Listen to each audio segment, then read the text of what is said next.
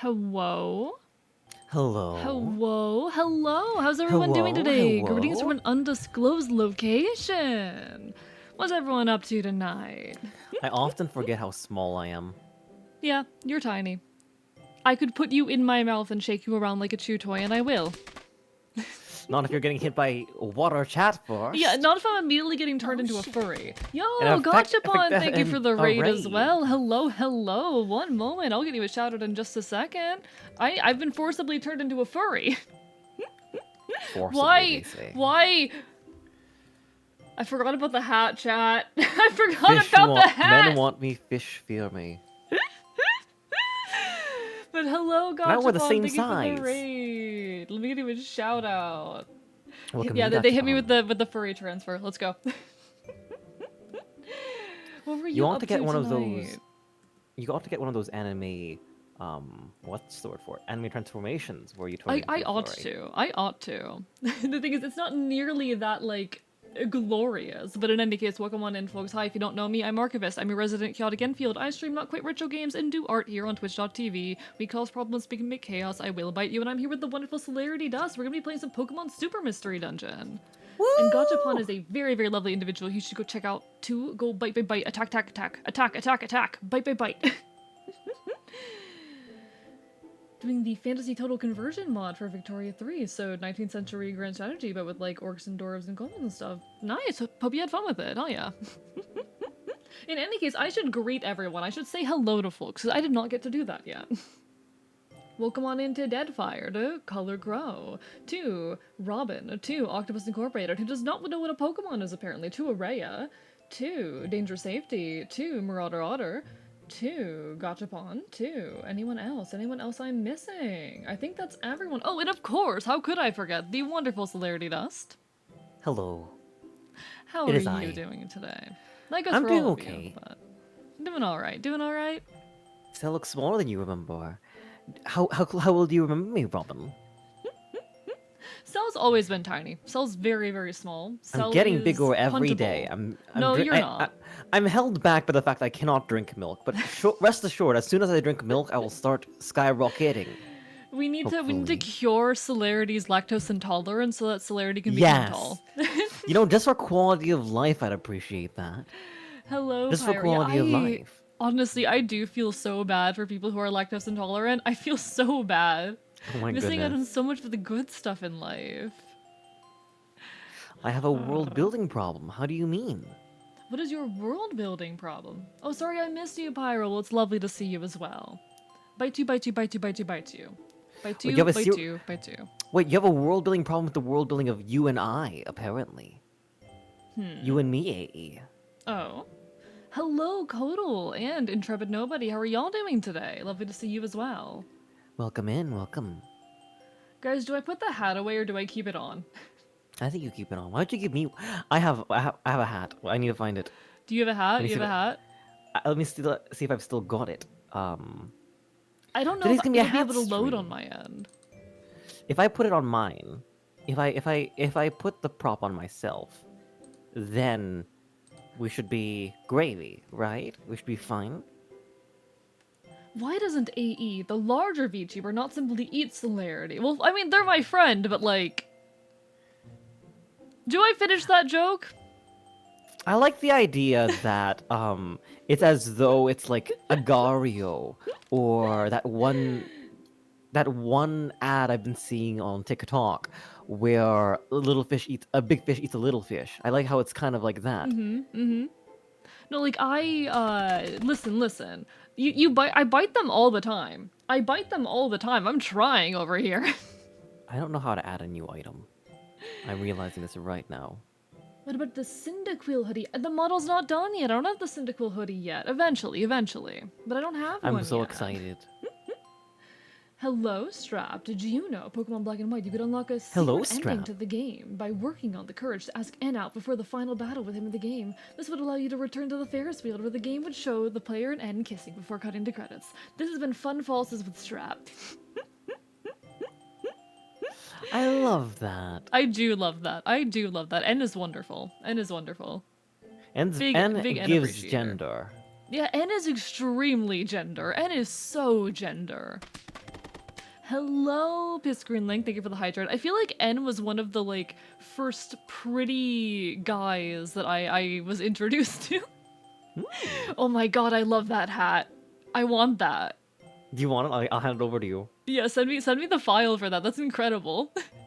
I believe it was Fab Lion who made it, actually. I love it so much. You're implying if Cell eats enough smaller VTubers, they'll become an AE. I mean, they won't become me, but they'll become one of the big fish.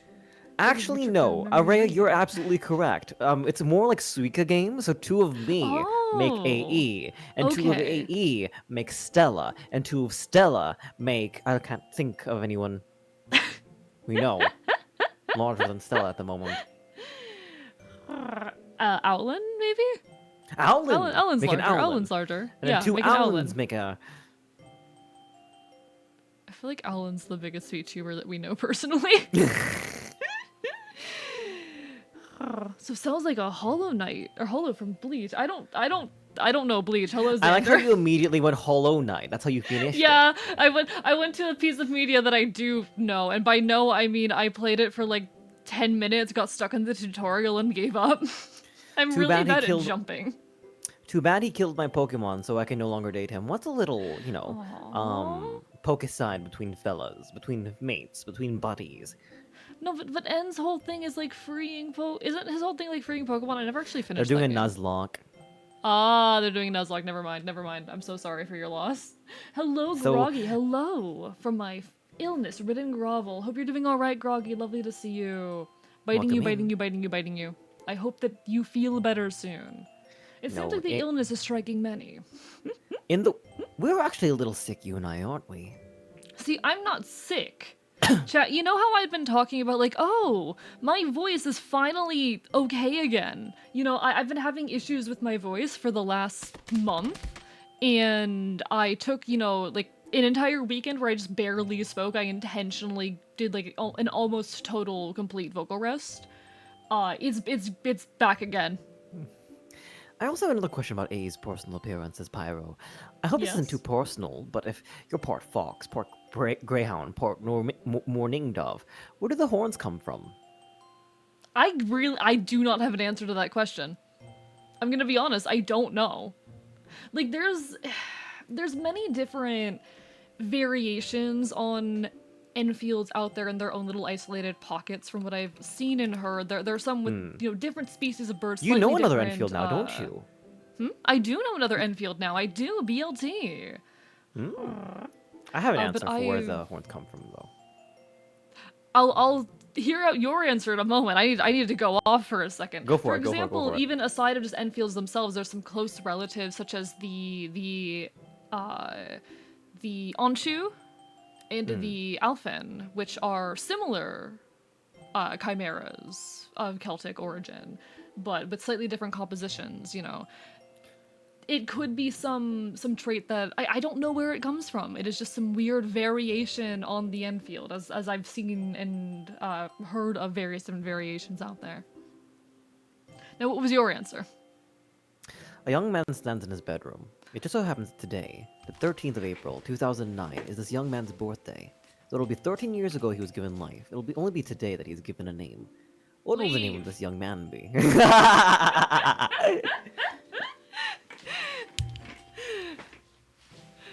He has a genetic mutation. I might.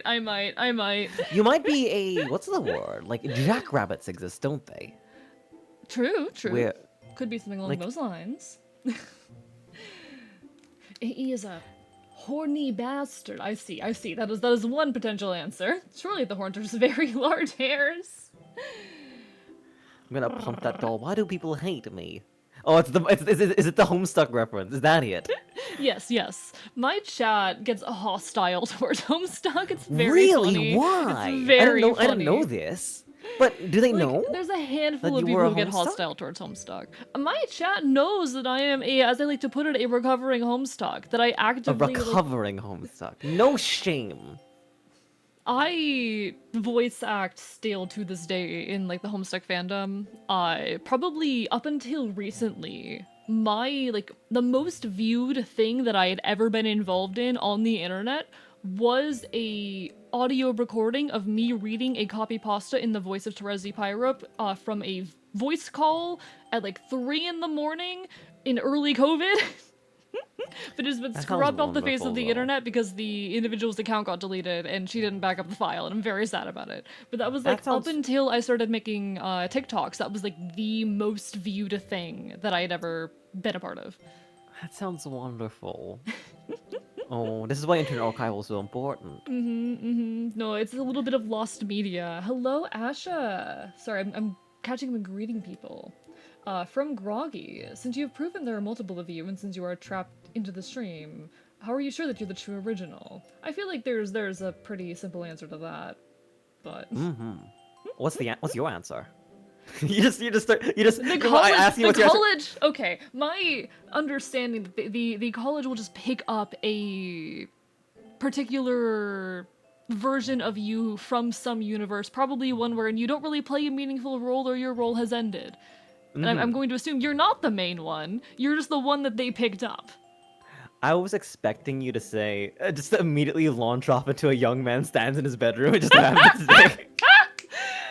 That would've Just been give me a funnier. taste of my own medicine. Jackrabbits just have prion disease. Oh, do they actually? I don't know that. Is that true? Also, hello, Piss Is that Green Link. true? Is never hostile towards Homestuck. I'd like this added to the record, Your Honor. Understood, Piss Green I Link. like you, Understood. Green Link. Not all of my chat is hostile towards Homestuck. Understood. Understood. The thing is, right, we're speaking to the how do you know if I'm the true original? I think what comes to mind is, does that matter, right? Yeah. I feel as though people are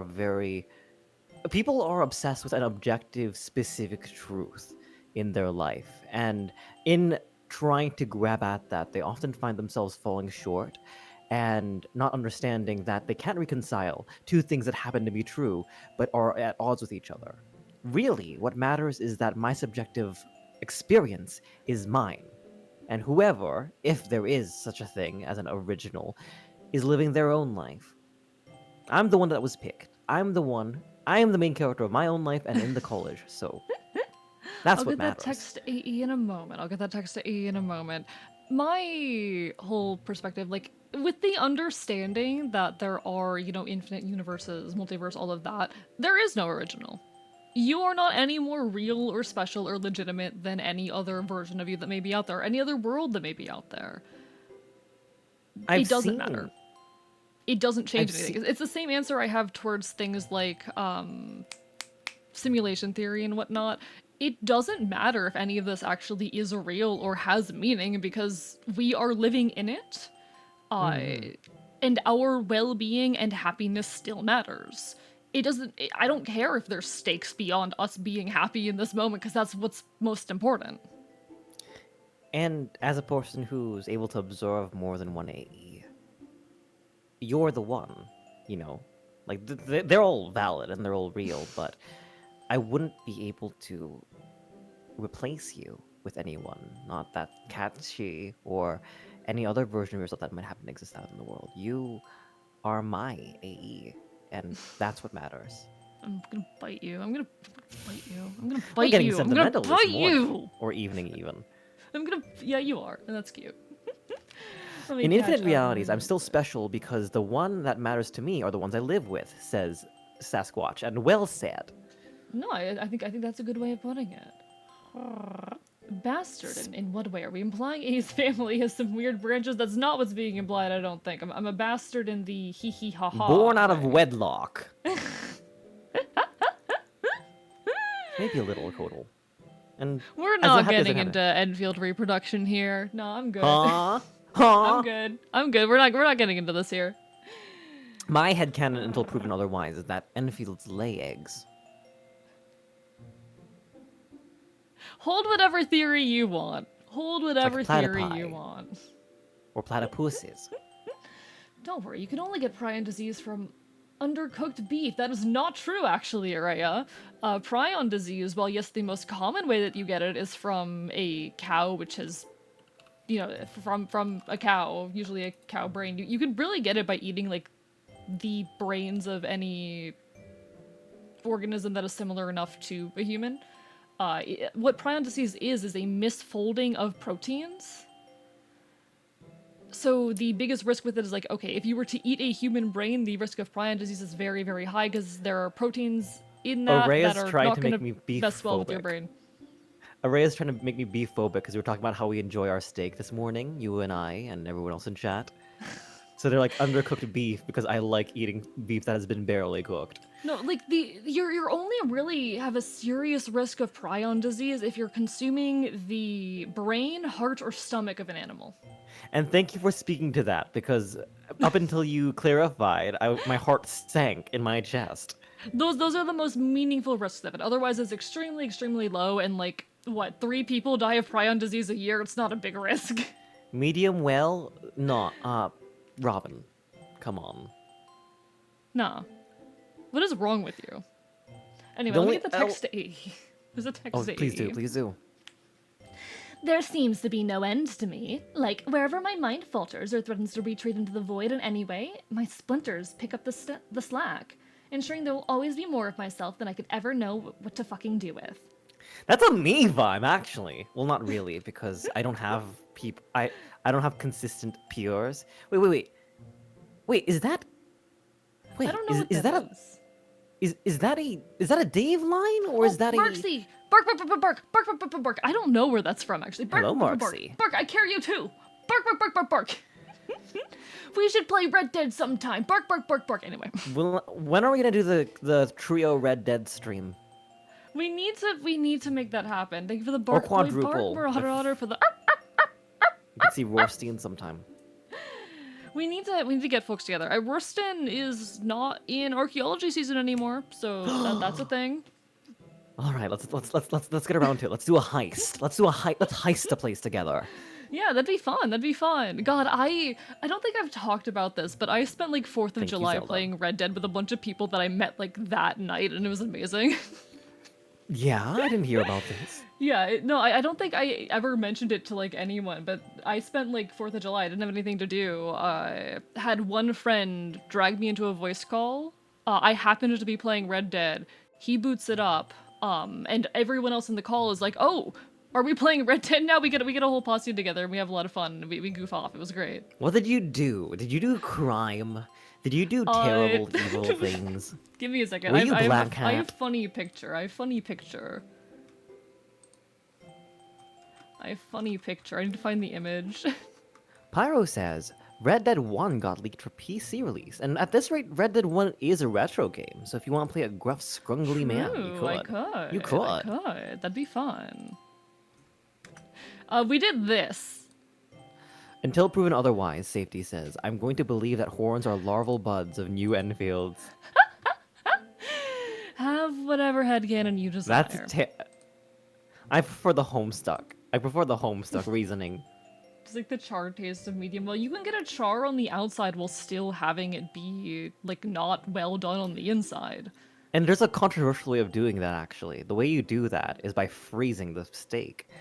Yeah, you can do that. Because If you- I if you- agree, a bit of char on meat tastes delicious.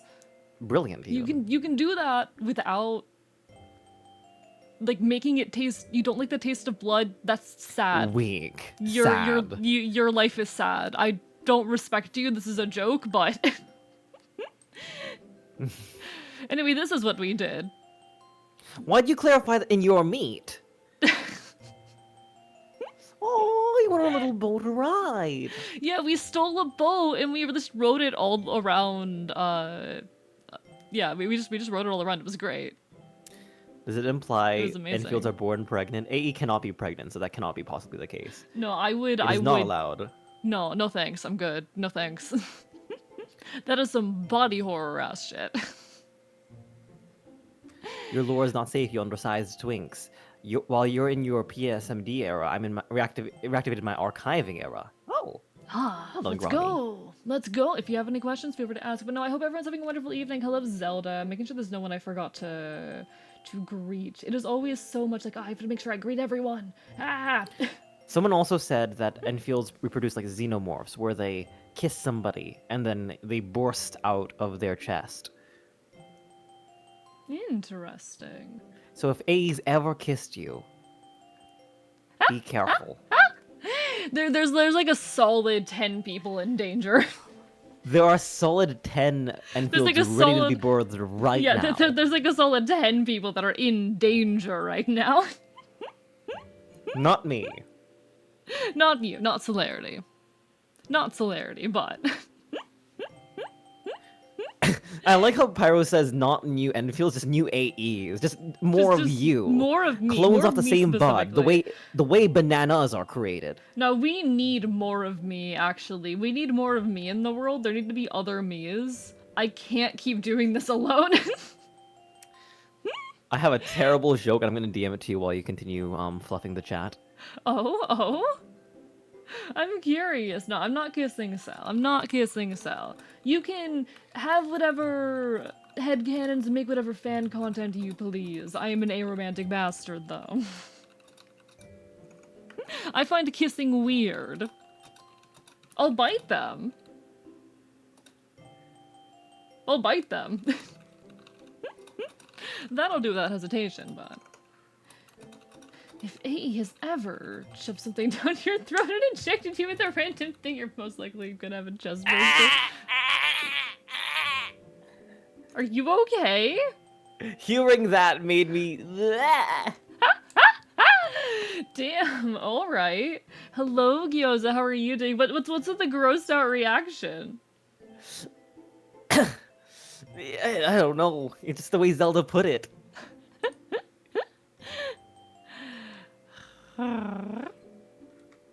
Today's a hat day, so if you're not Today's already a hat wearing day. a hat, please find one in your immediate vicinity and tell us what kind of hat you have. You can get it from your parents' closet if you still have parents or a closet.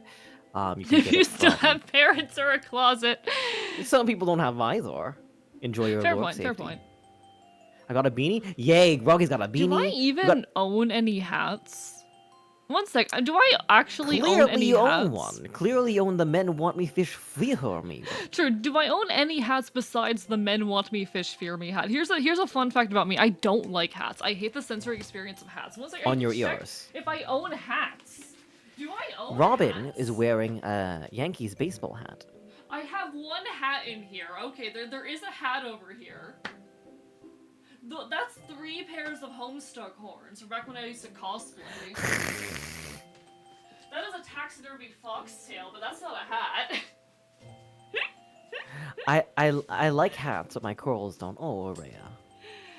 No, I Poor don't like thing. the sensory experience of hats, and also they make my hair look terrible. Mm-hmm. Men want me, fish fear me. Men want me. Chat, do you want me? That's implying all Hey of chat as chat, man. do you want me? Enjoy your lurk safety. I mean, true, fair point, fair point. Not all my chat is men, but... Now, chat.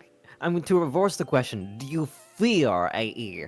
Do you, yeah, okay, here's the thing, Do you- chat. You're either a There are man two or a genders fish. in chat now. You're either a man or a fish. There's 2, I'm assigning you, if you want me, you're now a man. If you fear me, you are fish. Those are the only 2 answers. I have a Phillies hat, 2 Eagles hats, a tricorn. Wear the tricorn, please. A I love dinosaur that. It's hat, a amazing. zoo It's hat, a iconic. college hat. What's a college hat? Like a hat with a college logo on it? How does a man fish react? What's like fear, but also Fear-arousal. arousal. Yeah, fear arousal. That's what I was looking for. That's the term I was looking for. Yeah. I like how you were walking through it and I just said it. Listen, my brain is slow sometimes. My brain It's is okay. slow. I'm with you. I'm with you here. I'm doing my best. I'm doing my celerity dust. I'm doing my best. I'm doing my best. Okay, celerity proud dust. of I'm you. I'm You're doing my doing best. great. I'm doing my best. Okay. Yes, fear arousal. Y'all are wonderful. Y'all are wonderful. In any case. In any case, we have a video game. I Chat. feel like I'm losing brain cells with you in a good way. I feel like both of us are just like heady. I feel like this is how we're gonna be like when we can finally get you to a undisclosed location with alcohol. I do think we're both a little bit more on the head empty night or end of things tonight, and I'm not think mad so. about that. I'm not mad about us it's- both being a little on the head empty end. Worst comes to worst, we close this and we play the WiiWare. Oh, you didn't fix that, did you? I mean, there's no way for me to fix it. We would just have to start fresh. Unless That's I, okay. on my own time, went and played it. Starting fresh is fine. Hello, Soapfield Pop-Tart. Hope you're doing well. Also, Pop-Tart, do you fear or want a? Yeah, are you... That's how we just introduce everyone now. Yeah, no, so see, we've assigned a chat gender based on whether they want me or fear me. As you can see on the hat, you are either man or fish. There are two. There are two options. There are only two genders. Those genders are man and a fish. Women don't exist. This is a joke. I want to be very clear. You wish. How dare you? How dare you? Hey, untrans Hey, me. listen. I'm Shaking gay. and quaking. I'm granted, I'm asexual. Mm. I guess I fear you. I mean, you can engage with someone in that context without having kids. That's true. That is the thing. You can also want someone in ways that are not, Yeah, like as sexual. a body, as a pal. You can want someone as a friend. You can want to punch someone. You can want to beat someone into the ground. Is that what you do to your friends? Should I be careful? So we've already fought before. Yeah, and I won. Anyway, would you like to start the game? Man, all right, let's get into the game. Can I get a happy birthday here, my bro? Oh, happy birthday Of to course. Pop-Tart's brother. Happy 18th birthday. Congratulations. You have aged. You are old now. You are a legal adult. This allows you to do things like vote and not a whole lot else, let's be honest. Join the army. True, you can join the army if you so choose. I wouldn't recommend it. Drink in Europe. Yeah, drink in countries that are not the US. Okay, Be but what if I afraid, love A you punches and hard. fear you? Manfish, yeah, manfish. Is manfish or fishman better? Or what's the implication? Would you rather be a fish man or a man fish, chat? I will not be explaining any further what those categories mean.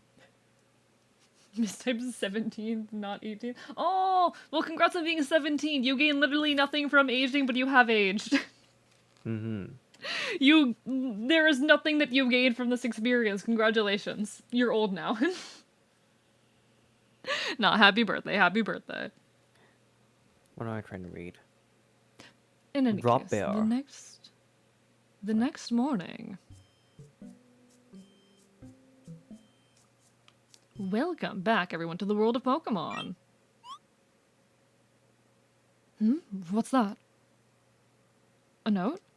From Nuzleaf. Hey, I sure am sorry about this. Something real urgent came up, and I reckon I gotta head out right away. I'll probably be away for a few days. So I'm afraid you'll have the whole place to yourself for a little while. There's plenty of food, so you shouldn't have any worries on that front. But steer clear of the Behem. And don't go skipping school.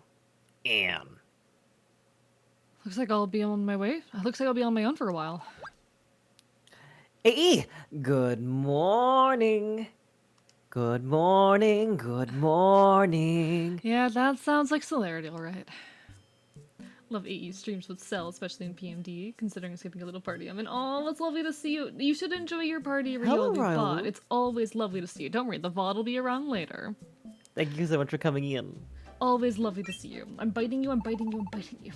I'm biting you, I'm biting you, I'm biting you, I'm biting you, I'm biting you, I'm biting you, I'm biting you, I'm biting you, I'm biting you. Rylo or me? It's your two comfort queers on screen chat. Look, it's your two comfort queers. Yeah. Yeah, we're your weird comfort queers. We're comforting in very different ways. How are we comforting? Could you set down the dichotomy? See, you're like a softer, cozier comfort and focused on improving people's lives and being a force of positivity.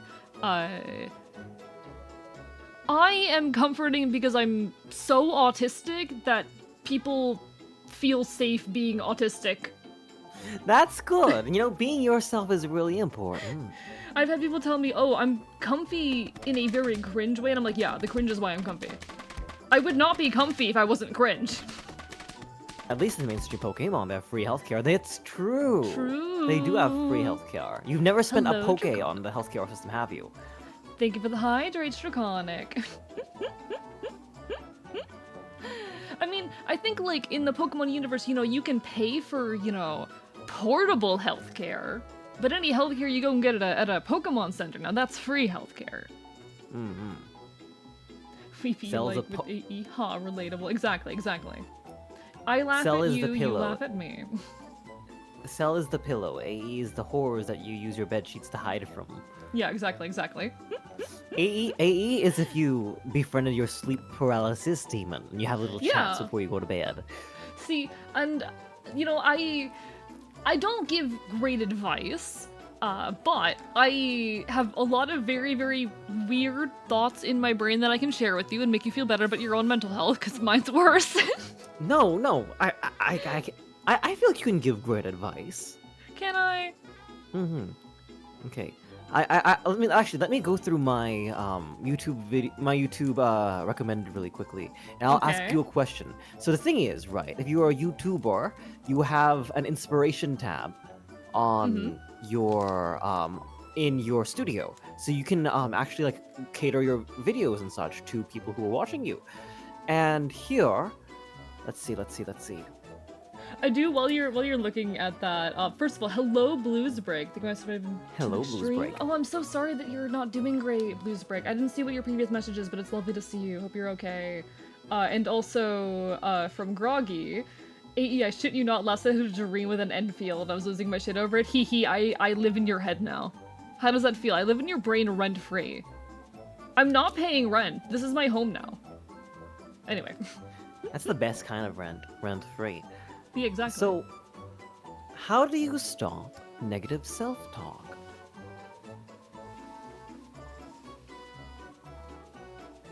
How do you stop negative self-talk? Is that a question that you're asking me? That's the question in my inspiration list. Oh, there you are, AE. Good morning.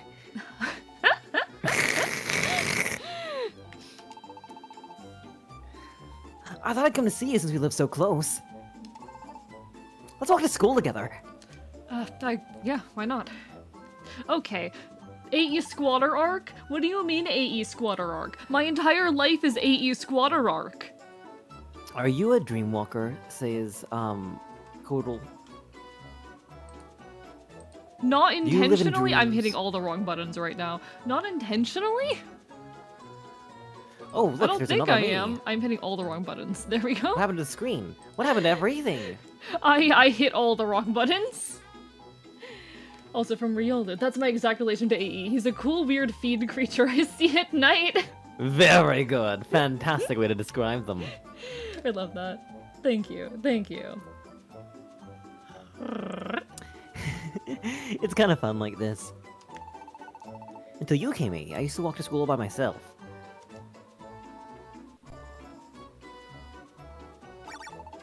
Good morning, Vice Principal.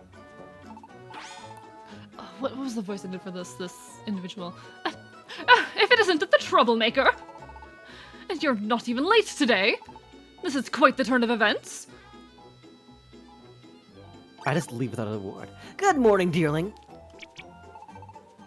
Oh, yeah, morning? Well met, my friend Shelmet. Well, you're just as annoying as ever. And we're not friends. Good morning, Pat. Whoa, stay back! Ugh, you're irritating. I can hardly breathe with you all over me. It's hot enough these days without you hanging all over me. Guess he didn't like that. Yeah, Sal, I don't think they like you. What do you mean? They're my buddies. Good morning, Esper. Good morning, Gloomy. I forget everyone else's voices. I remember Nuzleafs. I remember the principal. I remember myself. it's been 2 weeks, chat. It's been 2 weeks. It's been too long. Sit in my head, you furry wire nibbling twink. Nah, I live inside your walls and I'm eating all of your wires. Your Ethernet cables, they're very tasty. Whatever you do, do not sign up for Setting Up Jokes 101. The professor is so old. I'm gonna bite someone.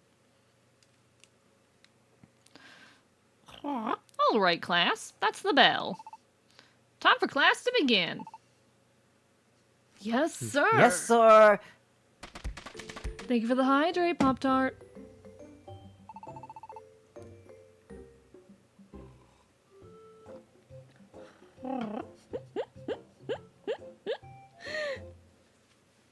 Lots of very cute messages in chat.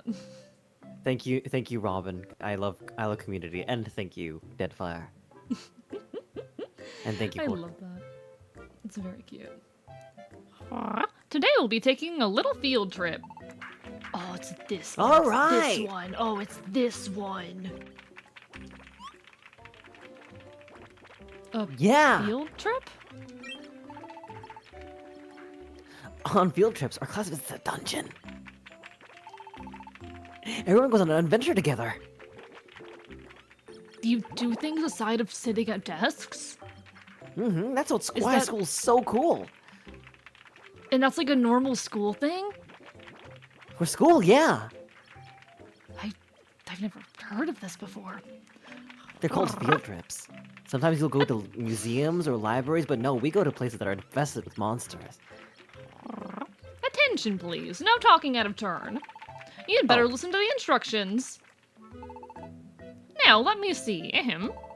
Today we'll be visiting the school forest. We'll reach the school forest from this path. We've left flags deep inside the forest. Bring one back and you'll pass today's lesson. How are we gonna form teams, Teach? Yeah, with AE here now, we got one extra Pokemon. No worries, Pyro. Do what you gotta do. Hope to see you again later. Take care. Teams? Each team will be made up of 3 Pokemon. No fun going alone, but too many Pokemon can get chaotic. 3 Pokemon per team is pretty much the right number for exploring dungeons. I've already selected today's teams. Team 1 will be made up of Pancham, Shelmet, and Deerling. Team 2 will be made up of Goomy, Celerity, and AE. What? I'm with Pancham and Shelmet? Alright, we totally lucked out this time. We get to be with Deerling. Let's do this, Deerling. Okay, I guess I've got no choice. It's part of the classwork after all. I hate this dynamic. I don't Who's know. playing Esper again? I don't recall. Was there anyone specifically playing Esper? You do so much of the staff. I could do Esper if you'd like. I mean, Esper's another student, but you can take Esper. Oh, yeah. And Mr. Farfetch'd, I am too. You'll be in charge of operations, Esper. Everyone will need to work together to clear this dungeon. That's why I'd like you to stay here and use your telepathy to support both teams. I understand. We're on the same team! This'll be great! Gumi, I know I'm always messing up and causing you trouble, but... this time will be different. You'll see. Yeah, I hope so. Gloom. All right then, children. Shall we begin? Thank you, Wookiees, for the hydrate. How are you doing today? Lovely to see you. The theme of today's class will be mastering the use of items. I'll pass out item blocks in just a moment. These items belong to the school. I'll have you hand over any items you're carrying for the duration of the class. Don't worry though, your items will be kept safe in a deposit box. You'll only need to use the items provided in the item box I give you. They will assist you in clearing the dungeon successfully. Please pick a representative from each team to come collect your item boxes. You don't mind if I get the item boxes right? Or rather the You items? go on ahead. You go on ahead. Yes! Yes! Thank you for the yar har har, Groggy, as well. Oh, I still get to have a hat. Oh, let me take mine off then. No, wait, no. I'm still hatful. I need a more professional hat, right? Oh, you need a more professional hat now? Is that what I it need, is? Is that yeah, what it because you have like a proper hat, and I do not. Pirate Twink. Pirate Twink. Did we get to find out about the joy of spoiler item today? I don't recall if this is when we learn it. I feel like this hat, no, they haven't mentioned it yet, Riolu. They haven't mentioned it yet. So I'm guessing this isn't it, but I don't remember the tutorial of the game being this long. We're still in know. the tutorial? This is technically all still tutorial, yes? Wow. All right, Then- boys and girls. Do your best. Yeah! Yeah! Why did I let this happen to me? We'll clear this dungeon in no time. There's no way we're losing Pei and them after all. The ultimate twink. See ya, you bunch of slowpoke. It is a shellman, indeed, indeed. Pancham has such a zesty walk. Do you see the little walk? That kid's gonna be gay. That kid's gonna grow up and be gay. That kid bullies gay people and then grows up to realize, oh no, No. I'm not. Oh no. Pancham is the homophobe to twink pipeline. Mm-hmm. Let's hurry up and get going too. It's time to explore the school forest. Since you're at Enfield, and if Enfields were a Pokemon, there's a possibility that you are part bird Pokemon, part fox Pokemon, and part dog Pokemon. You're a muddy hybrid. I know. I'm a mutt. I have no resentment towards that term. Oh, that's my fault. Pardon me. What? There are Oh yeah, the floating. sunglasses on the screen. Oh, Cell, what did you do? How do I get rid of them? You have to drag them into the trash can in the corner. I don't see them on my screen. You don't see. Oh, okay. I can't Could you- control them. I can't touch You them. can't control them. I cannot control the position of them. Are they synced to me? Yeah, they're synced to you and your head movements. Let me see if I can just. Is there a clear all button? Remove all items. There you go. Yeah, No clear more all hat. items. There you go. You got it. You did it. You know what? Now you're gonna move with me because I'm too lazy to move into a position where you don't. There we are. There you go. Hee hee ha ha. Thank you, Celerity Dust, for clearing the screen of that. No, the screen shades. It's fine. He doesn't need The them. screen shades. He doesn't need them. All right, let's give it our best shot. Alright, so the tutorial of this game is absurdly long, and I thought this was where we were going to get introduced to the item. The item. No, it's apparently not when we're going to be introduced to the item, and I'm a little just disappointed. Hopefully we'll get to that tonight. Hopefully soon. Hopefully. Because this game loves its tutorials. Oh, it takes its sweet time through its tutorials. I do love this game, don't get me wrong, but it is a slog in the beginning. That's okay, you know. It's very much the style of game where it, it gives you your brief, or it gives you actually a very long tutorial to enter into the game, then it brings you into the story and keeps giving you more tutorials. Like, we are in, oh, why did that do so much damage to me? We are in tutorial part 2 right now. The music's also very, very, what's the word? It's very calm. It is, it is. It's very unoffensive. I feel like this is one of those games where it does get a lot stronger in the later half, but it also Yeah. loses some things. Like, one of the greatest things that I love about Pokemon Mystery Dungeon has always been the way that it creates a sense of community and attachment around these small towns that you live in, Oh, small towns. accidentally touching on a conversation we had earlier. Sorry, I'm peeking around for items real quick, but No worries, you go on. I've always really adored how alive the towns in Pokemon Mystery Dungeon feel. I'm not messing with that tyrant. This game does that pretty strongly in the first half, and then falls off later, but the plot picks up. So it's a trade-off. Ooh. Sounds fair enough. I always prefer a game with no tutorial, more fun that way. I don't entirely agree. there's use to tutorials. Tutorials can be very good. Why is it not working? Oh, there it is. Hope you're okay, Groggy. What are you? I'm a pirate too now. You're trying to pirate yourself? Mm-hmm. Tutorials suck and I skip them, then wonder why I can't do anything the rest of the game. Tutorials are useful. I don't understand the hatred towards No, tutorials in games. Robin's speaking exactly to that. Like, Robin is saying, oh, I skip tutorials because games are easy and we understand them. And all of a sudden, like, there are very base mechanics that you miss from not playing them. Like, if I can be really honest, like, I really miss when games would just, like, in dialogue tell you the controls. As if it's like an in-universe concept that they are acknowledging. Like, yes, a character turns around and tells you, hit the B Press button the to L run. button. Like, I love that stuff. I miss that. I'm sad that we moved from that to just regular text boxes. Because I feel sometimes by trying to passively tell someone how to play your game, you fail, that they can very easily miss things. But just giving you a plain text box, people are gonna skip through that. That's boring. No, in-character dialogue that acknowledges the button prompts. Let's go. AE, you're exactly describing how Fear and Hunger Games give you your tutorial. It says, Cool. something I love about trying to get me to play Fear and Hunger. it's a bit intense. I can't it's a stream really interesting. that. you not? I'm not opposed to playing it, but I would not feel comfortable streaming that.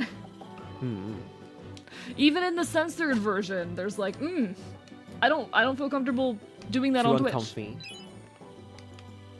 Like, I don't think there's anything wrong with media trying to explore those themes and topics, but the game, I don't want to go do that on stream. I don't want to expose my chat to that Fair unnecessarily, especially without the ability to properly warn people. Because I don't know how much you know about the game, but It is just now I realize a tremendous mountain I must climb, so to speak. I must climb should I wish to speak with the mischievous creature. I need answers from 90k more points to go. You got this, Kodal. It'll happen with time. You got this. Oh, you have questions for the Kachi. How dare you? How dare you? Apparently the Kachi has been lying also to chat. What have they been saying? So I've been explaining to chat that Kachi, they are soul thieves. They are what's it called? Malevolent fae beasts who wish to take your soul. For what purpose? I don't entirely understand. But they do not have your best interests in mind. They are good examples of fae who want to harm you. Hello, James, if I didn't greet you. I already forgot if I greeted you or not.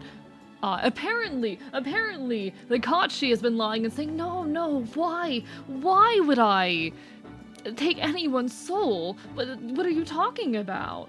They're just and playing also coy? saying that we Enfields are like some high and mighty, better than thou fae. I'm so, I hate that thing. I mean, there are two sides to every story, AE. I hate that thing.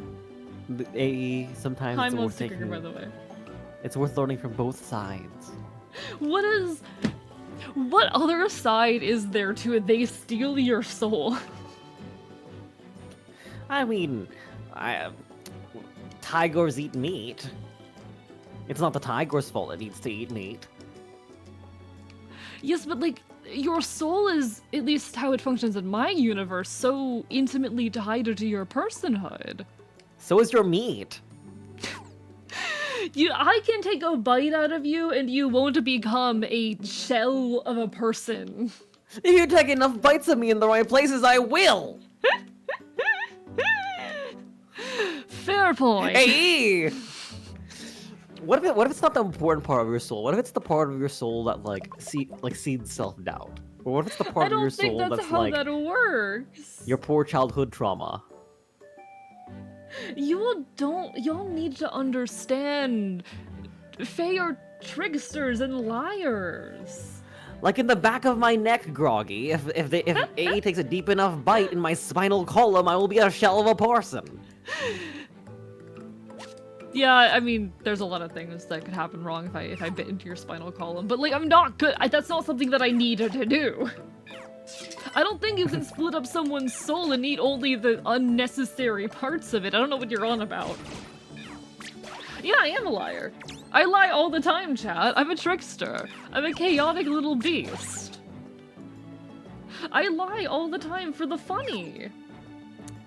For I the wasn't fun using of my me. soul anyway, says Draconic.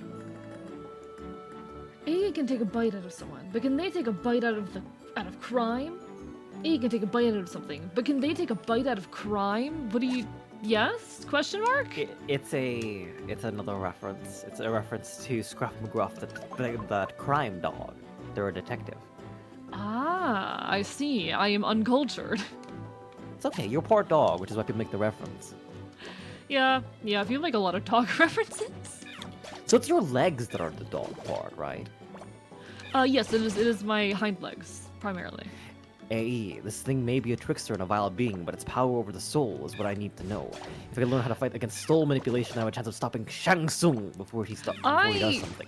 Also have ties to souls. I mean, the entire function of Enfields is that we are protectors of them. That we make sure they end up where they need to be. We are not supposed to disrupt them in any way other than protecting the body and making sure the soul ends up where it needs to go. So and how do you whatnot, but- interact with like necromancers or individuals who are manipulating where the soul goes? Like, are you opposed? Do you like fight them? Do you bite at them? I am very opposed to any kind of necromancy or attempts to bring people back from the dead or whatnot. I have not encountered any cases of humans attempting such things, but there are some Fey creatures, especially more powerful Fey, which may attempt to do so, which may manipulate souls for various purposes, and it is something that we try to fight, but that is honestly very dangerous for us to do so outright. A high Fey has a lot of power that I don't. What did you say, Sel? I was just reading something you said earlier about about how you were using your soul. How do I know you don't eat souls? Because I'm an Enfield. Very Because I'm an Enfield. speciesist conversation. Very speciesist. I'm biting you. What if I jar a soul like I do with the Ghosts of Hyrule? It...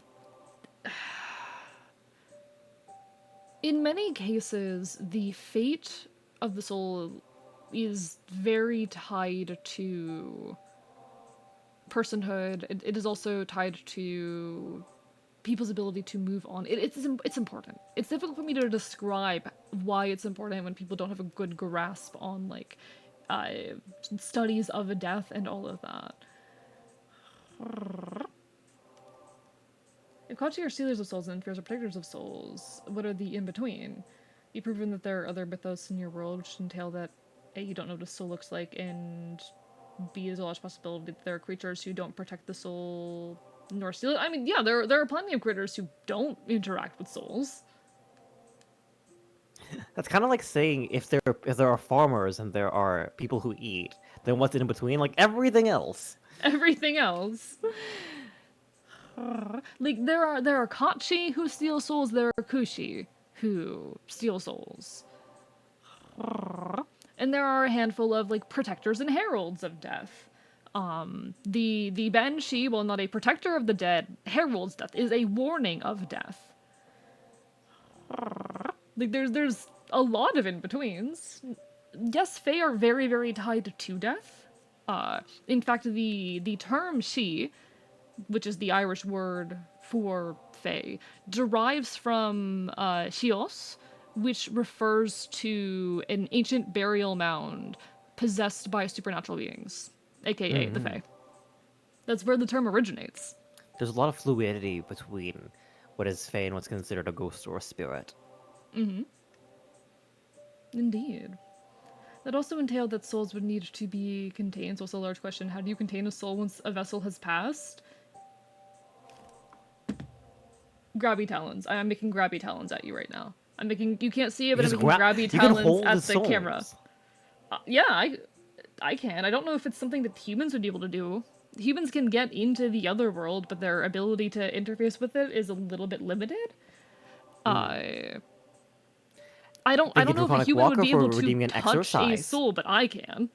Draconic, thank you for the exercise. I'll give you some sit-ups. Why not? We'll do sit-ups today. Sit-ups, all right. What, would you rather push-ups? No, I prefer sit-ups. Yeah, I'm being easy on you. There you go. You should thank me. I could have said squats. 1. Okay, that would hurt me though. I don't want to suffer. It's 2, 3, 4, and 5. Let's go! Mid for crunch wrap. Oh, get that crunch wrap. Get that crunch wrap. Oh, plural crunch wraps. Oh, I wish that were me right now. I wish that were me right now. Y'all are getting beefy. I want. Do you like crunch crunch wraps? wrap. Do you like Taco Bell? I kind of do. I'm gonna be honest.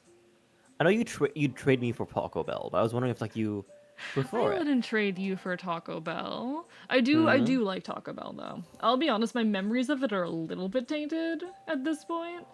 Just because of the individual I would usually go there with, but I do like Taco Bell. All right, let's get Taco Bell next time we're there. Let's All overwrite right, those all right. memories. I thought we were gonna get barbecue though. We were gonna get barbecue. Barbecue's gonna be so much nicer though. Yeah, that's very true. Thank you for the hidden like, strap listen. streams. I need to take you to a good barbecue place first. Then we can do Taco Bell. Oh, please. I gotta find a good barbecue place. That's like, we'll figure it out. We'll figure it out. What Taco Bell's tasty? What was that? Celerity, Gumi, can you hear me? Please get out of my brain. Wow, this is really cluttered up in here. That's mine. I need that, please. There's enough going on in here already. I'm used to talking into Celerity's brain, and, well, let's just say it's a lot roomier. Yeah, that about tracks. So, why are you here? What do you mean? I've Why am I noticed- here? I've noticed this isn't a Pokemon brain. You can tell that? Thanks to their telepathy, Esper can communicate with others from a distance. Okay, okay, yeah, I picked up that much. I figured out that much. Yeah, Esper. We can hear you. It seems like you're all doing fine.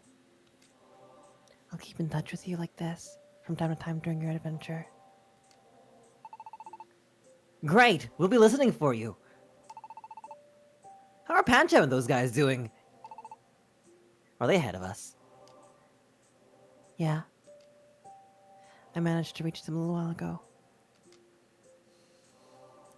From what they said, it sounds like they're pretty far ahead of you, Celerity. I see, good to know. We're not gonna lose to them. Let's pick up the pace team. I'm not sure the pace can be picked up any higher than this. I just don't know if I can keep up. Don't worry, I know you can do it. It'll be no problem. So, I'm not sure many people can keep up with you. Pish posh, we just gotta get through this dungeon either way, so we might as well be the first one. We'll see what we can do. Come on. We gotta get some fire in your belly. You think we could do the same thing, right? I'm not really Come Listen, on. Sal, I'm not really invested. We'll move. We'll move. Yes. Let's go.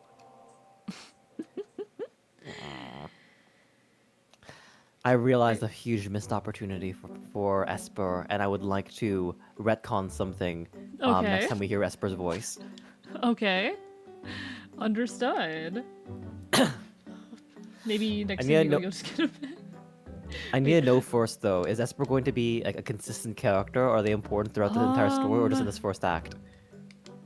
I don't recall Esper making many appearances following the conclusion of the This? like intro of the story. Dang. I don't think they alright. show up in the mid or late game.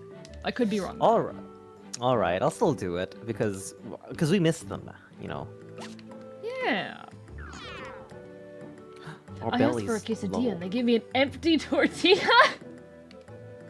They rhyme. You might as well have asked for the same thing. I mean, I would just eat a plain tortilla. I'm at that level. If you gave me a plain tortilla, it's going in my mouth. Especially if it So was we warm. If you give me a warm tortilla, I would eat the hell out of that. We talked in the morning earlier. Oh, enjoy your gremlin one, by the way. We talked earlier about Hello, how... Karito. Thank you for the gremlin and the hydrate, and also there'll be an ad hitting in a second. Yes, go sell. I've lost my train of thought. Sorry. We talked... Oh, it's okay. We talked earlier about how, you... can't have bread, large amounts of bread, because it makes you fill up very quickly. But I realized that tortillas are kind of a happy medium between bread and taking up space, no? The number of, like, frozen breakfast burritos I eat over the course of a week is probably above average. They work pretty well. They work pretty well. And, like, for me, that's an entire meal. Little frozen breakfast burrito. That's a whole meal. Oh, shit. Yo, Karito, thank you for the raid. Welcome on in, folks. Welcome in, Corito.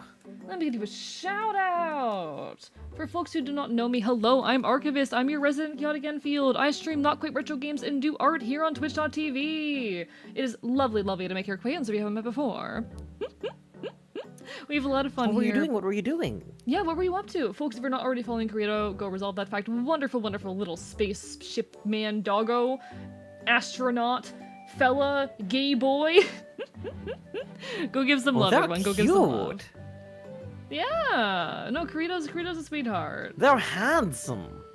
Have I tried roti? I don't think so. I don't think so, Karito. Also, hello, Remziel. Hope you're having a wonderful evening. Pleasure to make your acquaintance as well. Hope everyone is having a wonderful evening. Final Fantasy is satisfactory to Final Fantasy again. I see. Hope you had a good time. If anyone needs some food, some water, some rest, go take care of yourselves, but feel free to stick around and enjoy the chaos. We'd love to have you.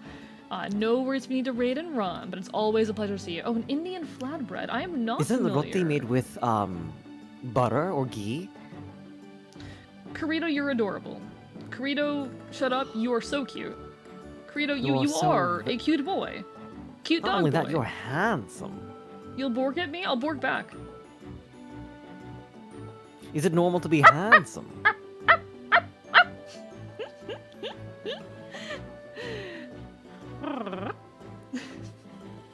Nah, you're wonderful. It's lovely to see you. I agree though. I agree though, Remziel. Karito needs Bork's to back. acknowledge being cute. Thank you for the bark boy bark, Piscarin Link. You sound like a. I do not sound like a You sound like a puppy. puppy. I do not sound like a puppy. No, I'm not puppy. I'm a big, strong dog. I'm a woof woof. I'm not a yip yip. I'm a woof woof. How dare A you? boof boof. Yeah. I'm a bork bork. Not a yip yip. Mm-hmm. You tell him. Exactly. You sound like a young dog. No, I'm not a puppy. The whining isn't helping. I'm not a puppy. There's nothing puppy. Rorsty, And thank you so much for the Rorston! raid. Welcome on in. in. Is that a double raid right there? Welcome on in. How's everyone doing tonight? Hello. Roar For anyone who doesn't know me, hi, I'm Archivist. I'm your resident chaotic Enfield. I stream Not Quite Retro Games and do art here on Twitch.tv. I also commit chaos. Be a problem, you will get bitten. And if you folks don't know Rorston is a wonderful archaeologist VTuber who does a lot of very cool stuff himself. If you like boats and spaceships, you would like him. Nah, he's Sleep well, a silly, Corito. chill guy who I appreciate a lot. Everyone go give him some love. And if Sleep anyone well, needs some Corito. food, some water, some rest, go take care. Karito, you get some rest too. Good night. Hope everyone's doing amazing. Always a pleasure to see you all. And hello, Bonewig. I'm doing good. How are you? Oh, yes, Groggy. I can read that real quick. Apologies. We got caught up. Let me see What's if the I can difference scroll between to find canine and that. vulpine? I think vulpines are closer to cats, aren't they? Are they? I'd have to fact check that. I mean, it doesn't matter anyway, because I am also part Irish wolfhound, you know? Hmm. But in any case, Granted, the soul is near impossible to study once the vessel is destroyed, so even archiving a basic summary of a soul is near impossible to know how very fast the wrong. flame extinguishes. More resilient in the sense that they, in conflict, you can see their soul consists of a flame. Flame can vary in size. Ah, interesting. See, I don't know how to really describe what a soul looks like beside... It's difficult for me to describe what it looks like. Interacting with things in the other world is different than doing so in, like, you know, the world that you know. But fascinating. Hi, into Firebird. Zach. Thank you so much for stopping on and even for a moment. Get some good rest. Lovely seeing you. Take care, take care.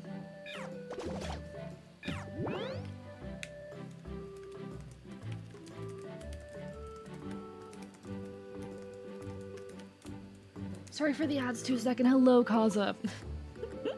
We just Hello, want to know Kaza. what souls taste like. I can't answer that question. You'd have to ask Icon. A lot of questions for Icon tonight. See, given the fact that he keeps lying and claiming that he doesn't eat souls, I don't think they'd get an answer out of him. Oh, what? Yeah, apparently he's been saying that. Which is a bold-faced lie if I've ever heard one. I'm sorry, I could be immune. True that, Tusak. You should be immune. Why are you getting ads? It's so weird. There might be a tick. There's a tick that sometimes you must click in order to make sure that ads don't hit people. Really? Well, there's a tick that you might have to tick in order to make sure that for certain that it's not going to hit people with subscriber status. Okay, because I was unaware of that. Because I know you can force people to watch ads even if they're subscribed. So maybe there was a mistake somewhere. I'm gonna check that real quick, but I don't think... Even joined before you guys rated? I am so sorry, Key Carson. No, I'm gonna check that real quick just to make sure that's not something I have enabled, because that shouldn't be. I know I've started doing mid-roll ads for the... I'm gonna be honest, it's for the additional discovery more than anything. But also they've encouraged me to take breaks, because now, at the either 3 or 5 hour mark, I will usually stand up and take a break. I wouldn't do that Hey. otherwise. I would not do that without the ads, so you know what, we win? Question mark? 15 We win ads. these? Yeah, I'm sorry. I always wish that I didn't have to run them, but... Trust me, if I didn't have to run ads at all, I wouldn't, but here we are. Where are these? I don't know where these settings are, actually. VOD settings, clip settings...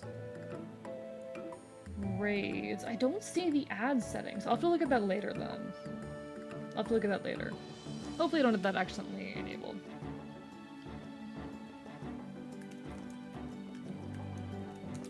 Draconic, you are subscribed. In any case, apologies.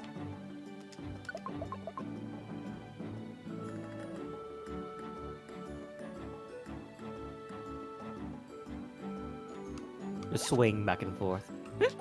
A I tiny was like, did revival Cell seed. die? So what are we tiny- meant to learn okay. here? Okay, so this entire dungeon is supposed to be about learning to use items. They just give you a bunch of the standard items and they expect you to use them. Thank you, JM, for the gifted sub to Groggy. It means They, a however, lot, didn't thank you. realize. They, however, didn't realize that you would be playing, so you're not going to use any items. I am a hoarder. I What am do a the hoarder. wands do? What are those? Draconic, thank you for the gifted sub to Wookiees as well.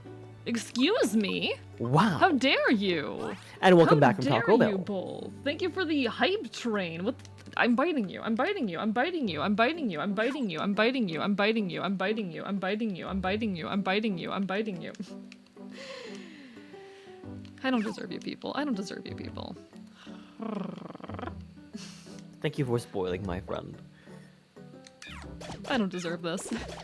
But no, I am very much a hoarder with items, and I am the type of person who will avoid using them until I desperately need them. It works pretty well for me. I'm decent at the game. Would you walk me through some of the items, please? I'm I curious. actually, you mentioned the small reviver seed, and I was going to go on a whole rant about that. So, You know Pokemon. In fact, you probably know Pokemon Mystery Dungeon well enough at this point to know about wondrous items like the Reviver Seed or the Max Elixir. You know, items that do important things, for example, restoring the PP of your moves PP. or reviving you when you die because you're gonna need it in this game. Now, they decided, while creating this game in particular, that they wanted people to be able to access things like Reviver Seeds earlier in the game. They wanted them to be more accessible to players, but they thought, oh, it's too overpowered to give them a whole Reviver Seed. So they implemented the Tiny Reviver Seed. Now, the Tiny Reviver Seed, what it does, it revives the fainted Pokemon when you have it in the bag. We know how that works. But it doesn't restore the Pokemon's PP or belly. That is the nerf that they gave to the Tiny Reviver Seed. That's not bad. That's Oh, it's barely a nerf, is the thing. It's barely a nerf, and they throw them at you from like the 3rd dungeon of the game. Because of this, the game got way too easy that they had to increase the HP of all enemies. I find this very frustrating personally, because I'll be walking up to Pokemon dealing equal damage to them because we're of even level, but they are taking far more turns for me to kill, just because they are such damage sponges. Honestly, it is one of my frustrations with this game, the way that they handled these items. So instead of, just having the regular Max Elixir, we have, smaller elixirs Tiny now, elixirs. which those are fine. Those are fine. They restore, I think, like 10 power points to a move or something of that nature. There's equivalent items for a bunch of the big ones. I just really specifically don't like the choice with the Reviver Seeds. I think that Because it's they poor use the game design. justification to make all of the enemies damage sponges. I think it's poor game design generally to just increase health, because that's how it's very easily how slogs happen. When you run a D&D encounter, adding health to a creature only increases the length. It doesn't necessarily increase the value or the strength of whatever's going on. Like, if the game wanted to increase the damage, maybe it might be an interesting ploy. But just having them be around longer is... People feel the time passing, right? No, It can I be, would it can agree be with frustrating that way. And it is frustrating for me when like every single Pokemon I encounter is whittling me down to low HP, and I can't meaningfully counter that, aside of stacking up dozens of Reviver Seeds and whatnot. Speaking of Taco Bell, did you hear the news? I don't think I did, Jam. I don't think I did. There's Taco Bell news? Is there Taco Bell related news? I am curious. Welcome back, Deadfire, as well. Lovely to see you. Can say a little silly thought I had last night as I was talking to someone about Jujutsu Kaisen. Feel free, but if I haven't watched Jujutsu Kaisen, so I might not be able to comment on it. There are just a handful of changes they made to this game, and unfortunately the Reviver Seed ended up being a permanent change.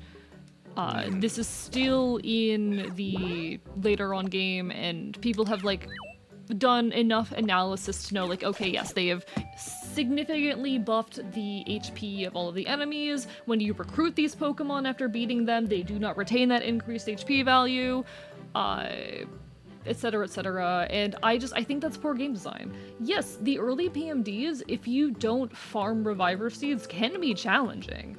They have points where you might, if you haven't played quote-unquote correctly, you might be behind on the level curve, or you might not have picked optimal move choices, and they can become choke points of the game.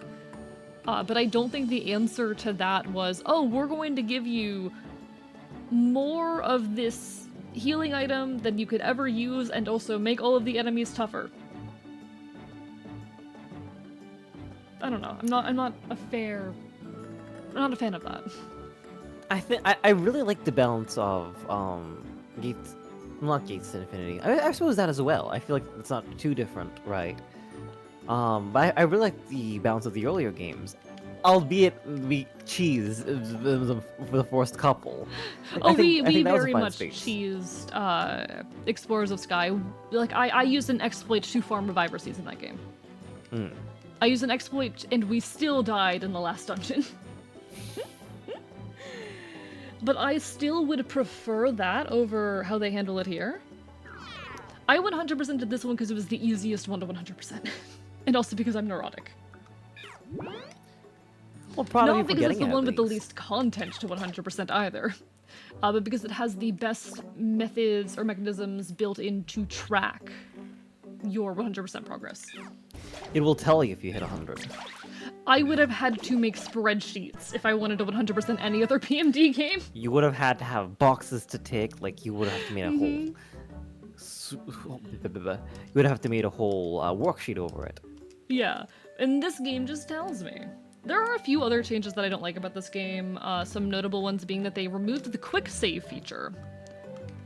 They replaced it with an item that you can carry in your bag that allows you to save, and yes, you can, like, quit and reload that save, if I recall correctly. Actually, I don't think you can. They have an item that basically functions as a quick save now, instead of the quick save that we already had. So now if you want to feels quick save in a weird. dungeon, you have to bring that item with you. Quick save was ever really only for if you wanted to take a break, really, Yeah. right? There was no great functionality aside of that. So I So for the- 100%ed this game, there were multiple 100-floor dungeons. They had you sit and stay. Oh shit. Thank you for the raid, Jinxie Winxie. Hello, Jinxie. How are you doing? Let me give you a shout out. Jinxie Winxie. How are you doing tonight? Get hacked. The virus arrives. If you guys don't know me, hello. I'm Archivist. I'm your resident chaotic Enfield. I stream not quite retro games and do art here on Twitch.tv. But today we are playing some Pokemon Super Mystery Dungeon with the wonderful Celerity Dust. Thank Hello, you, hello. Void of the Eyes, for the follow. Oh shit. Welcome on. Sorry that I keep forgetting. I think I've forgotten to introduce you when we get rated. I feel bad about it now. That's okay. But guys, if you're not following Jinxie, go resolve that fact. Wonderful, wonderful individual of computer virus. Just out here streaming funny games. How is Minecraft story mode? Exotic butter! Indeed, indeed. God, Minecraft story mode. Sel, did you ever Is that a pay attention to Minecraft anything thing with now? Minecraft? Are you not familiar No, with Minecraft never. story mode? Never. This is not a recent thing. I It was, remember like, this being in like Netflix, the wasn't big it? thing to be mad about. They did publish it on Netflix, but it wasn't initially on Netflix. It did get published on Netflix, but that's not initially where it was. This was like the thing to be mad about at one point in like Minecraft YouTube history. I just looked it up. It's from 2015 is when it was released. And everyone hated it. Everyone just absolutely despised it. I think it's not great, but it's silly. It's cute. I think it doesn't deserve all the hate it gets. It's silly. Yeah, like DNTD. I remember watching a bunch of the classic old Minecraft YouTubers just absolutely diss Minecraft story mode when it released.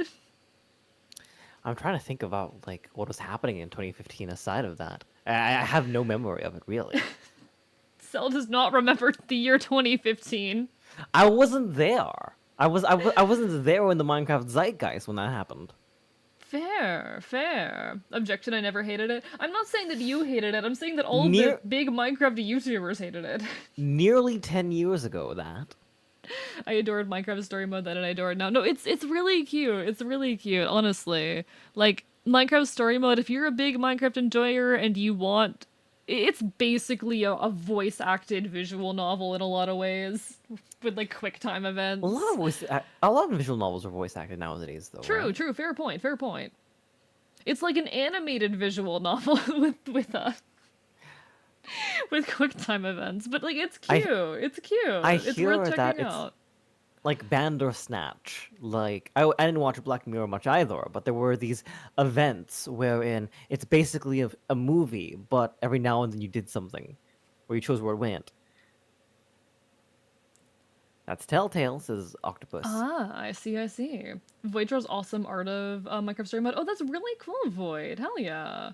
That's lovely. But no, welcome on in everyone from the raid. If you need some food, some water, some rest, go take care of yourselves. But feel free to stick around and enjoy the chaos. We're doing some Pokemon mystery dungeoning.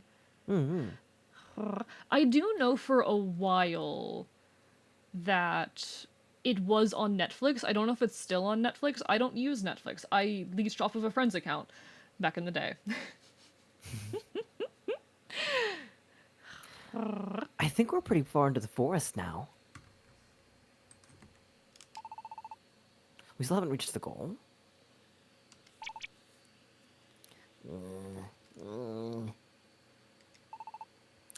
Oh, look at that! Looks like the tree's clear up out here. Let's go check it out. Saul, I don't think Gumi is okay. Come on, let's keep going. Saul. Huh. Saul. This looks a little different from the clearings we've been passing through. Yeah, but maybe. Where's Gumi? What if we're getting closer to the goal? What if we're really, really close? Saul. Saul, where's Gumi? Oh, they're not with you. They're not with you. No. Gumi, I heard Gumi, like, panting. You're right. Now that I think about it, Gumi isn't here. Enjoy your lurk, Jinxie. Take care, take care. Lovely seeing you as per always. Have a good night, have a good night. Where do you wander off to? I don't know. I think he might have gotten tired out and fallen behind. He might be lost. This is Esper here. I'm biting you. This is Esper here. Can you hear me? We can hear you, Esper. Where are you guys now? I could be wrong, but I think we're pretty close to the goal. Really? Well, congratulations on that.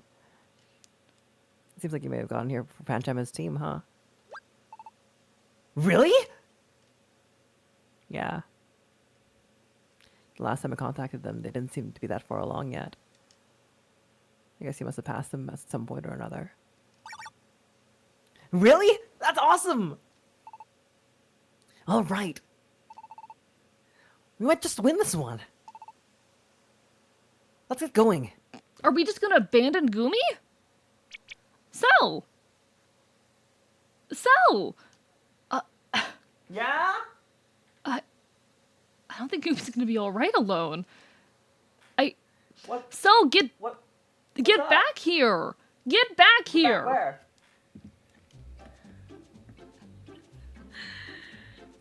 Found a way to get the game and have been going a little insane. Learned how to edit videos with my art because of it. Oh, that's really cool, Void. Hope you've been enjoying that ability. Also, enjoy your lurk, Royston. Gotta find that goo dragon. We gotta find him. That Gumi's a goo dragon is odd to me. I honestly, again, I'm learning Pokemon with you, like live with you. Yeah. I don't know if there's a gen you really ever invested in. I don't think so. I don't think I've invested in a gen properly since 4. Fair. I feel old now.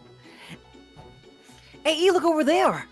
One sec, from Groggy. Hey, can I in theory give Icon an involuntary gender swap? You can do that to Icon, but not to me. Is what I'll say on that. If you want to gender bend Icon, have at. Just don't do it to me. Hey, look over there! Oh. You don't think it could have been one of the flags that Mr. Farfish was talking about, do you? There are 2 of them. So that means we're really the first to make it here. I don't know if we can really say that we got here as a All team. 3 of us. So there's something really more important You, going on me, here. and Gumi. Gumi's not what's here. important? Gumi? Weren't they with you? No! Oh yeah, they did wander off at some point, didn't they? How do you forget something like that? That's a bit worrisome. It's more than a bit worrisome, Cell. We're in a mystery dungeon. Looks like we've arrived someplace new. Yeah, I got the feeling we're close to those flags right now. It's Pancham and Shelmet! We've gotta hurry and get that flag! Alright, we cleared the dungeon first! Huh? Too bad for you guys! We're number one today.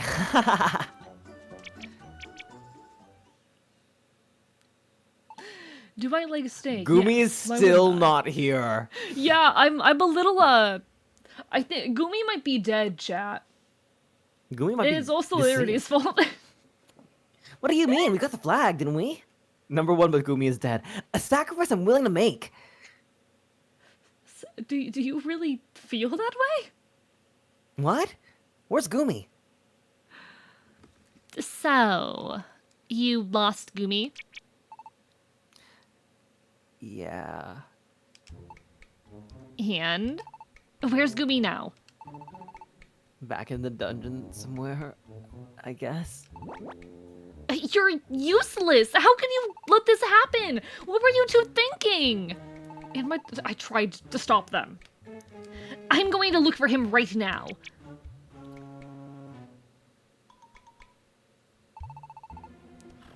Celerity's team cleared the dungeon first. Well done Yeah! on that accomplishment. Yeah! However, I cannot praise you for leaving a member of your team behind. Aw. Ugh. Let me tell you what I think about it. The members of a team should look after one another. They work towards their goal together while caring for each other. And that might perhaps be even more important than clearing a dungeon, I tried to stop them.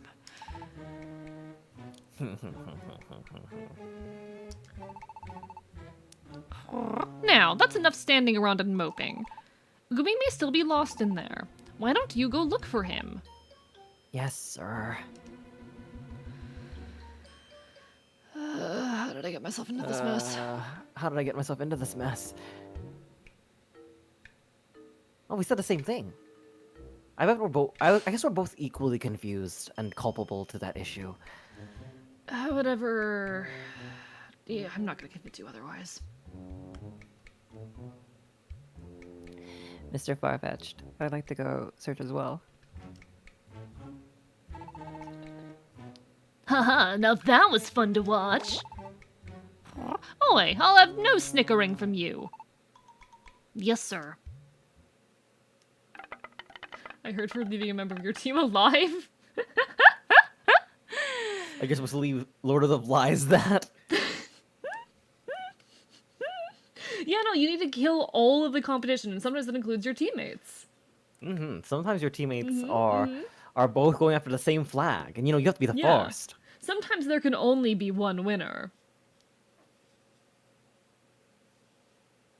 What did they quotate, sir? Farfetched trends? Is Pancham not only homophobic but transphobic too? And being transphobic Oh my to Farfetch? goodness! I thought it was Guys. just like a.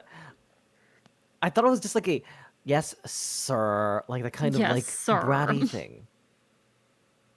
I mean, that's absolutely what it was meant to be, but like, what if? Have we considered?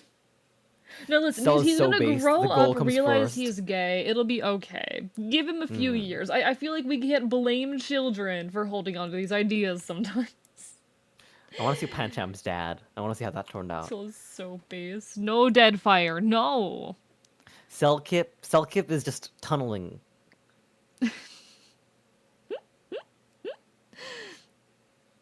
Yeah, Wait, okay, sir. Okay, sir. Hi, I'm back. Hi, I'm back. Hello, monster who lives in my closet. Hello, monster who lives under my bed. Who's who? Hi? Yeah, who's who? Who's who? Which one of us is still in the closet? Yeah. Is there a grave secret that I am keeping, that one of us is keeping from you? About our gender and or sexuality? Our next video is coming out as cis. Coming up.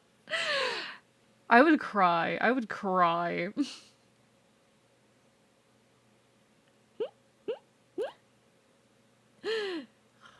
Wait, I live under your bed. And so the school day ended. And after school, I'm glad we finally found Gumi before anything happened to him. But boy, did I really mess things up. All I could really think about was being the first to clear the dungeon. Nothing else mattered. Hey, AE. Do you ever think I'm... No. Do you ever do I think ever I'm... think you're what? Do you ever think I'm irritating? I. Do you want me to be honest? Pancham and Shelmet are always telling me that I'm annoying or whatever. Today isn't the first time something like this has happened. I feel like I just... Do you ever feel like you don't enrich the lives of the people around you? I. I feel like I just cause problems for everyone around me. I know how you feel. So, AE. What do you think about me, anyway? Do you think I'm irritating too? What do I say to something like this? I think you're well intentioned. You're energetic. You move faster than most people can keep up with. You have an enthusiasm about you that I think is almost admirable. Were you not so blind to your actions sometimes? I think with a little bit of self-awareness, you could be great. You can There's a be new bump on annoying, my but wrist. What? Listen, you didn't let me finish. I may be partially to blame for what happened to Gumi today, but it doesn't change the fact that sometimes you can be a bit much. Oh, I knew it. Must have bothered everyone. Were you listening to anything I said? No, I was looking at the back of my wrist. There's a new mark there, where I tripped. I'm always rushing ahead on my own, without thinking about other people. Oh. I might have... I shouldn't have said that. I made things worse. I knew it. I just make messes for everyone, and I ruin everything, and... I'm sorry, AE. For always being such a pain. I'll try to be more careful from now on. That's not what I said! Bye, AE. I... Oh, dear. I didn't think it would hurt that much. It's hard getting your feelings across to others sometimes.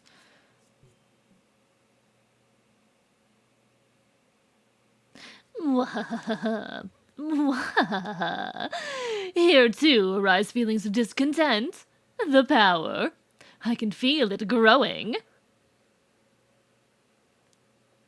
Plot twist. Celerity says, don't you... No! No! Groggy, no! No!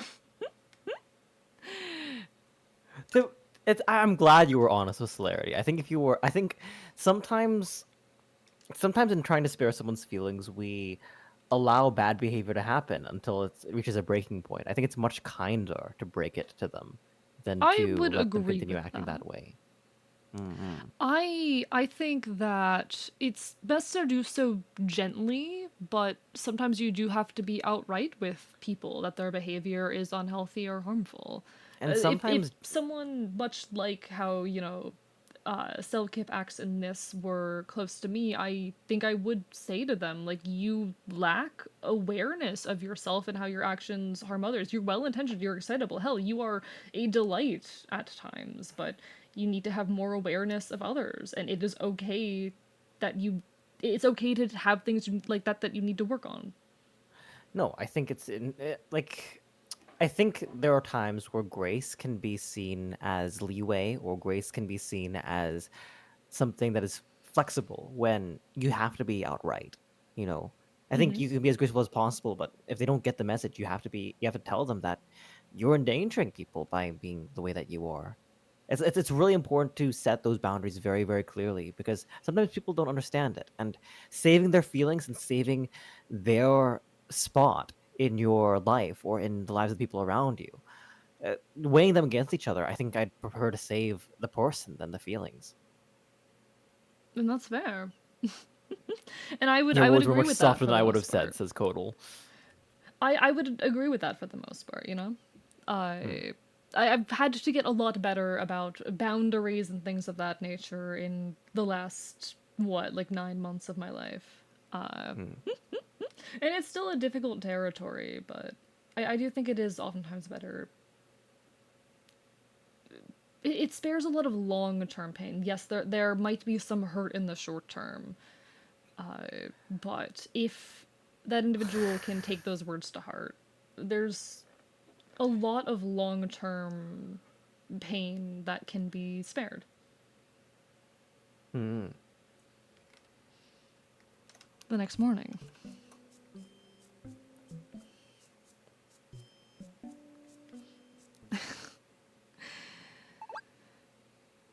Morning, AE. I'm gonna go ahead to school today. I wouldn't want to irritate you by insisting we always go together. So, see you later, AE.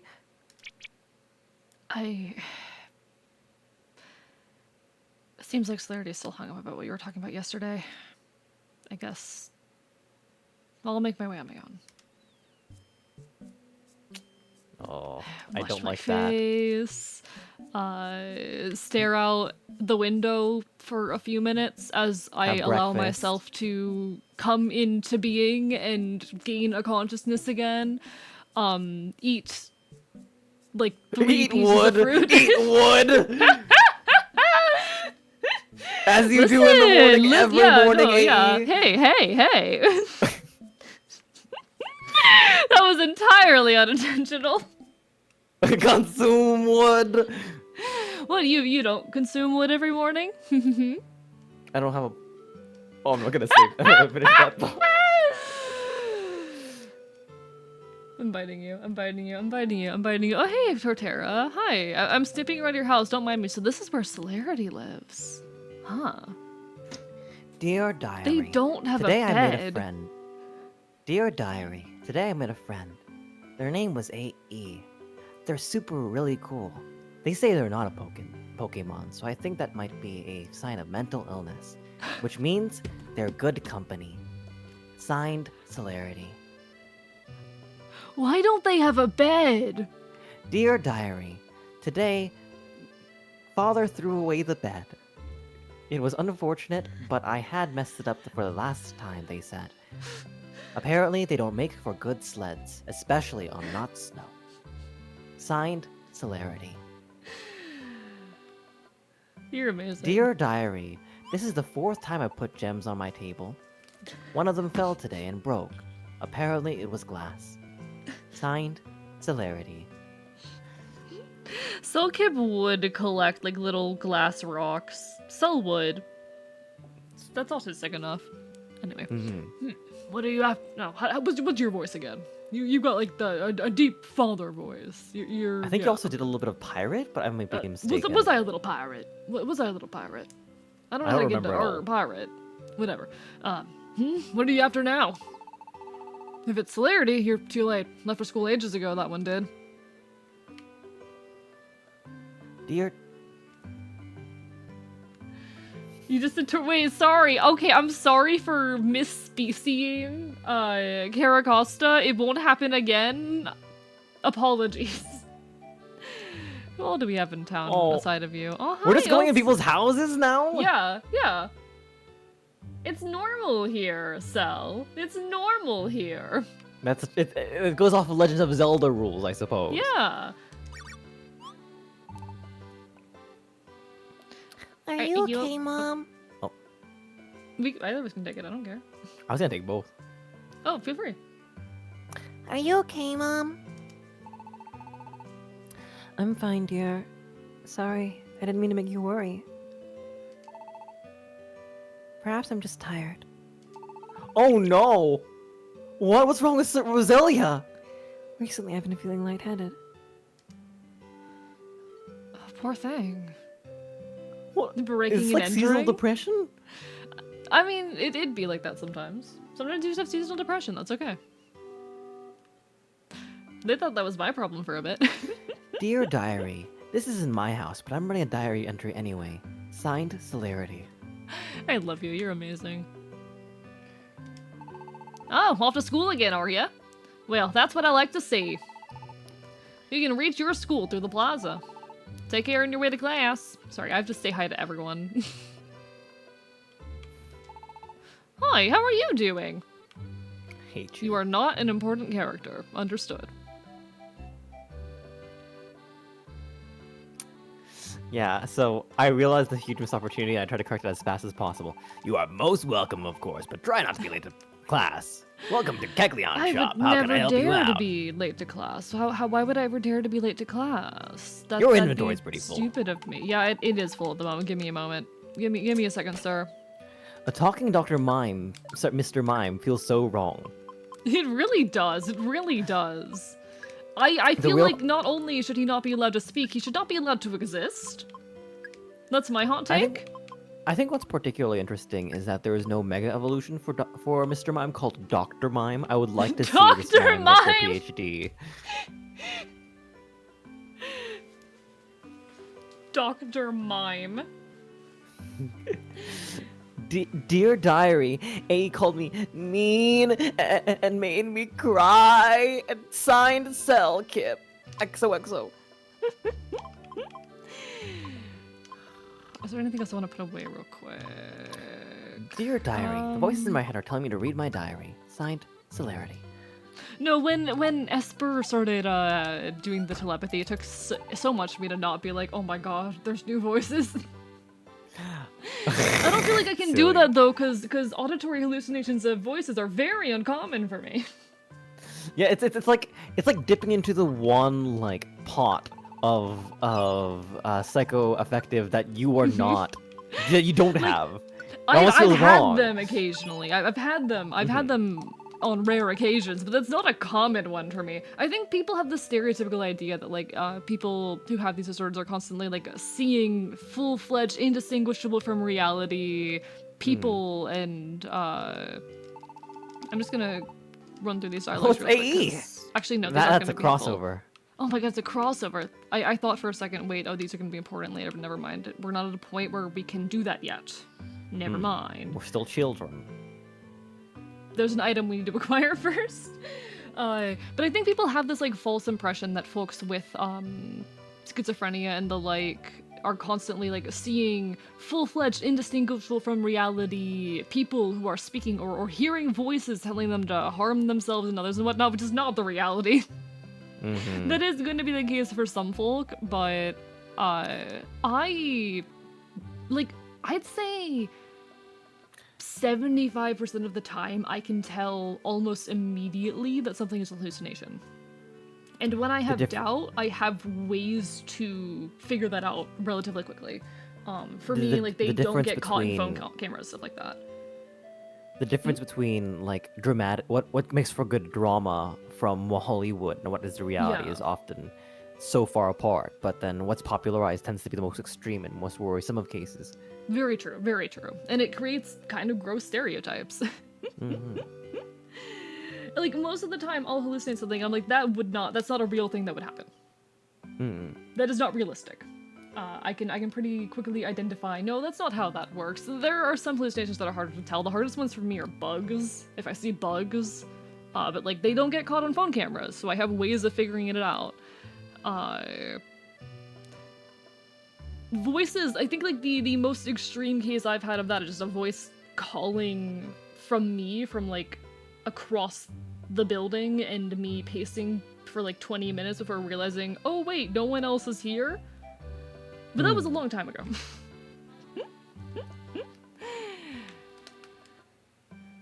Like hearing voices like, hey man, wanna go play Box Boy? I actually had that before. That's a funny one. It's a funny one, Pyro. I hope it's okay for me to laugh at that, but how did we get here? The voices from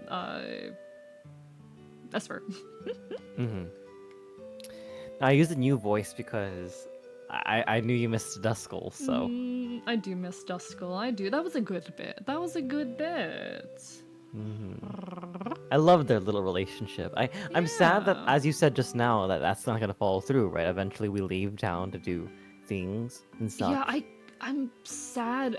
We'll get to it later, but as I've said, this game, it builds up this like little small town environment where you start to get attached to people and the setting feels alive, and then it doesn't last. It doesn't upkeep that. No worries, JM. Have a lovely rest of your evening. It's wonderful to see you as per always. Hope to see you again sometime in the near future.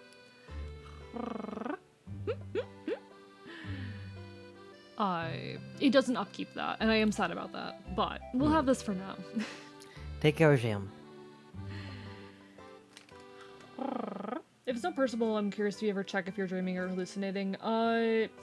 Do you mean, do I ever check if I am if I ever try to distinguish if I'm dreaming or hallucinating? Because for me, I don't think I've ever hallucinated and thought, oh, am I dreaming right now? I don't think I've had that happen.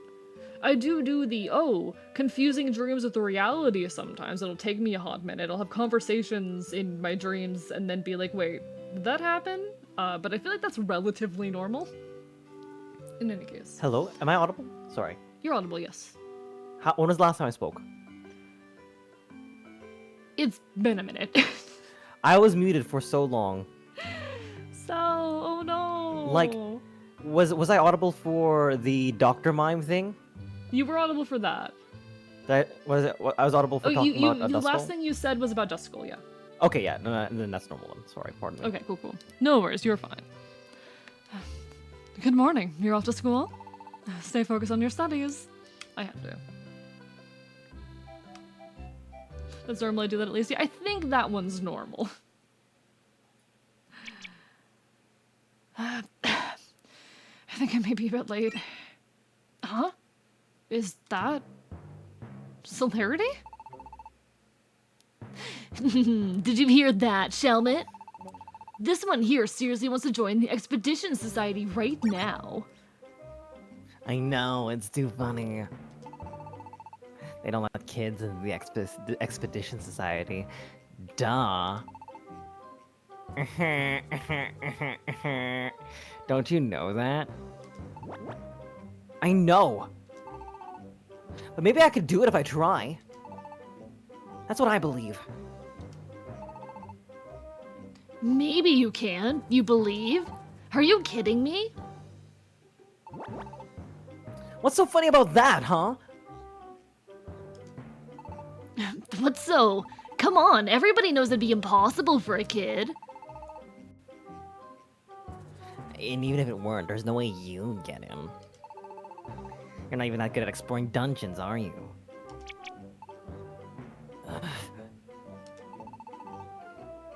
Just look at the stunt you pulled yesterday. I mean, maybe someone like Esper, she's at least got real skills. But you? You just abandon your whole team and leave them to die. Well, you know what's really funny? Your face! Poor Celerity.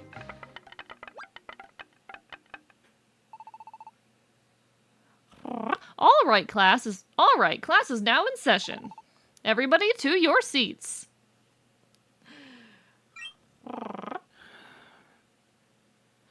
From Groggy, I just find this interesting here. I tend to see entities in my peripheral that don't interact with the world in typical sense, as they will, like, rub someone's or my head or be reaching for something. I get stuff like that, too. A lot of my stuff, it is, like, vague in the corner of my vision, very easy to tell is not completely there or not real. And it will be weird things like that. Sometimes. Celerity. What is it? Did you not hear me say? Doesn't matter what they say. I can do it. Yeah, I'm definitely gonna do it. I won't give up. I'm gonna achieve my dreams. I'll do it, I'll show them all. Celerity?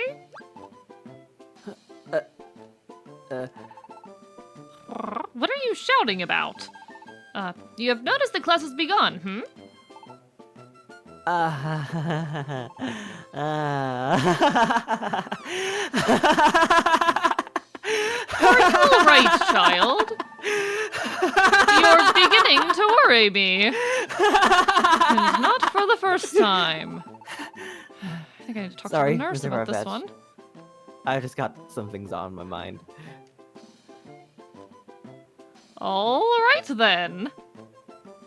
Yeah. I can't let myself get down. I won't lose heart. Silly Celerity never knows when to give up. Well, I suppose that's all right then. In that case, let's begin another fun day of class. Yes, sir. Yes, sir. I love this game. It's so stupid. We need to get the Celerity's- Expedition Society to accept child labor.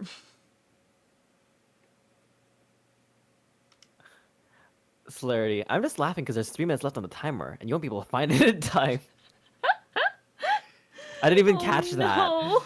Oh no. I relate a little bit with Celerity. When I started streaming, I had. Sorry. No, you go. You go.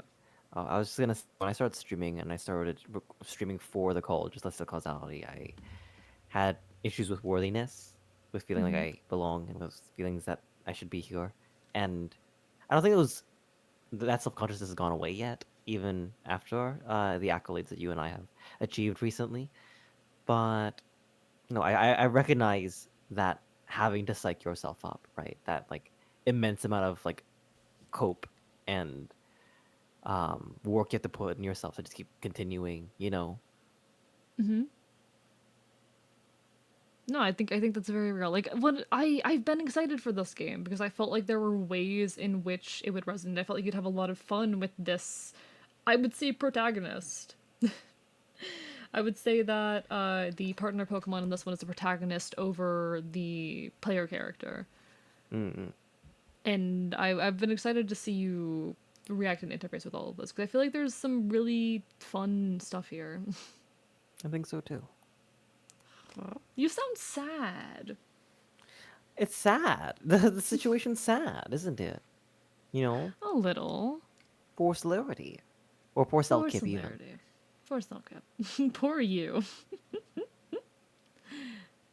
By the time third period rolled around. Oh, is this when they introduced the thing? What was your voice again? Third period is beginning now. Today will be another dungeon outing. I, your illustrious vice principal watchdog, will be leading this special class. Be sure that you obey every direction without fail. Especially you there. Huh? Me? That's right, you Celerity. Once a troublemaker, always a troublemaker. That's what I say. Hooray! Thank you for the bits. How are you doing? So, Thank no you for the trouble bits, out of you Araya. today. You got that? Now, let me divide you into teams. The first team will be... Drumroll, please. Honorable Mr. Watchdog Super Team. The team members will be Esper, Deerling, and AE. Let's do our best together, Esper and AE. Just what I was thinking. And the next team, drumroll if you please. Vice Principal Watchdog, excellent team. Oh, it's so glorious. In this team, we have Pancham, Gumi, and Celerity. That's a bad idea. That's a terrible idea. Shelmet will sit out on today's exploration and simply observe. And next, as usual, I will be taking custody of any and all items you may be carrying. Your items will be placed securely in a deposit box and returned to you later. Would each team like to select a representative to come up and get your item box? Esper, can you do that? Yeah, no problem. I'll go get ours. No way, I'm going. No, I called it first. Why don't you get out of my face then? Kiss me, you fool! Maybe I will. Nah, do it! Fine! That's so gay. I can't believe you want me to kiss you. That's disgusting. Are you one of them queers? And what of it? What if you're one, huh? I would never. See, I'm okay with being called a queer, are you? You're so disgusting that I might just do it to shame you. You might just kiss me! You might just kiss me anyway! Yeah. Yeah, fine! One of them boy kissers. You've been talking about being courageous, you've been talking a big talk this entire time we've known each other. You've been talking about going into spaces that no one ever was. Is that because you're so nervous about going to those places yourself? You are a fucking freak. You? Lips? I lost it. I lost it. I love this. No, and I love this game so much. I love playing into it. It's a little bit difficult at times because I'm trying to place myself as like, oh, I am a, you know, adult person that is presumed to be a child in this world watching all of this weird elementary middle school level drama happening. I feel like that's the biggest disconnect, right? Because Yeah. I feel like apprenticeship in Explorers of Time isn't too far away of like an internship and Yeah. adulthood. Like it's feasible, even if people act childish, for that to be like an adult thing. But definitely, you're in grade school now. Exactly. Like, I think that part of why Explorers does work and can work for any age group is the fact that it isn't explicitly like in a school setting. You are training for something. You are part of in training for the guild, but that is something that you can be doing at nearly any age. It's very general. That is an experience that is relatable to people in grade school, to people in college, to people who are taking on their, you know, first jobs, whatnot. Oh goodness, training is so rough, especially like when you are. Did you have training in your barista job? Yes. Did you ever have that moment where like you and like if I can talk a little bit briefly about like my experience in training, we were starting up that location. So the location was open up until we came in. So basically, like in Explorers of Time, there were 14 or so of us, all college students. Some of us from the College of Celestial Causality, but the rest of us not, sitting waiting to be instructed like this and running drills for making food and such. That's kind of cute. That's kind of So cute. it's honestly like speaking to that. I definitely haven't had like that particular experience, but I know when I was a barista, they were opening up a new location near mine, and That's probably what is happening there. on its first or second day, I ended up they had me go and do a shift there. They were like, "Hey, are you okay doing a shift over at this other location?" Yeah, I can do that. I already knew like the manager and was friendly with the manager of that particular location that was being opened up. And so I was like training a few new people while trying to work. And this was a location inside a mall that was opening up for the first time. Oh, With no. all these people that had like just undergone proper training, but still had a bunch of questions, were figuring out what they were doing. So they made sure they had a couple like experienced folk on staff, but it was overwhelming. It was hell. I'm sorry to hear that. Sometimes it's better to have 2 people who are experienced than have 4 people where 2 of them need help. You know what I mean? Yeah. In some cases, you can run a shop better with 2 people who know what they're doing than 4 people where 2 people need to be instructed consistently. Exactly. I would 100% agree with that. The only worse experience I had than that was working that exact same location, because they'd have me oftentimes on weekends go and work at that location. The day after Black Friday. Oh god. So it wasn't Black Friday itself, but everyone was coming back to like return things. It was very busy. Hey, break it up, you two! Didn't I just warn you, troublemaker? Oh dang. Watch out. Why does this class always wear me out so much quicker than any of the others? My eyes are even twitching. Although they've always done that. I'm just going to hurry and wrap this up. And now then, the topic of today's class in brief, looplets and embras. Now, Celerity. Yes. This is a Gen 6 Pokemon game. Okay. Do you know what was going on in Gen 6 Pokemon? Is that the one in Hawaii? No. This was the one in France. Ah. This is when Pokemon started introducing gimmicks. Uh-oh. Welcome to your gimmick. Welcome to the Pokemon Super Mystery Dungeon gimmick. I mean, like, you used to have Poffins and Pokecubes for, like, the fashion part, for, like, the fashion shows and the like.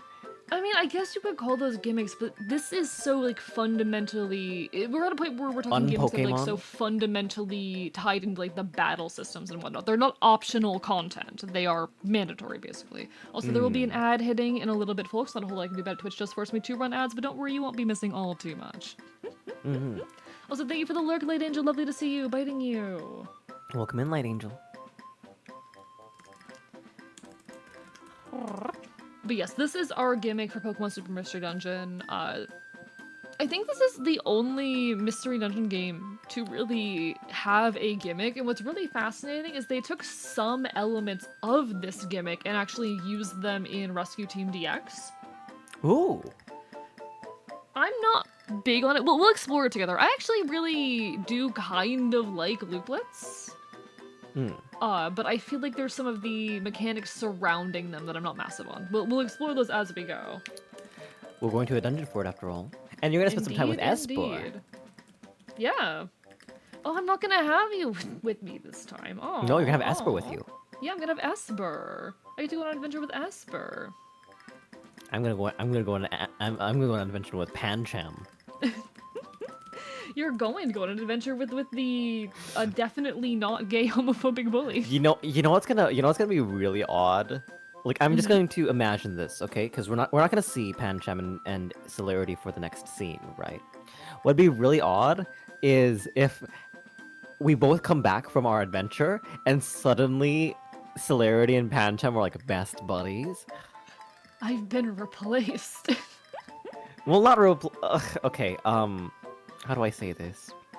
Oh, true. They were- From Pyro there. What? No, well, yeah, there were no. I mean, this was the last like non-remake PMD game. Sorry. There is a trope where two people hate each other or have a lot of tension, right? And they leave for a scene, and they come back and they no longer have tension. Yeah. You gotta wonder what happened in the time in between. It becomes a mystery. That's the thing. Moments like that are so key for keeping up fandom engagement, especially when it comes to things like fan fiction.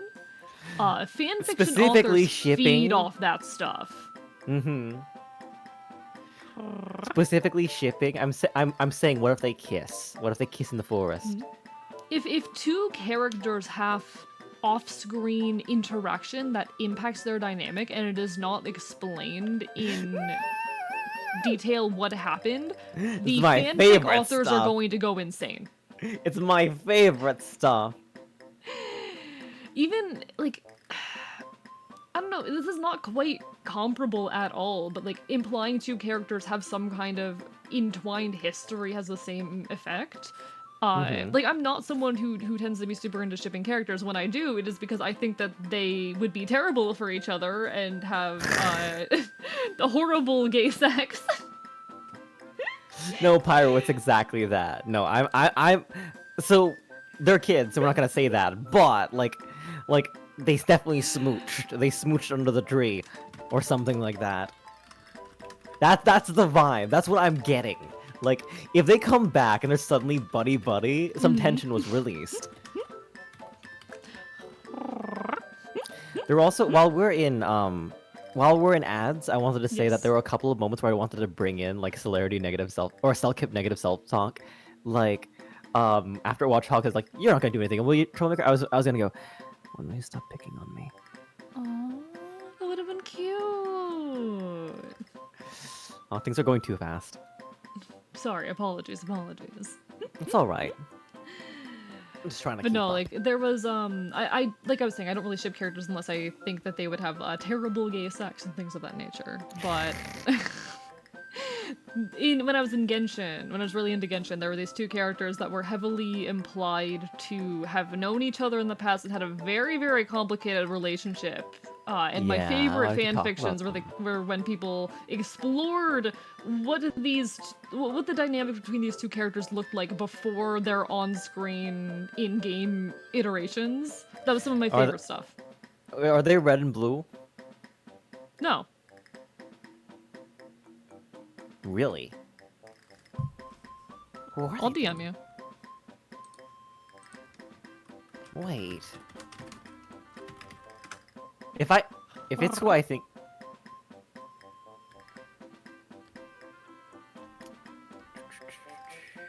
What are you doing right now?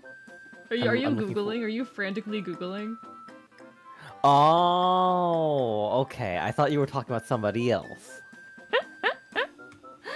That's a good pair, though. I'm happy for you. I'm fond of them, and they've actually gotten more popular in the fandom since they finally had on-screen interaction. They finally had on-screen interaction, but I'm not gonna name it. You'll have to wonder. You'll have to suffer. You'll never know. Take care, Groggy. Take care, Groggy. It was lovely having you as for always. Hope to see you again sometime in the near future.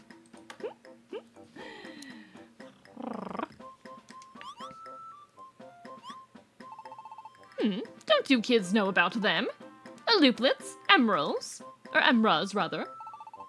Well, color Yeah. me surprised. I'll explain this just once, so memorize everything I say. First, looplets. Why don't you all open the item box I handed you? Okay. Each box should have 3 looplets, one for each team member. The looplets are made to be worn on the body, so everyone in your team should take one when you go into the dungeon. I'm gonna wear mine like a collar. Oh. That's cool. What are the dents on the sides teach? A good observation, my young Shelmet. Those notches, as you will, are made to hold emeralds. Emeralds? Exactly.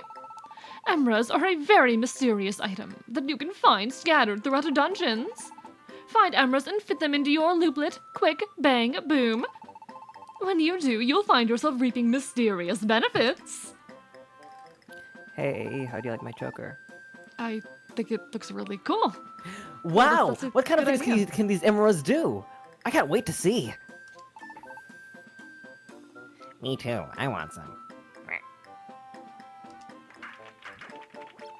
Everyone's clapping to that.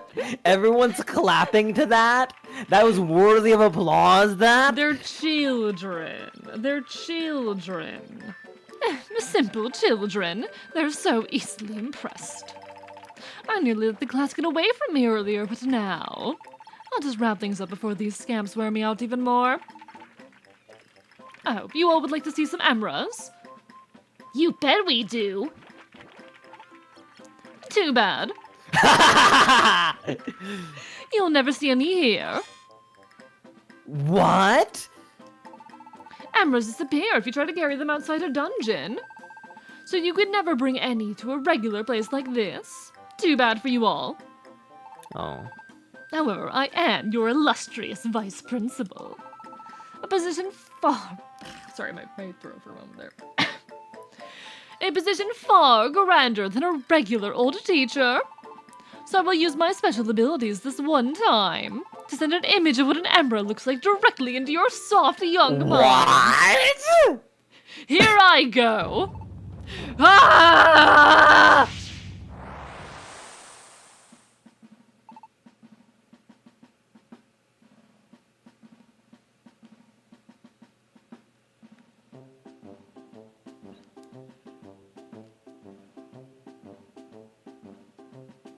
That happened, I suppose. Uh. Wow.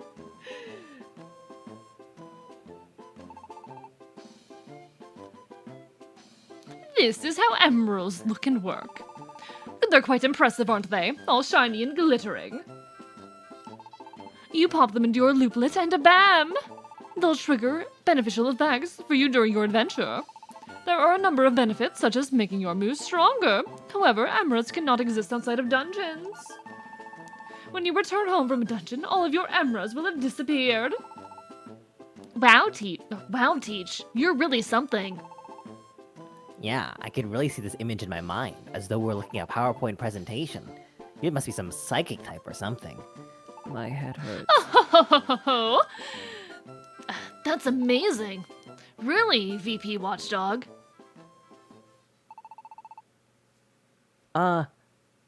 Isn't that just a regular old drawing? What? That's a full-on canvas you pulled out. Dude, Celerity, seriously. How dim can you be? I feel sorry for old Watchdog. Couldn't you have just played along? Oh, Ouch, Bitch this is hurt. so autistic. Yeah, I was gonna say this is giving autism. I love this game. I love this game. Oh, I get it now. Gee, I'm sorry. At any rate, I was gonna say that was a swing and a miss for the VP. Do you think he was trying to be funny? I thought it was playful and amusing. Well, perhaps it's still not too late. Let's all act like we're on board now. Oh. A miss? From me? But I never miss.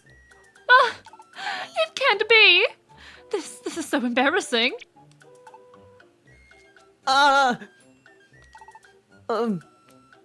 Mr. Watchdog, sir? That's enough out of you.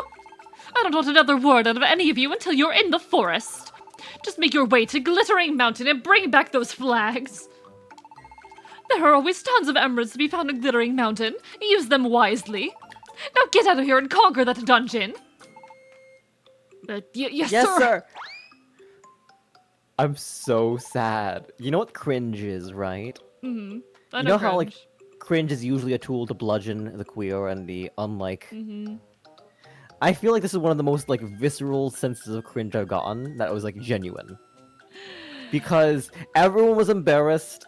Like, Selkip missed the social cue, Watchdog was embarrassed, and then we learned, worst of all, that all the neurotypicals were pitying both of them. Yeah. My Yeah. heart! That was No, really this game- upsetting. This game is the autism experience. It really is. You'd really think that Celerity was the alien to this world. Mhm. Honestly. Yeah, You'd exactly. think You that. fit in so much better. Yeah. No, No. I am able to socially fit into the world of Pokemon. Something's up with Sal. No, really, it's kind of sad because I think the most worrisome thing is when, like, allies are like, "Oh, you're so brave, you're doing so well," and they're just coddling you for your identity or whatever, or your experience or whatever. And sometimes it can feel like you're not being. This entire thing, I was like, "Punch to the gut, holy moly!" I mean, this is why I try to be like the mostly encouraging but gentle nudge type, you know? I don't want to outright be like, oh, that was dumb. But I want to be like, Yeah. no, that's creative and cool, but it missed the mark a bit, you know? My heart. Oh my god, like... this is the autism experience. I guess we should hurry and go too.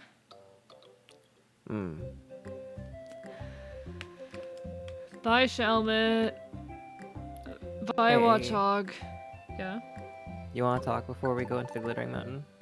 Oh, Okay. sorry, I didn't think about that. No, we that's could talk cool. while we're walking. It's fine. You know? That's okay.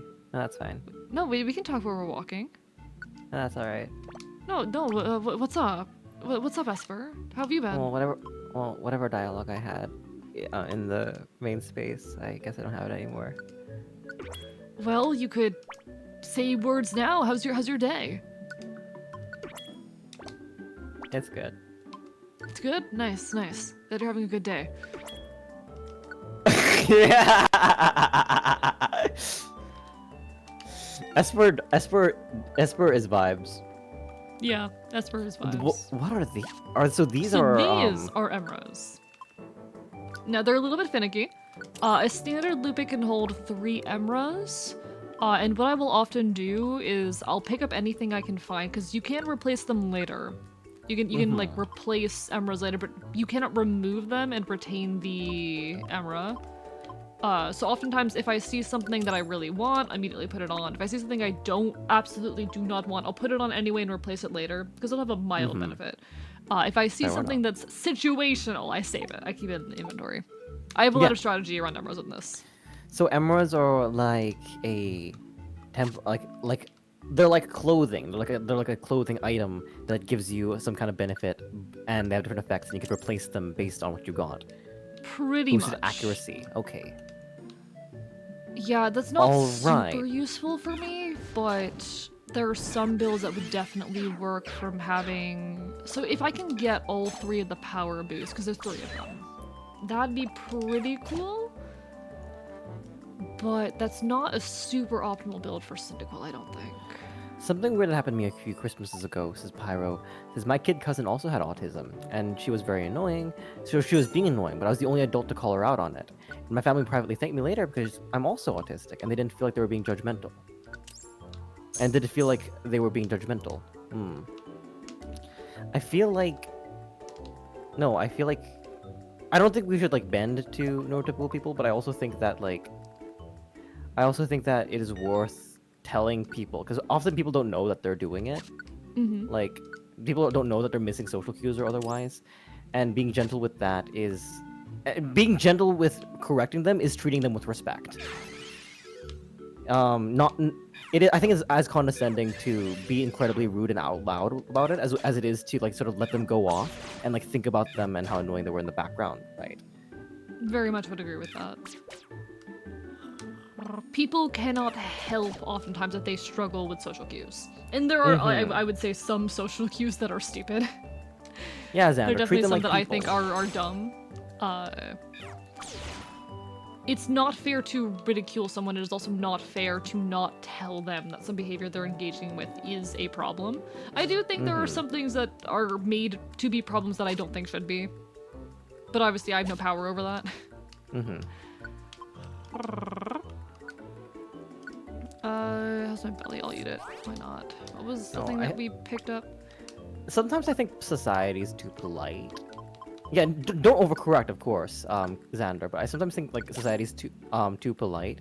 I wish people would tell me when I'm making mistakes and telling me in like a proper way, instead of letting me continue making the mistakes and make a butt of myself. You know. I think the issue is that politeness is oftentimes instead. How do I say this? Oftentimes, what we consider to be polite is actually passivity. And there's a meaningful difference there. You can be polite while still being active and pushing your boundaries and whatnot. You can also do that while being an asshole.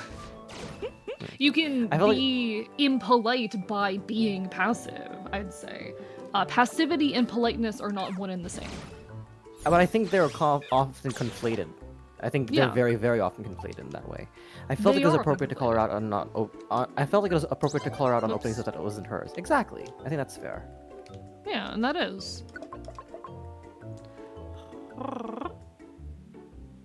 In my life, people have been extremely rude, and politeness would be nice. I mean, what we're referring to here, like the specific case that brought this to mind is the case of like of you overstepping boundaries or missing social cues that are important and people not telling you, but in their minds thinking, oh, you're an asshole for it. That's the kind of like false politeness, quote unquote, that we're referring to. And my point is, I don't think that's politeness, that's passivity, and unfortunately, those concepts oftentimes get taken together. They get mixed up. I feel like there's a lot I could say on that if I really get into it, but I feel like I need to write those thoughts down before I speak on them. Honestly, the way you feel about passivity and politeness is how I feel about like when you speak to ruthlessness and being a monster.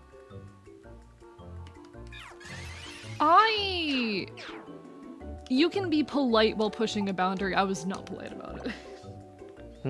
No, what I'm saying is, like, you're saying that, like, while these two things are conflated, that doesn't necessarily mean one doesn't necessarily mean the other, right? Fair. Like, yeah. making a scene and otherwise, like, being rude or fighting does not make you a monster necessarily. And not to bring that conversation back from, like, however many weeks ago, but, like, that's what I'm thinking. That's what I'm thinking of with regards to with what we were speaking to. Yeah, coddling is another word for it, Pyro. Like, that frustrating thing is coddling, that they're not respecting you enough as a person to correct you. That they're just letting you act a certain way that annoys them, and then, like, it doesn't feel respectful, even. Robin, if I could ask, would you rather that people simply not tell you? Though, if it's the option between someone being rude about it and not telling you that what you're doing is harmful, like, you know, what do you prefer there? Because the Like, reason people don't do it is they fear that they'll get read as being rude for doing it. Yeah, like, if you were making someone uncomfortable, and they haven't been able to communicate it in a way that was able to be sort of accepted or understood, would you rather they be quiet about their discomfort and allow that to happen, or would you rather them blow up instead, I suppose, with regards to that particular dichotomy? Yeah, not saying that there aren't in-betweens there, but that's the kind of dichotomy that we're working with here. But no, on that topic, like, you are right, most likely, objectively, that, like, what I did was right, but I'm of the mindset of, like, if this little thing helps me justify it to myself, I don't think that's a crime. If saying, you know, if I already struggle with the notion that what I did wasn't harmful, because, like, I've had people, pretty much everyone involved is of the opinion that I was the asshole. Oh, that's a good one. Pretty much everyone involved pins me as the asshole, the problem. And it is hard in the face of that to tell myself that what I did was right, because it was right for me, it was necessary. In spite of what other people say. If this gives me enough comfort to feel justified in it, then I think that's okay. No,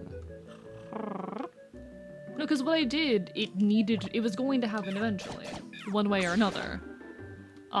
In some way, things were going to fall apart. At least in this way, it happens with me pushing my own needs.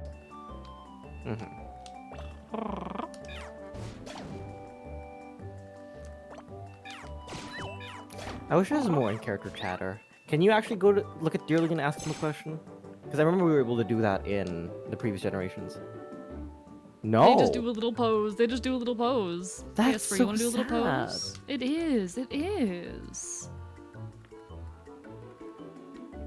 So in my case, nobody wanted to look like they were neurotypically ableist by calling out an autistic person, but the argument didn't apply with me. That also is kind of othering as well, Pyro, and I'm sorry you have to go through that.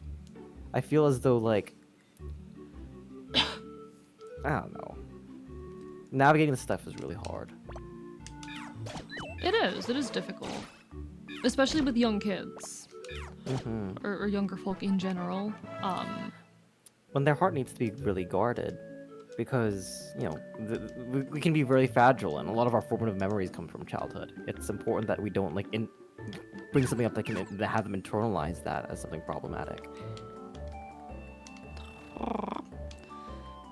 Ultimately, it is a very gentle and nuanced issue. That's why, again, I'm in the camp of, like, when you can gently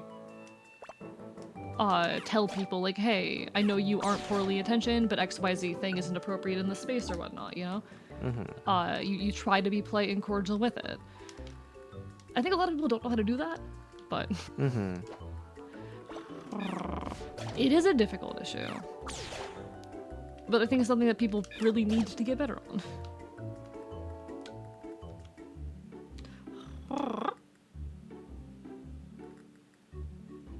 No, No, and I'm not. Yeah. I'm not suggesting, Pyro. I want to be clear that I'm not, by saying that, suggesting that you did anything wrong, or that you weren't gentle in it. I was just giving like further opinion on my own like perspective on situations like this, because it is complicated.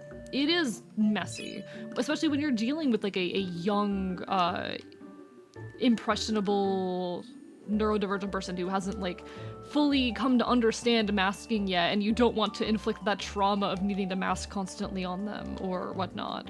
Or when ableism is a complex thing. It is a complex thing. You know, what counts as ableist in different contexts, and when it's appropriate to call people out on their behavior, either as disabled people or as people who aren't. That's why these conversations have to be had gently, but I think a lot of folk aren't good at having them gently. Well, I think that like it shouldn't be the onus specifically on like neurodivergent folk to police neurodivergent folk for how they exist in a neurotypical space. I think what ultimately needs to happen is that we're not really being taught patience anymore with another person's behavior. Like I have joked a little bit about like the hat of like, please be patient, I have autism, but I think that that is actually genuinely something that needs to be practiced more. That people are very, very quick to assume somebody is doing something maliciously or doing something with intention because we looking at that spot can come up with headcanons or ideas for why that person would do such a thing. But ultimately, those things that are going on in our head do not reflect reality. True. And asking that person what their perspective is and what's going on with them can be very meaningful in giving them the platform to correct and or otherwise interact with you appropriately. I 100% agree with that. And I've always found that interesting, the automatic assumption that people are acting maliciously. Like, I fully see where it comes from, but I've always found it interesting because I tend towards the opposite. But that might just be the fact that I am neurodivergent, that I trend towards the opposite assumption.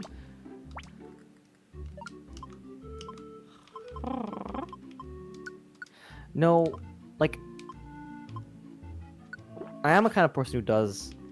I don't want to, like, put this out in the world, but I am the kind of person who has to remind myself that people aren't acting maliciously. Right? Like, when people give you... Like, if you've ever been given advice for something that you didn't ask for it, and in that space what you wanted to do is you wanted to talk about the moment or the experience instead of, like, getting feedback for it, sometimes getting advice can feel disempowering because it's not like you hadn't already tried that. If you've worked on that, you've made efforts towards fixing that issue, and maybe they're even suggesting something that you tried already. And sometimes it can feel demeaning that like that as though what they're saying didn't occur to you.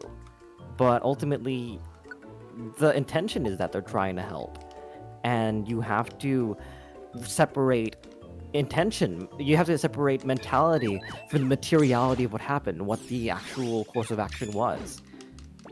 And it's not something that came to me naturally. It's like thinking that way, thinking that like somebody's trying to say something about me by virtue of helping me or doing something didn't come naturally, but was instilled in me and taught to me by virtue of seeing it modeled in people around me, right? Interesting. Like seeing people get offended for being helped, or get offended for being provided with resources that they've already tried is something that I definitely picked up on from watching other people get offended by it. And unlearning that and remembering that there is space between what somebody does and what somebody is trying to do is something that takes effort from me. No, and that's actually really kind of fascinating. I'm finding that very, very interesting. Because, like I said, I've usually been the kind of person who assumes that others do not have ill intent. I think that's an element of why I have at points struggled to push my own boundaries and whatnot, or tell people when I'm uncomfortable and stand up for myself, all of that. Because I came in with a million excuses for why they would have reasonable reason to do this. I mean, that's why I affirm so hard in that conversation we've had a long time ago, with regards to is the action in and of itself the action in and of itself the most important thing, or is the intention behind it the most important thing? We had this conversation a while ago while I was playing hardcore Minecraft, you and I, and we were sort of struggling with the idea of if someone didn't mean to hurt you, but they hurt you, then should we make space, or should we immediately move to forgive based on their intention? And I still do stand by the fact that, like, if somebody hurts you, even if they didn't mean to, you need to voice that, and something needs to be corrected. I feel that, like, how you feel after being wronged, regardless of intention, is something that needs to be addressed, and is not something that you can preemptively forgive someone else for. I think by virtue of being hurt, you have the right to say, "Hey, this was something that made me feel uncomfortable," and establishing that boundary. I agree that the situations need to be addressed, but I don't feel comfortable in many cases assigning blame off of that. It doesn't. Standing up for how you feel and self-advocating is not the same as assigning blame, right? I think It is folks, actually- including myself, in cases like that, can still struggle to see distinction there. So, why would you say that they're the same? I acknowledge that they aren't, but it is a hard detachment to make because I'm so used to folks assuming that I am intending to blame. I'm so used to people making the assumption that That you were trying to hurt them. yes, that or people like. There have been a lot of people in my life that I cannot say, hey, this thing you did bothered me without them taking it very personally. There have been a lot of people where I can't set boundaries. This might be a little bit of a heavy anecdote. I've had the incident on a few occasions of having people be like romantically and sexually interested in me turning them down, and them immediately jumping into like, oh, you must think I'm repulsive, things of that nature. I see that, and I worry about how other people take any attempts to, for lack of a better term, correct behavior, to set boundary. These people do But- take it personally. But Robin is correct in that those people aren't necessarily being good people.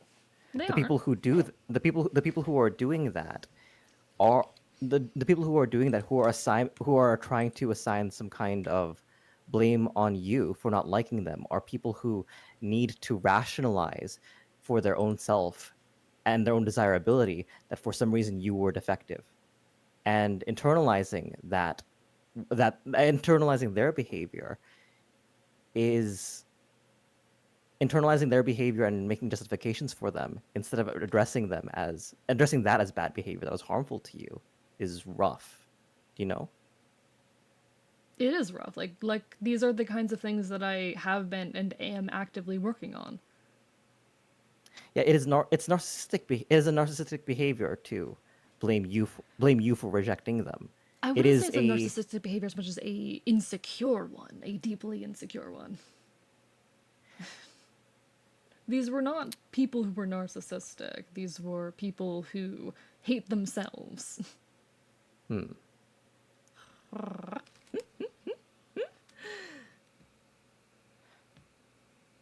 If a doctor's office is a month behind prescribing medication despite you reaching out ad nauseum, they might not be trying to hurt their patient, but they are. Actions matter even without malicious intent, says Araya.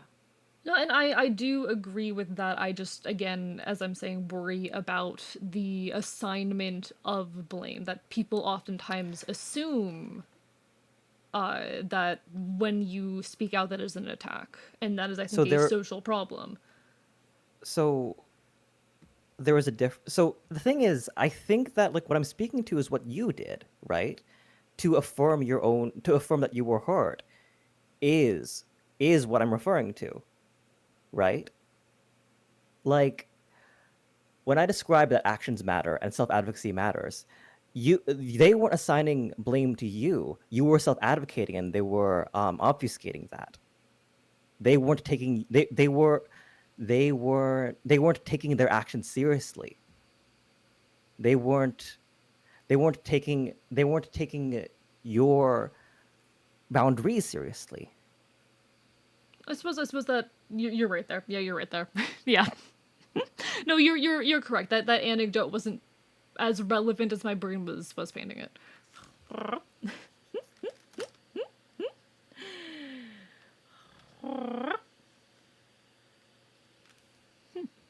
Sorry, my brain's like, okay, I'm mulling over things.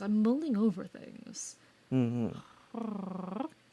It's that if I tell you I was hurt, that is not me saying that it's your fault I'm hurting, but I'm telling you that that's something that happened made me feel bad, right?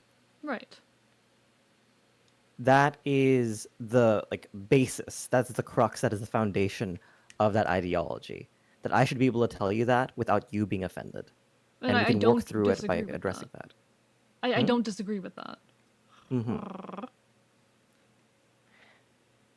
And even if you didn't hurt me, even if you didn't go out of your way to be malicious, if a behavior that you did made me feel bad or hurt, and me bring that up for you, if you didn't mean anything by it, then it should be a starting point for us to work together towards broaching that issue, right? That is the step where I think folks struggle. I think that is the step that most people miss. I would agree. On both and ends. On both ends. That is, on both when setting boundaries and when receiving them, that is the step where a lot of people struggle. And that's where my little bits of hesitation come in, you know? both people assume fault. For someone to be hurt means someone had to do something wrong. And fault must be assigned is what is the initial knee-jerk reaction of something like that. But Yes. sometimes no one's at fault. Sometimes somebody got hurt and it was an accident. But not addressing that someone got hurt is wrong. Not addressing that someone got hurt in that situation is wrong. Agreed.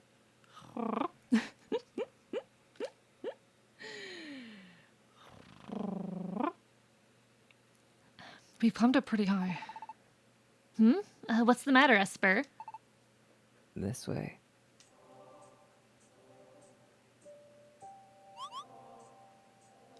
Esper's gonna be a really good expedition team person. She really would be. Is this... Maybe this is the peak of Glittering Mountain? Look over there. Those are... the flags. And there are 2 of them. Which means... We appear to be the first who have arrived. And we've cleared the dungeon. Come on, let's hurry back.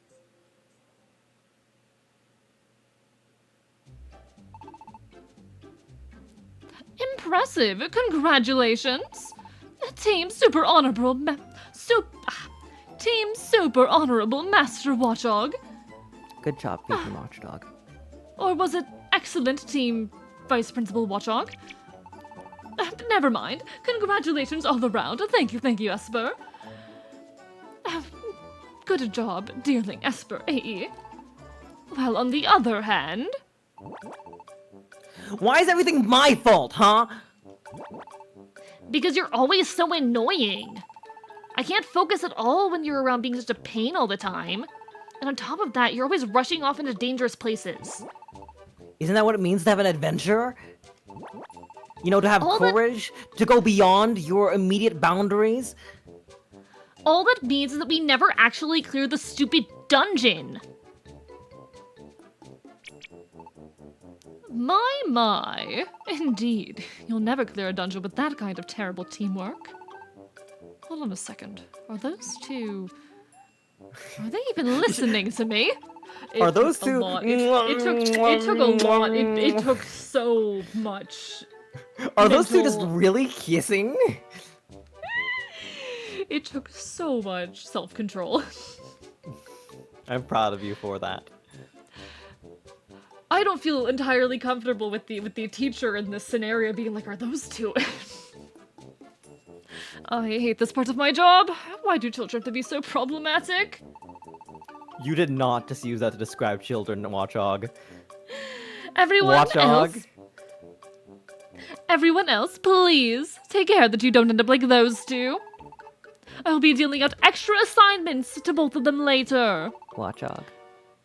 Yes, Esper. Just so you know, treating students, especially problem students, as though they're a problem, continues to create bad outcomes for those students. How else am I supposed to discipline them?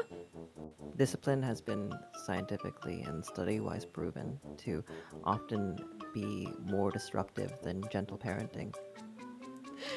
Show me these studies right now. I have a word with whoever performed these studies. How dare you try to critique my teaching style? I'll ask Genghis Khan as soon as I can. I'm just doing what I need to keep these children under control. For everyone else, class is dismissed. I have an IQ in the 4 digits, Watchog. Vice Principal Watchog. You terrify me. Off on your way now. Off on your way now. Hello, Saloon Gibbs. Been a hot minute. Hope you've been well. It's lovely to see you. Hope you're enjoying Let's Go Eevee. We're playing some Super Mystery Dungeon. After school that day.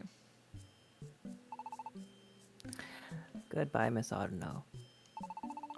Yes, goodbye. Oh, that was I you. forgot who was that. You go. I don't remember who it is. I don't remember either. I think it was you. I think it was you.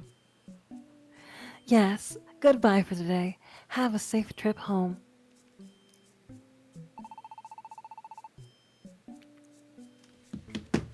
I don't know how to read this line.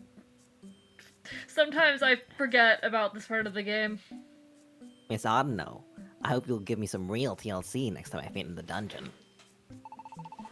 I think you were Arno because we were saying we had them NB, Oh. like Fem presenting NB. And now, I'll have none of that cheek from you. Unless you'd like me to drop you off in a really frightening dungeon. But if it was just you and me going, Oh. Where can you find the VOD, Rylu? It's gonna be right here. It will be here on Twitch. You can also find it on my VOD channel on YouTube. If you need a link to it, it's just the archive on YouTube, but that can be a little bit hard to come up when you search it. I need to set up a command for like !VOD channel or something like that. !VOD. I know on my main YouTube it is linked there, so if you can't find it, go to my main YouTube. You'll find in the banner a link that should bring you to the VOD channel, I think. Actually, this is my About section, in my About section. No, it is not. Never mind. I will fix that later. Saloon Kip says, I can't wait till we get Celerity as a bully Pokemon, the next mystery dungeon. I'm a little bit, I don't feel great about the history of the future of Pokemon Mystery Dungeon, especially at the rate they've been coming out in recent years. The studio that produces them is far more focused on, Shiren the Wanderer, which, fair. But the recent PMD games, the remake was relatively... It performed fine, but Gates to Infinity and Super Mystery Dungeon both kind of failed. There was a lot of hype for PMD. Well, PMD has never been, or never was, while it was, actively, in sale and whatnot, a super popular game. It kind of blew up a bit after its release. So, but most of the love has always been for the first two games. Both, Gates to Infinity, a lot of people really did not vibe with. And then Super Mystery Dungeon, because people didn't like Gates to Infinity, a lot of people didn't even buy Super Mystery Dungeon. A lot of people didn't even give it a chance. It wasn't until the remake that PMD has seen any real traction again, and I think that remake was released back in, 2019? I think it was 2019. I could be wrong. It probably wasn't 2019. It is, I believe, Spike Chunsoft. Chunsoft. But it's like the Mystery Dungeon group, the people who make Mystery Dungeon. Mm. I'm not feeling great about our odds of getting a new PMD. I think we'll very likely get a remake of Explorers, which is something that I honestly kind of dread. I think the original Explorers is such a masterpiece, and with the changes in the mechanics, I don't think I would be able to enjoy it quite as much as I have loved the original. But Yeah, what we'll are we see gonna what do if we happens. can't? What are we gonna do if we can't spam smokescreen? Yeah, what am I gonna do if I can't spam smokescreen? I don't know, I still like the gameplay of PMD, even these later ones, but something hits different about even just the way Pokemon move in the later games. It might be the fact that, like, oh, we were dealing with very, very quick, 2-3 frame animations, moving square to square, and now the movement feels sluggish here. I've noticed in pretty much every 3D PMD game, if you get in a monster house big enough, the game will just lag. On native hardware, the game will just start lagging. It in general feels a bit more sluggish for me, and I'm not fond of the changes to items and Pokemon stats and all of that, but I still love the core gameplay. What if they made Focus Punch even remotely reasonable? Game ruined? But no, I don't know. I don't feel incredible about the future of PMD, but it is a series that will always be near and dear to my heart. If they release a new one, I'm playing it immediately. If they make a new PMD, we're playing it. By the way. Mm-hmm. Makes sense. Sorry, I needed to give my ramble. No worries. Stop that. This is truly a bully squad. Huh? AE. Are you walking home alone? Where's Celerity? I don't really think I should get into it. I'm the Dunsparce clone for this game. I see. Well, then you'll just Perfect progression from that. well then, you'll just have to walk together with us. I mean, we're friends, right? But Yeah. can I ask why Celerity hasn't been coming together with you anymore? You didn't come together to mean, school this morning either. I mean, it's a day, dearling. I know, but like, they always come together. Aren't they like best That was also friends? a day, dearling. I know, but they're like best friends, right? Until now, I thought the two of you had been getting along so well. Huh?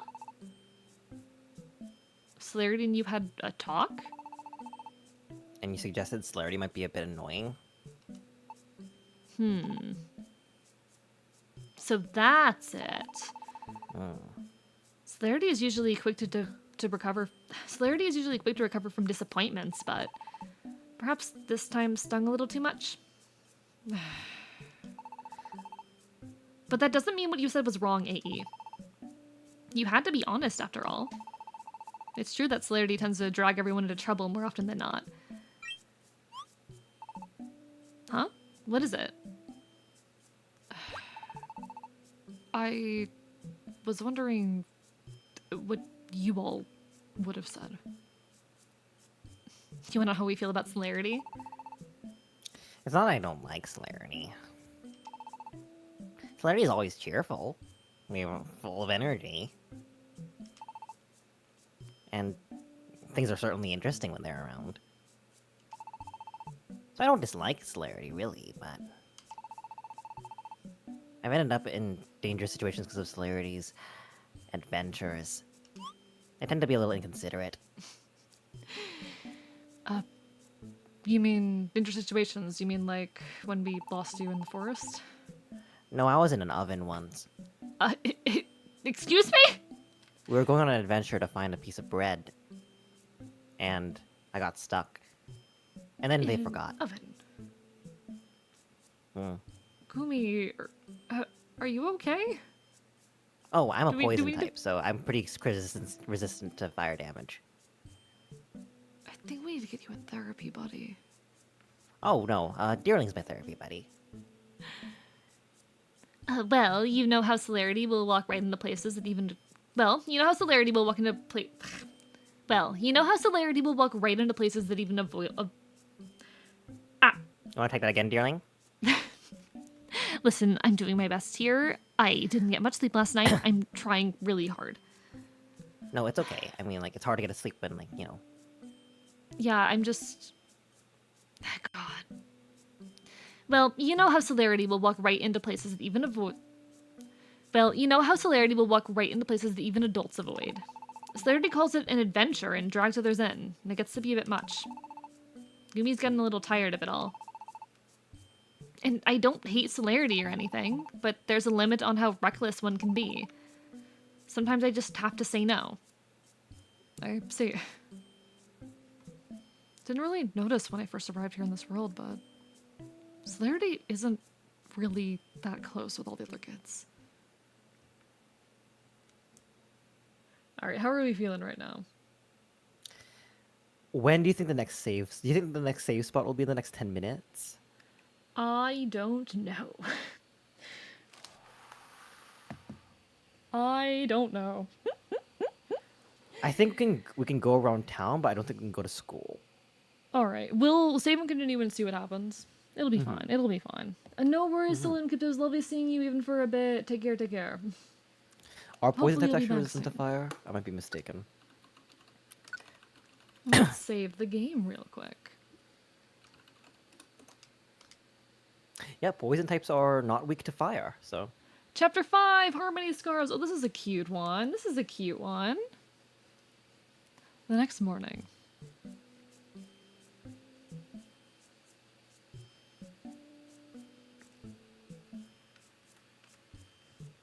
Alright, alright.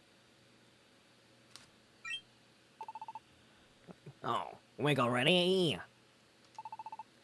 Well, good morning to you. Nestle, you're back already. Sorry for leaving you on your lonesome like that. Bet you missed me, huh? I was fine alone. What's that? You didn't miss me none? Well, now that's a bit disheartening to hear. But never you mind. Tell me, you recollect anything about yourself in the past yet? And we're son of the him? Nothing of that nature, luckily Mm, enough. At least on the second part of that. Shame you hadn't remembered anything new aside of your Enfield memories. At the very least, you ain't had to face any trouble on your own neither. How's school not treating you? Making any new friends? I don't know how I feel about getting along with some of these kids. Yeah. Some Like of which them ones? are real. Some of them are real bullies, and I don't know. There's one person there that like I want to be friends with. I really do, but they're a lot. I understand.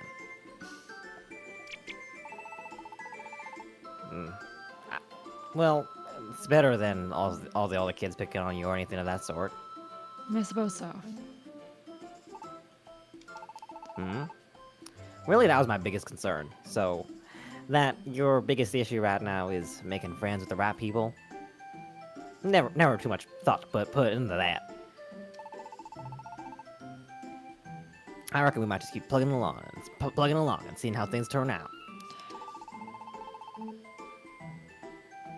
And for you, that means another day of going off to school like a good little student. All right then.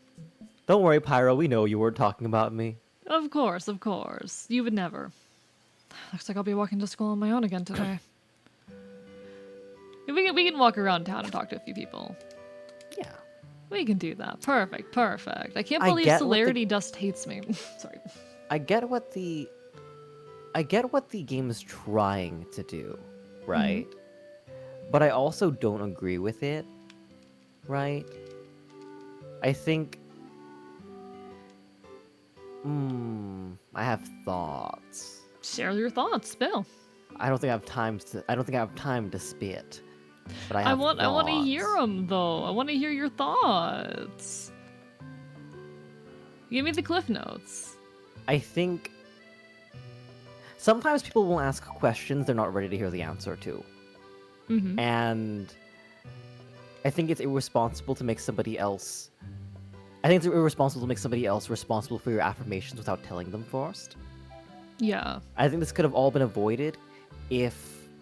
I think this situation could have been avoided if if Selkip said, AE, like, how do you feel about me? Instead of, do you think I'm annoying? Because Yeah. I think we played it well. I think we played it well with what we added in as ablibs, because I think you did Whoops. give the best response you could have given to that. You gave them a sandwich of, Mm-hmm. these are things I like about you, but yeah, tend to be this way.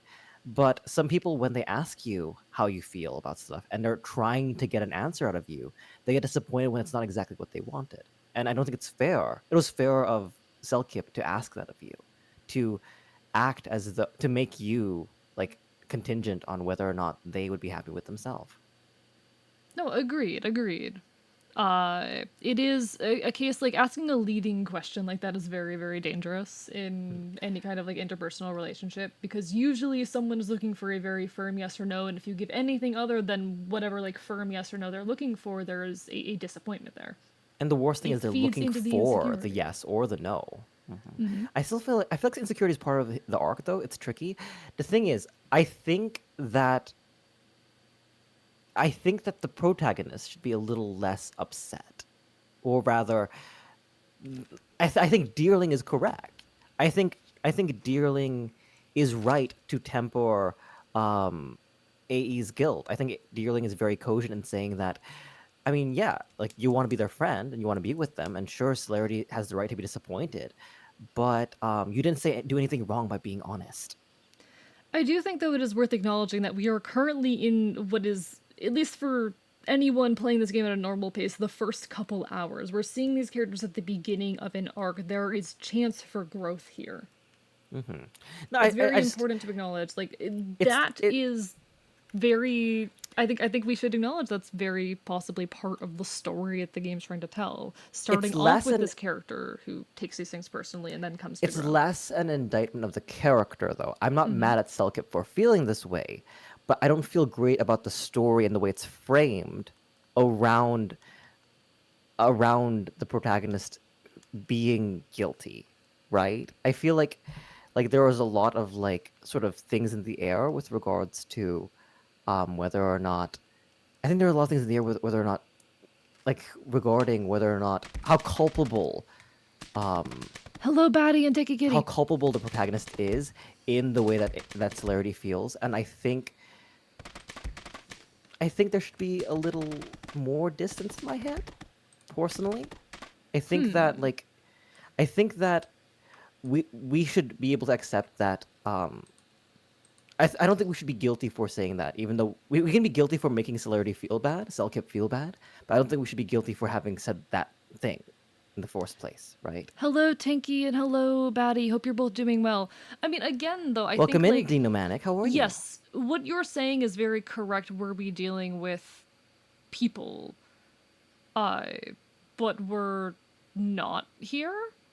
We're dealing with characters again at the beginning of an arc. I feel like, first of all, I do think the game has been clear in, like, yes, Celerity is hurt and it's okay to have a little bit of guilt over that, but that it would have been wrong to not be honest, and the other characters are backing it up that this is a fair opinion to hold, and that it's not wrong to have said it. I don't think the game is, yes, the protagonist is experiencing guilt, but the game is telling the protagonist outright through the other characters not to feel so much guilt. And I do think, if I recall, there's still room in the game to explore these themes for these characters to come past this. Yes, this is their initial response, reaction, etc., etc. Also, hello, Dino. Lovely to see you. Hi. Coming in towards when Cell's going to be going to bed soon, but we are dissecting Yeah. a few themes in this game. It's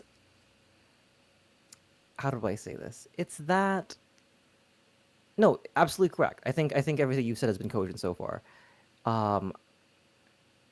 it's that I feel bad. It's like I'm not saying that this is a failing of the character work. I'm not saying this is a failing of the way that the characters are portrayed, and even the story, necessarily. Because again, like I'm not saying that these characters don't have the right to grow or that anything was particularly right or wrong. We just had a conversation about hurting people without meaning to, and Mhm. whether or not we should feel culpable to that or responsible for the outcome of that.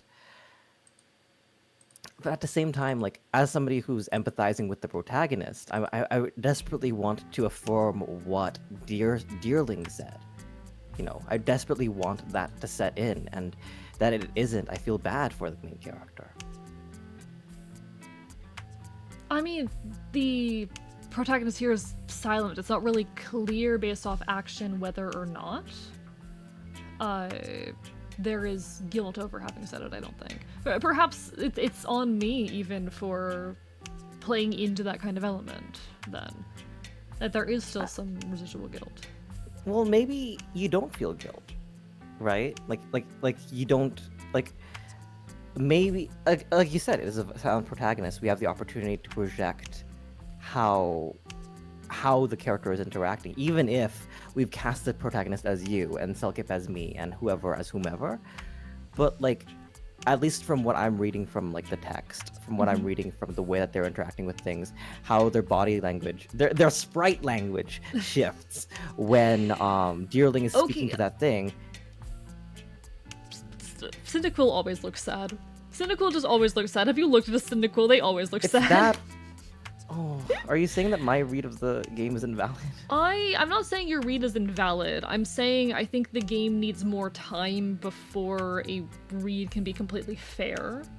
I feel like it's too early to engage with what the game is trying to say in a capacity that's completely fair to it.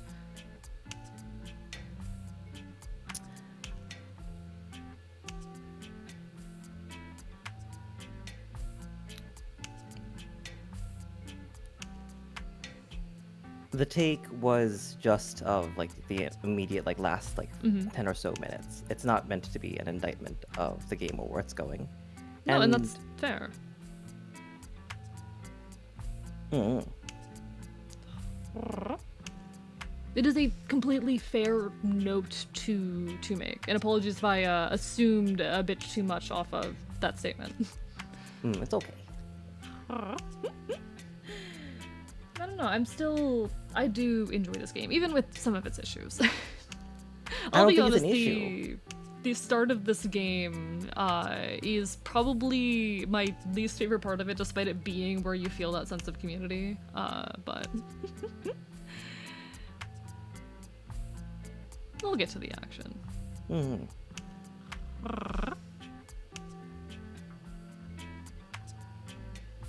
In any case, though, how are you doing? How are you feeling? Well, we're going to do this cutscene and then try to go for a save, right? Oh. I wasn't sure if we were just gonna move on.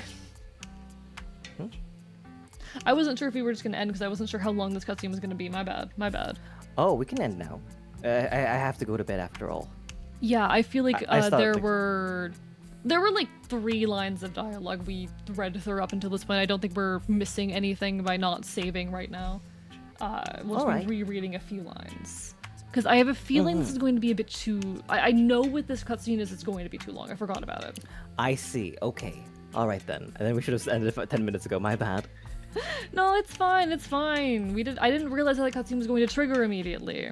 I thought I could continue wandering around town, which would have been valid. Sal needs to go to bed, but don't worry, folks. I will still be live for another couple hours. We're gonna be playing some Pokemon Conquest. But before that, I need to give a shout out to the wonderful Celerity Dust. If you guys are not following my friend over here, you should definitely go resolve that fact. They are absolutely wonderful as a creator, as a person, and whatnot, and I'm very, very lucky to know them and to have these opportunities to engage with one of my favorite game series with them. Go give some love and support. Do you have any closing words? Thank you so much for having me. This is really wonderful. Of course. You're my friend. You're my friend, and I appreciate you, and I enjoy being around you and playing video game with you. All my love. I enjoy being around. You're my friend. Sorry, I'm a bastard. Don't worry about it. Good night. Good night. See you soon. Oh, do you Thank want you to so tell much for people the where to shout-out. find you? I forgot about that. Thank you. I was wondering about the lead-in. You can find me at Sorry. Celerity Dust on all socials, whether that be TikTok, Twitch, and YouTube, where I post 10-minute talks, just when I record myself for 10 minutes a day and post whatever is usable. I hope you all enjoy yourselves with AE. Please don't go yet, because Archivist is incredibly deserving of your attention, and they're going to be pumping out content even as I leave. You all take care, okay? Good night. I'm so head empty tonight. Good night, friend. No worries. And above all things, be well. Alright, there they go. There they go. Alright, folks, give me a moment. We're going to shift the category. But this is all just in time because an ad is going to hit in about a minute, folks. Do not worry, I will still be here after the ad ends. But give me a moment while I switch over everything that we need. Alright, so I need to pull up some Pokemon Conquest. We're going from Pokemon to Pokemon tonight, folks.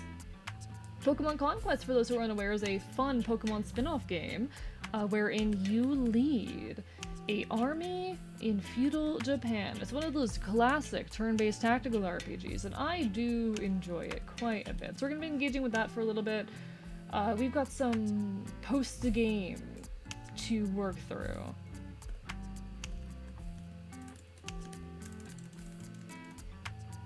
Let's see. How do I want to title this? But don't worry, we'll get things together soon enough. Soon enough.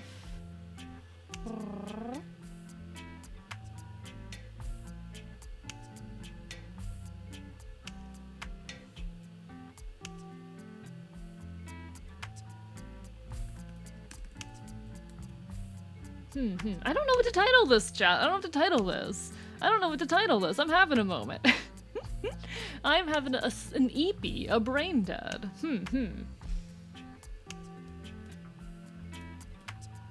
Feudal Japanese Pokemon. Never thought of that. Makes sense in a way. Yeah, so it's actually, fun fact about this series. This was a collaboration with the series Nobunaga's Ambition, which is a series of turn-based tactical RPGs that is much more popular in Japan than it is in the US. This is why we're never going to get Pokemon and Fire Emblem, by the way, because Fire Emblem approached Pokemon, said, "Hey, do you want to collaborate?" And Pokemon went, "No, sorry, we're already working with Nobunaga's Ambition."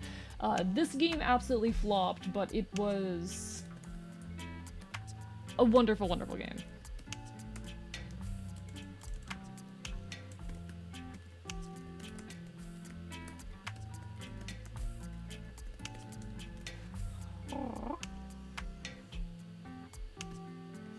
Alright, there we are. Got that. I do need to open up the game. Got my controller. Beautiful. Alright, don't mind the scuffle I set this up. But how is everyone? How are you all enjoying Pokemon Super Mystery Dungeon?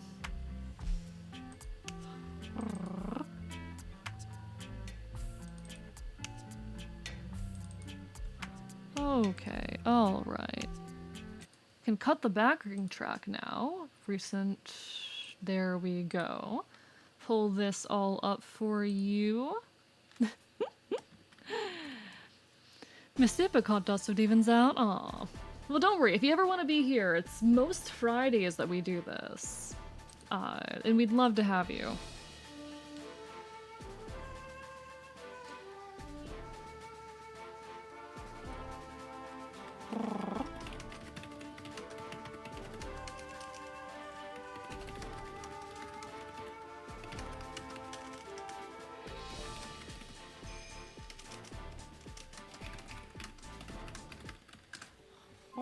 There we are.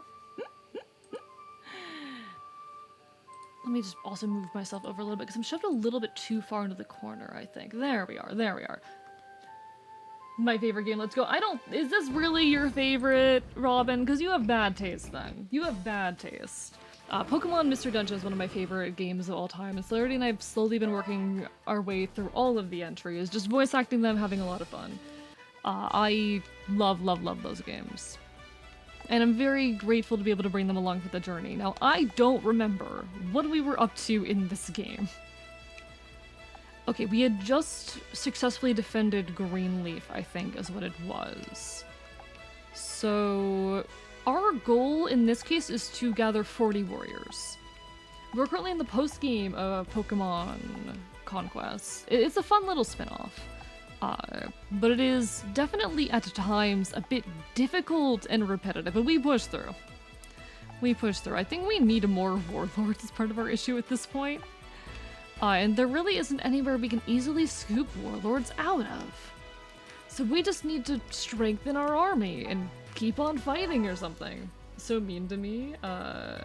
First it was a disaster, now this. You should know by now that if I'm being mean, I mean it playfully. If I'm being mean, it's not serious. I'm like genuinely being rude. I don't mean it. You should know this about me by now.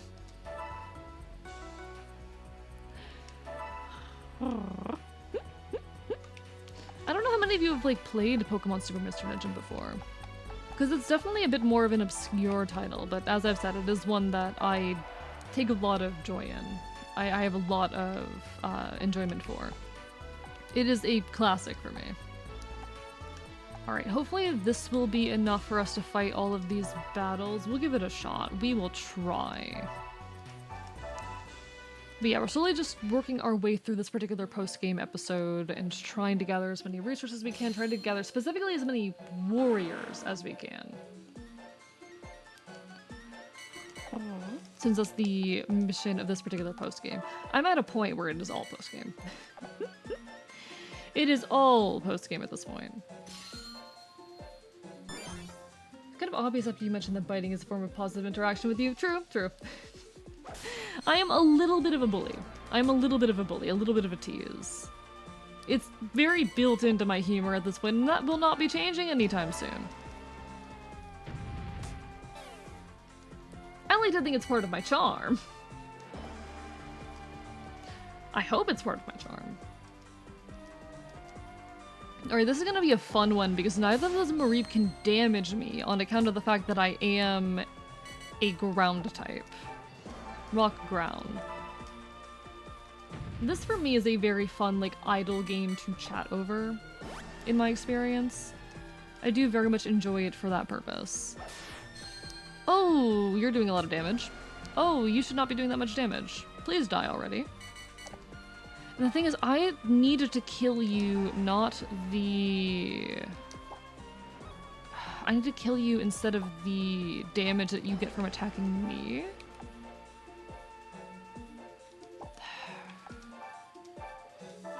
The thing is, you're gonna get killed by the revenge damage. Oh, never mind. We're safe, probably. Oh! Why did that do all of my HP? Yeah, never mind. Okay, never mind. Never mind, that did not go my way. I'm not great at the game.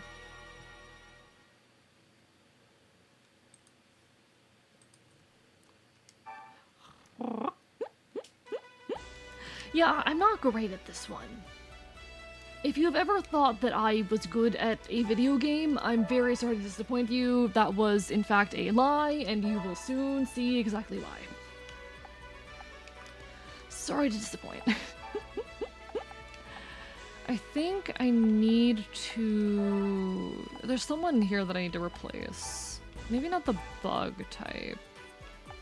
Yeah, the bug type. We take the bug type. We're gonna move you over to Greenleaf and we'll replace you with someone from over there. Because God, we need it.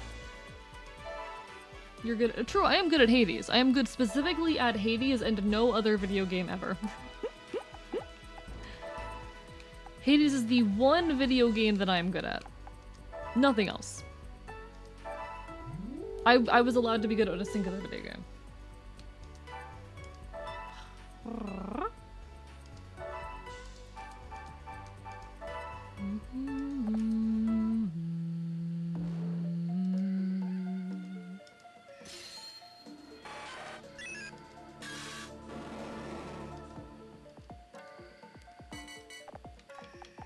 If you could be good at a singular video game and nothing else, what video game would you choose? What would be the like singular game that you would choose to be skilled at?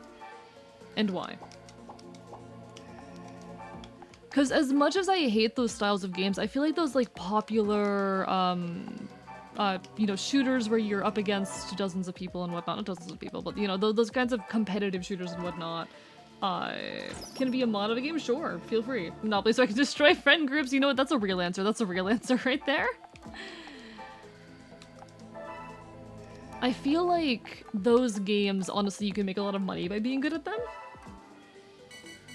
How about Helltaker or Doom? Might be Hell-themed. It could be Hell-themed games. We could try playing Doom sometime. We could find out if I'm just like really good at Hell-themed games. It's possible. It's an option. It's unlikely. Valorant, because mechanics in Valorant tend to transfer to other games. Ah, interesting, interesting. I wasn't thinking about it through that angle, but that's very interesting. I was thinking that style of game because you can make money by being good at it. And like, who wouldn't want to make money by being good at a video game? That's not at all what I'm doing here, but like, imagine. Imagine being good enough at a video game to get paid for it. We are not strong enough to make any meaningful progress at this point in the game. And I don't know what to do about that, chat. Pretty much at every single battle we are joining, we are getting our asses kicked, and I'm not sure how to handle that. We're just horribly underleveled and outpaced by everyone around us, and we're not managing to gather more warriors or really level up meaningfully. The only wrong answer is Overwatch. I know, because I made that mistake! Why not go for Mario Party said Kart? Then, ooh, Mario Party would be a good choice if you're looking to ruin friendships. FTD has some people who contract out builds for money. Damn, fascinating. That is actually fascinating. That people care enough about that game that they would pay people to like make their builds. Cool as fuck. That is genuinely cool as hell, but... Please die. Please. Please pass away. I would really like it if you became deceased right about now.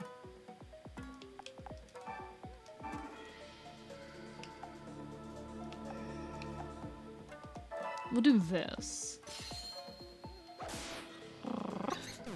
See, I feel like I have only heard negative things about Overwatch at this point.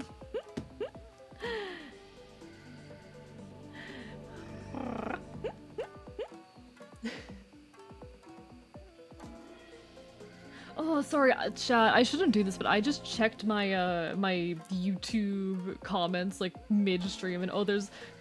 So I posted a video where I talk about like knowing your limits as a content creator, as an artist, and whatnot, and I in it snuckily mentioned my deadline, and someone said that's their birthday. I'm gonna hit them with the fact that that is also my birthday.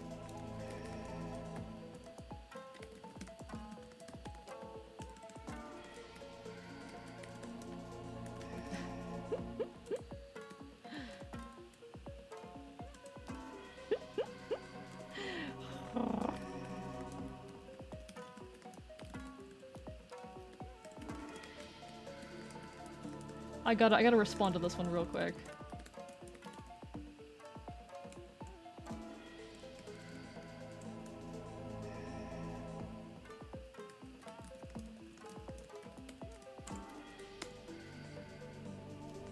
Alright, let me respond to this comment. Listen, I'm having a silly guy moment, a silly fella moment.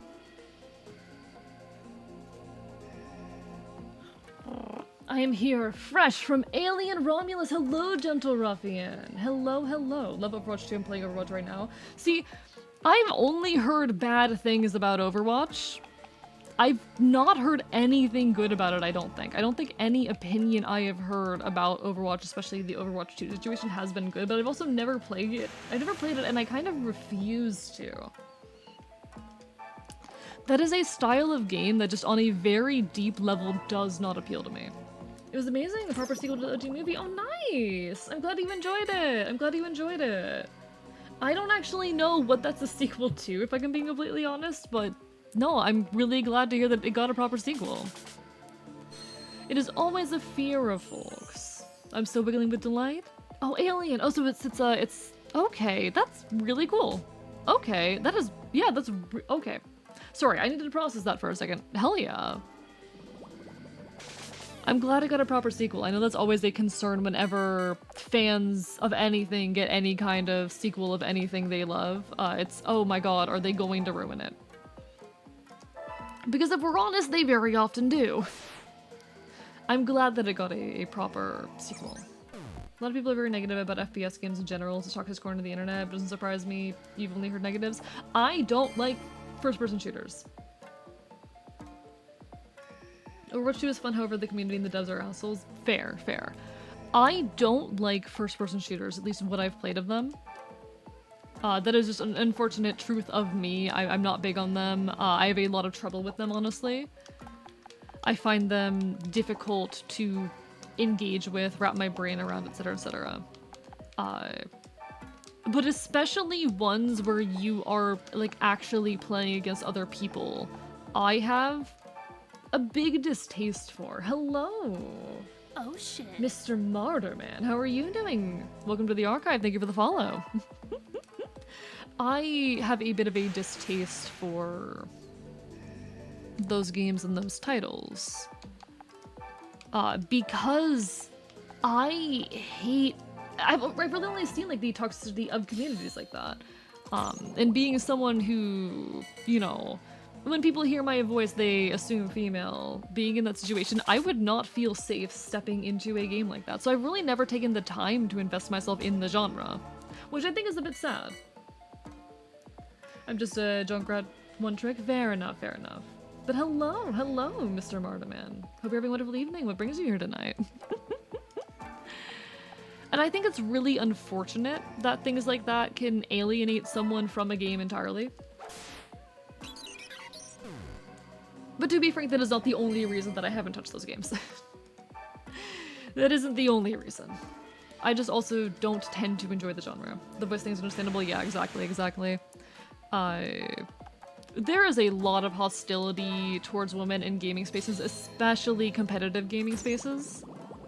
And I already struggle enough with reaction time, and I'm prone to, how do I say, a bit of motion sickness and sensory overload when I am playing games that are in first person in general. Oh, Queen Mods also watched Alien Romulus. How'd you like it?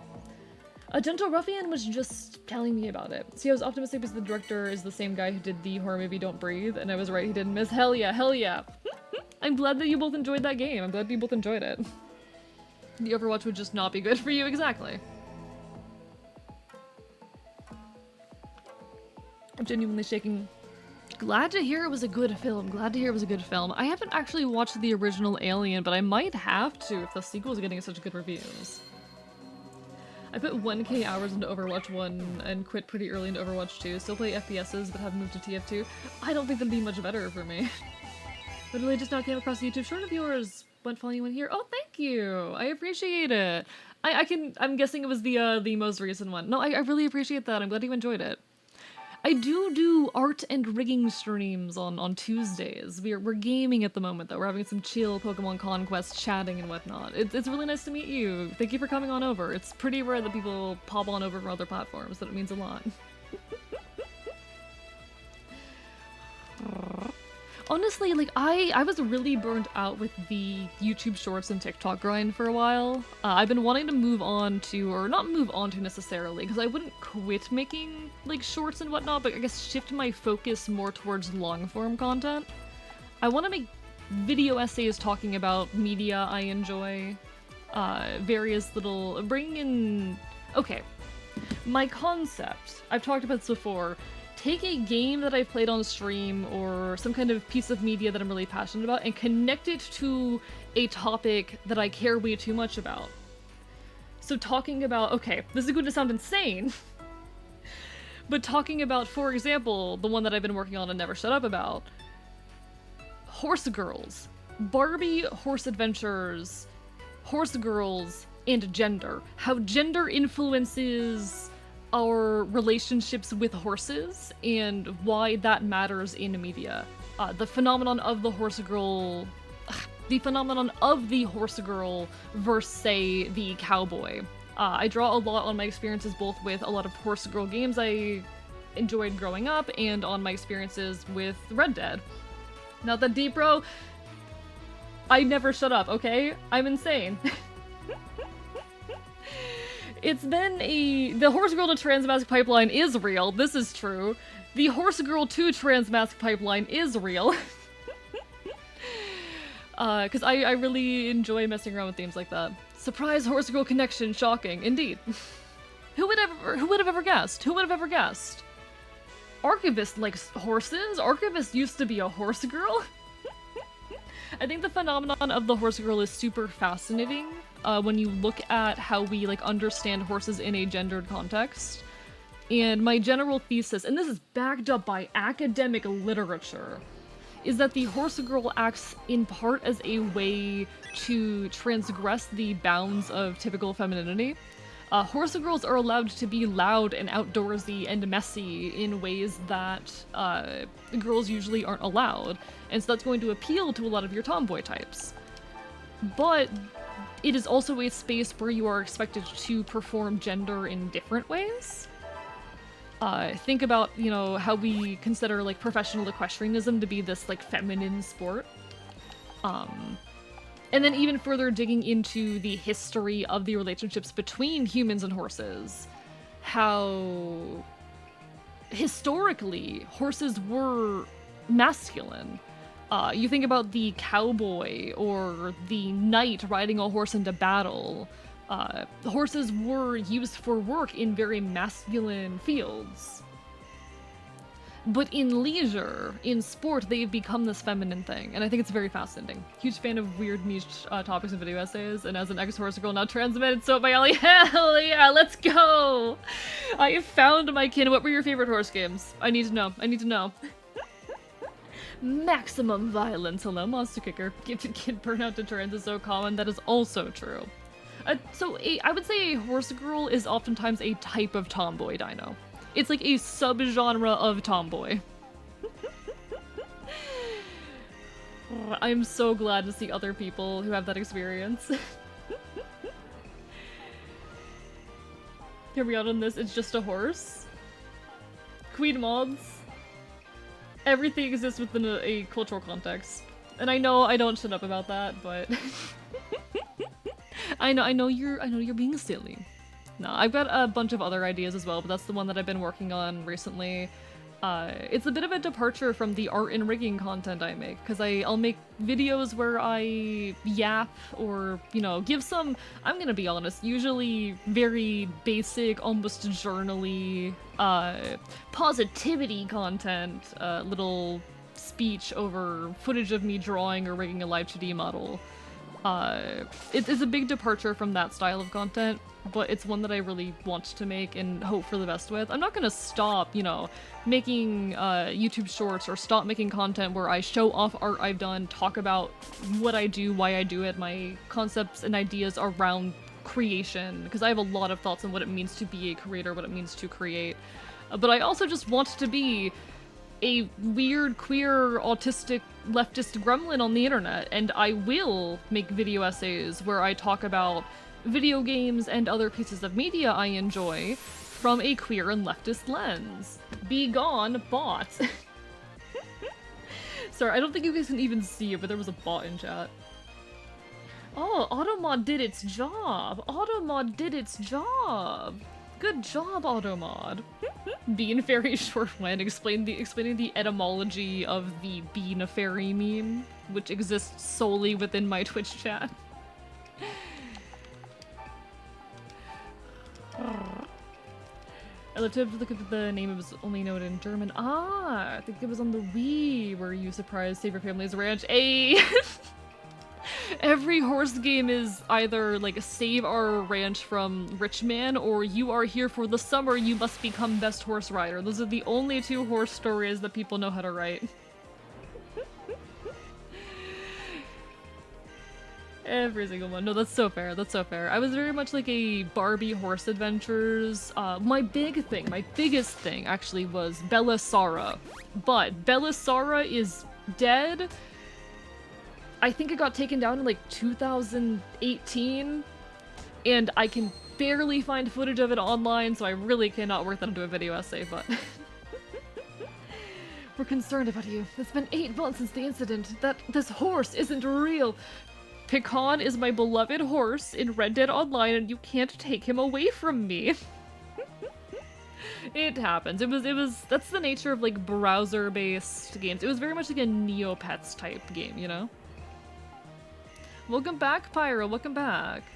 Thoughts on euthanasia? Oh, that's a heavy topic to bring in. I mean, okay, the topic of assisted suicide. I think it's important and valid when someone is, like, facing terminal illness for that to be an option, but damn, that is a big question to spring. Don't you mean Pecan, Queen Moz, don't make me beat you up. I will beat you up. I will beat you up. Don't you dare. What was the line in 2018? Belisara. Belisara. It was this Neopets-esque browser-based game wherein you had horses and there was a lot of magic. My memories of it are very vague, but I loved it. I loved it. Some other ideas I have, this is the weirdest one by far. Wizard 101 and the Politics of Dogs. A video essay wherein I explore the history of the dog people in Wizard 101 because they do a colonialism.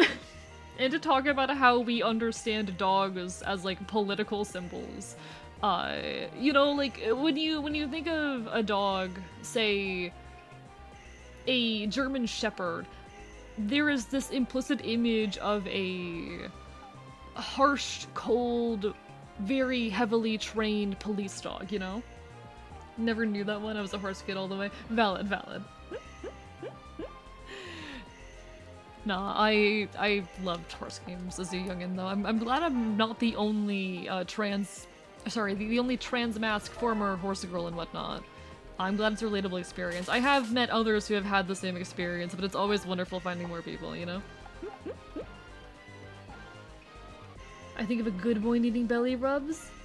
Dogs are political? I mean, dogs aren't inherently political, but we kind of assign everything a symbolic value. So there's this concept in anthropology of animal capital. It's attached to notions, I'm starting to quote Foucault here, and I'm very sorry. There's the notion of biopower, which is... Where are my notes? I need my notes for this one. If I'm going to explain biopower, I need my notes. Where's my notebook?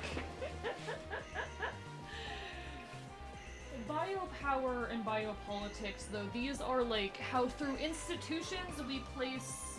No, this is normalization, not animal capital. Animal capital is something else. But animal capital is what I was wanting to refer to. So, animal capital is about the societal value that we place onto animals as both beings and objects. This can include, like, the actual financial value that is brought by an animal, you know, by selling its meat or other produce made by it. It can also include symbolic value. Think about a bald eagle for a second if you're an American. If you're an American in my audience, you probably think of the bald eagle as this very majestic creature that maybe even deserves some level of reverence, unless you're very disillusioned with this country, which I would not blame you, because me too. But there's a very specific image that conjures. That is an example of symbolic animal value. I wish I could overthink stuff like AE and get so much shit done. I do not get anything done. Where was I? So, everything can hold a symbolic value in that nature. It is a form of animal capital, and I would argue that dogs do have a type of animal capital in politics. Yes, they are not inherently political symbols, but they can be used as such. The majority of US presidents have owned dogs. I think there's been a singular US president who, instead of owning a dog, had a cat, and he got ridiculed for it. There is an implicit, like, social value that we place onto these things, and it is fascinating. So I want to dig into that. I have seen Wild Bald Egos over for the real calls over the fake TV ones. Valid. But you can't deny that there is this, like, culturally constructed symbolic value to them, you know? Do you know that there's a theory that Leonardo da Vinci is thought to have ADHD due to his habit of not finishing projects? I think that's unlikely, to be honest, at least not in our... I don't think it's useful to go back and diagnose people of past eras because they existed in a very different cultural context than we exist. And there's a lot of reasons why someone might fail to complete works. The man was known to have some form of mental illness, likely depression or something of that nature. And yes, that could be exacerbated by something like ADHD. I think that's an interesting theory. I don't know if I'd put much weight behind it, you know? Hey, I'm from Philadelphia. I think of the Bald Eagle daily, but Majesty is the last word on my mind. What I'm saying, Dino, is that there is a symbolic value to them. The ways that they're presented in media, the ways that at least the more nationalistic folk in the US might envision them is different. Seed Opta is not aimed towards me, but I can see the intended side effect should be. Exactly. I think in one of the books that I've been reading on this topic, they talk about how in Canada there's the... is it the beaver? That beavers have a very strong animal capital, as both like a kind of cultural political symbol and financially. Yeah, okay. Like how math is red and anyone who says otherwise they're a heretic.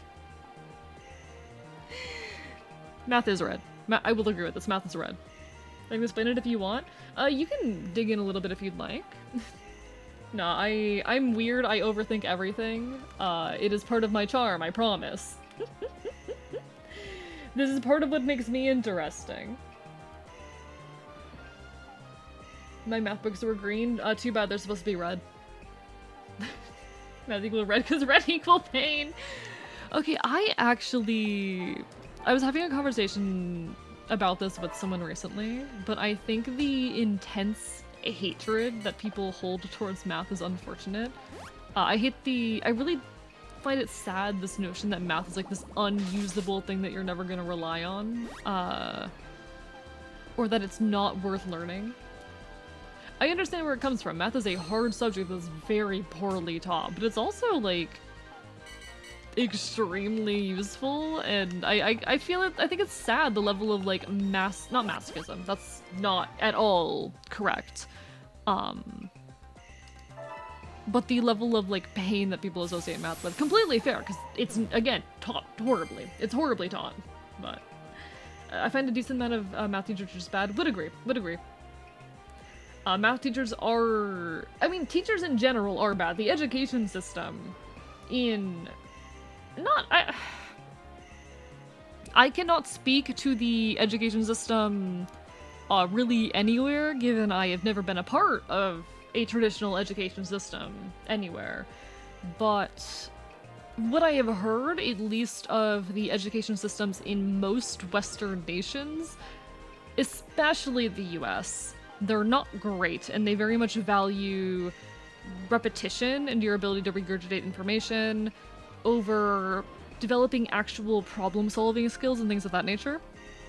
Math equal red, English equal blue/black, science equal blue/purple, history yellow. Okay, I have no stake in this entire argument as someone who has not been educated. Hello, Walnor, lovely to see you. But no, teachers don't know how to teach. They are working off of a rubric, and education should be about teaching you problem-solving skills rather than teaching you how to use and regurgitate a formula or whatnot. Your English classes should focus on how do you meaningfully analyze media, not read this and tell me what this character did. Your math classes should be about how do you apply mathematical concepts to real-world situations, not know this formula. But even aside of that, hello, Malfalto. Hope you're having a wonderful evening. I can't see me. Oh no, Wally. Oh no. Even aside of that, a lot of teachers do suck. I've never done math my entire life. No, I have no stake in this argument because I don't have a traditional education, but I'm going to put my hand in the ring here. All right. We're moving over to the Clip Studio paint canvas. That's how you know things are getting serious. What does story schools fix a lot of those complaints? Yeah, why haven't they been implemented yet? Then implement them. Then fight for them to be implemented. Canada was first colonized by the French for beaver furs, right. There's a fashion trend that was profitable in Europe, but drove European beavers nearly extinct. As the French had more positive interactions with the First Nations, after that, whatever war, the colony called Canada was given to the British to focus on the fur trade, so we literally followed beavers westward. Ah! That's really cool! My dad is a nuclear physics teacher and teach me complicated math, left with more questions than no answers! Anyway. If I can get the stylus to work, I'm going to give you all my hot take, alright? I'm going to give you my hot take on this subject. Stylus, please don't do this to me. I'm live on stream right now. You're not allowed to do this to me when I'm live on stream. That's rude. But hello, Wookiees. Thank you everyone for throwing water bottles at me. This will decide your future, be careful. No, I won't.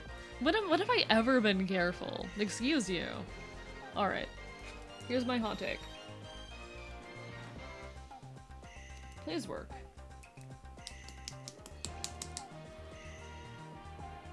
Why do you hate me? There it goes, alright. Math is red. Math is red, alright. Science. No, this is the wrong shade of blue. So science is a dark blue. Where's my dark blue? There we go. Please, please! Oh my god, why are you like this? Why do you hate me? Why do you hate me? Why do you hate me? The take was too hot. Fried a pen. My take was simply too good. The stylus refuses to allow me to express it. Or maybe it's trying to save me the embarrassment. Forgot to mention earlier when you had Cell and hats on, but I love hats for 2 reasons. Oh. Hot take on a subject that no one actually cares about. Come on.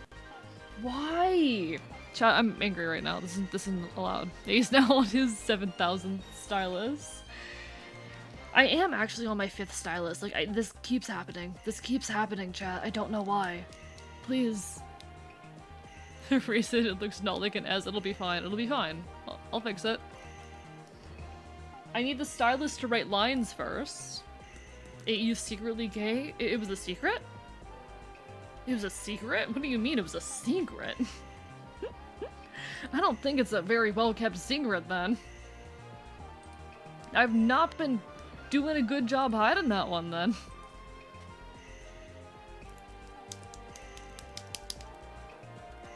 There we go. Alright, science is... why? Okay. Chat, I don't know what's wrong with this thing.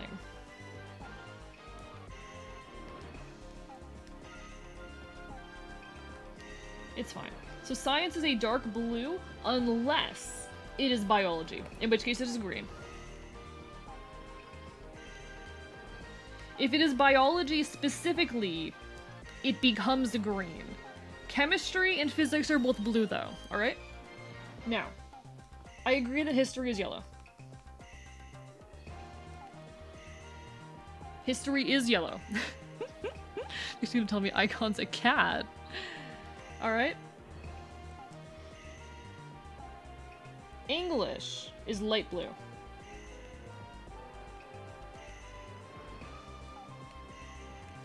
Is there anything I have missed here? Are there any subjects that I have not included? I am uneducated, homophobic pen. It really is. It really is. Hello, Redhead. Thank you for the hydrate. How are you doing? Is there anything I missed? Any subjects I did not include?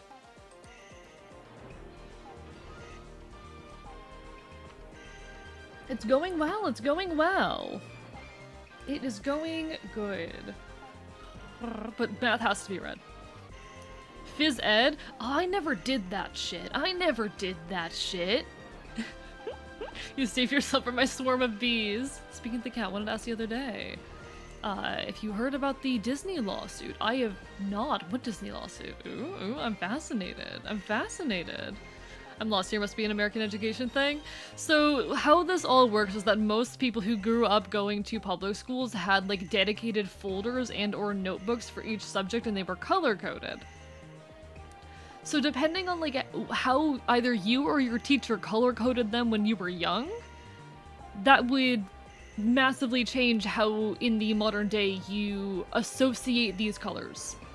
Why is history yellow? I don't know, it just is. I don't know. It just is.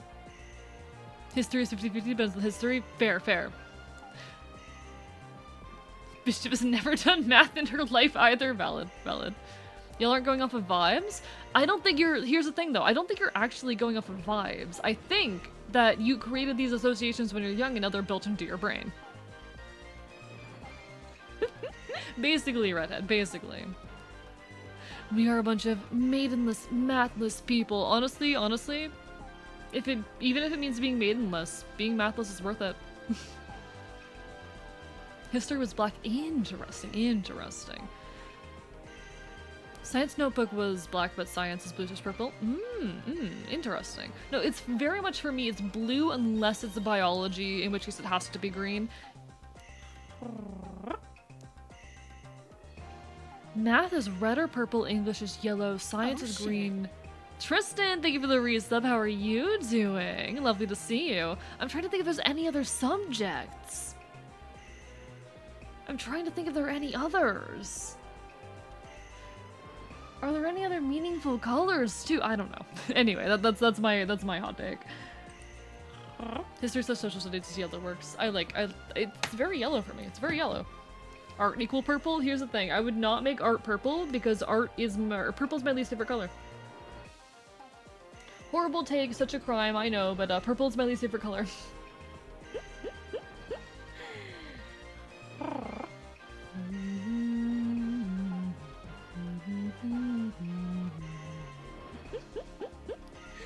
I don't like it.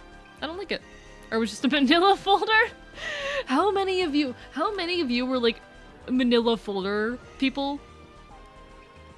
I have handed people like not important documents. I handed Celerity Dust, who was on my stream a little bit ago, a piece of like custom artwork that I made for them in a like suspicious manila folder.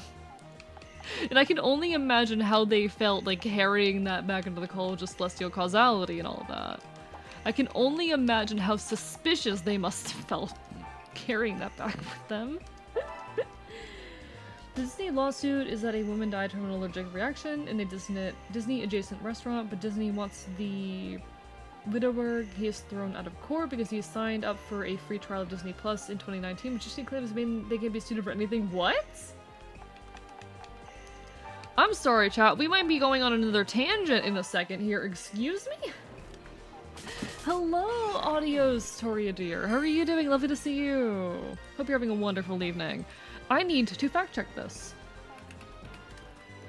Disney court case. Because listen, I've got a lot of dirt on Disney. I'm a Floridian. I know all the dirt on Disney. I need a good...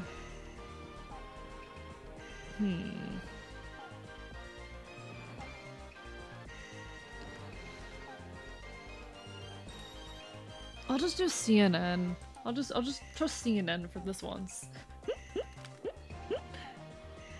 Alright, I need to peek at this. We need to look at this, chat. I'm chilling, thinking about making a silly crossover art because I have new blorbos and they must hang out. Ooh, do it! Do it! Make your blorbos hang out. It's wonderful. Make your blorbos hang out. Alright, Disney's not alone in saying your click means you can't sue. What does this mean? Everyday consumers may be unknowingly signing away their right to sue companies, such as online retail platforms, gig economy apps, and streaming services, even if the claims have no relation to the service a person signed up for. In a current lawsuit, Walt Disney World is arguing that the contract a widower entered by signing up for the Disney Plus streaming service several years ago means that a wrongful death lawsuit he's brought against Disney and a restaurant not owned by Disney on the grounds of the expansive Florida resort cannot go forward in court. choosing increasingly aggressive strategies to steer lawsuits. Okay. What is the actual argument here, though? The average Jones society doesn't know what arbitration is, let alone understand. Yeah, this is true. This is true. Most people do not know how to read legalese. I barely do. Considering the BBC article, I honestly don't have a good grasp on what news sources are the most trustworthy, which is a personal failure, to be honest, but also realized too my blurbos having to fall into the trope of tall, delinquent guys who are idiots, and it's amazing they must meet. That is wonderful. That is wonderful. One of my favorite tropes is horrible child soldier. Horribly abused child soldier. That's one of my favorite tropes anyway. Sorry, I've been thinking about that one a lot recently.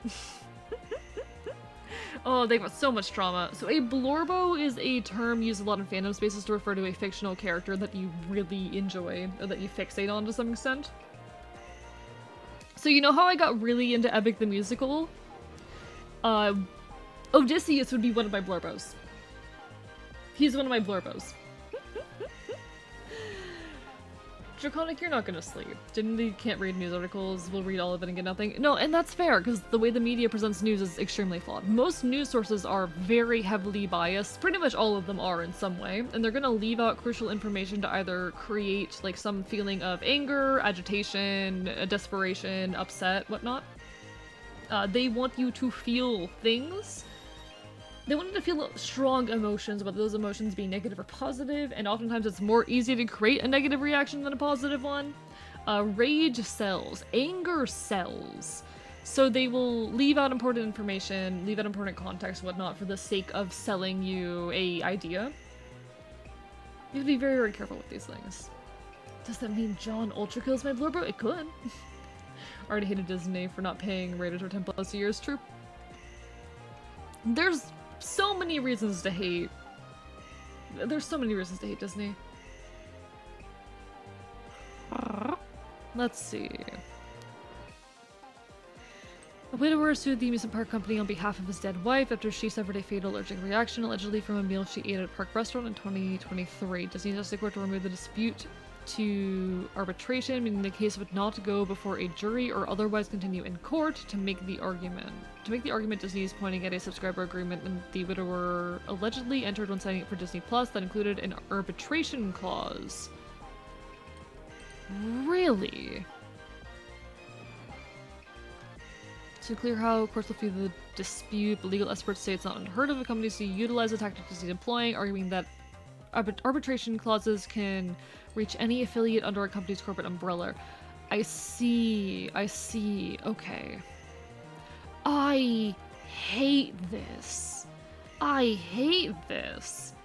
What they're basically saying is here, like, okay, in the terms of service for Disney Plus, when you sign up for it, there's an agreement you sign which says that any attempts you make to bring a court case against them will go to arbitration.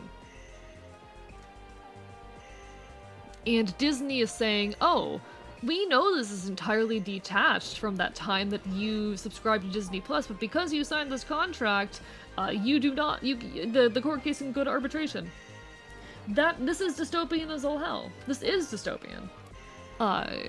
The entire notion of arbitration clauses, I think, like, of course there is such thing as, like, you know, in a situation where you are knowingly endangering yourself to some extent, things like waivers are very important.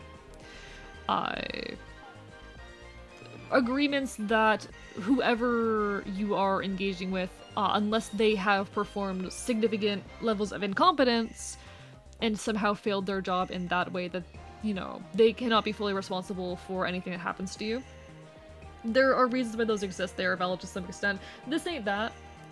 Why is that attached at all to your Disney Plus service? I guess it's to be like, oh, you can't sue us if we charge you because you didn't remove your card info or something like that. That's probably something of that nature, the kind of thing they're trying to protect themselves from. It's shitty either way. It's dystopian as all hell. Speaking of dystopian, gotta head back to work. Good luck and take care. Good night, Jam. It was wonderful having you as per always. But that Robin Husgod does Disney to nothingness. Agreed. I would gladly. Arbitration is a way to resolve disputes without going to court. Exactly, yeah. Less formal, often to a trial, where an impartial third party called an arbitrator listens to both sides and comes to an outcome. And oftentimes, those arbitrators can be very easily bought out by big companies, so... You know, it's scummy as hell, but it's unique at the least. They're not the only company doing this. No worries, Queen Malls. It was lovely seeing you. Have a lovely rest of your evening. Hope to see you again sometime in the near future. Get some good sleep. Arbitration does have some benefits for both sides by making resolutions of disputes more cost-efficient and less time-consuming than lawsuit that goes before a court or jury, but arbitration is also seen as favoring big companies who are repeat players in the arbitration space, yeah. I hate this. I hate this. Because they're not the only company to do this. They're not the only company to do this. I hate this. I hate that this is real. I hate that it wasn't an exaggeration. I was hoping there would be some kind of exaggeration here, and there was not. Oh, Disney. Oh, Disney. I've said it before and I'll say it again. The only good thing Ron DeSantis has ever done was destroy Disney County, but he replaced them with a bunch of conservative conspiracy theorists that think chemicals in the water are making Ben gay, so it's not really much better. Chat, did you guys know, and I've talked about this many times before, but did you guys know, just in case, that Disney used to have control over the county that it was a part of? Like, it in itself, the grounds of Disney Resort were their own dedicated county, which was run by the company Disney itself, essentially. Which allowed them to control things like their own building codes, their own police system, things of that nature. Their own, like, waterways, all of that. Anything that would normally be handled on a county level was handled directly by the company Disney. Ron DeSantis. Hate that man. Absolutely despise that man. He put an end to Disney County. However, he also stacked its entire, like, government, the government of the county that he established there, with conservative conspiracy theorists, including a guy who thinks that chemicals that they're putting in the water are making men gay and effeminate. Which, how is someone like that? How have we reached a point where a extremely mainstream conservative politician can just do that? I'm just saying. I hate politics. I hate politics, chat. If you love child soldiers, I can give you a good bunch of media tackling the subject, both games and TV shows. I might be interested, Pyro. I wish nothing but the worst for that man. It's not Alex Jones, but it's someone who is very much like him. What are they drinking and where can I get it? I need the gay water, chat. I need to become gayer. I need to kiss more men. Was hoping you could tell me they're trying to do that crap up here in the north. Rip.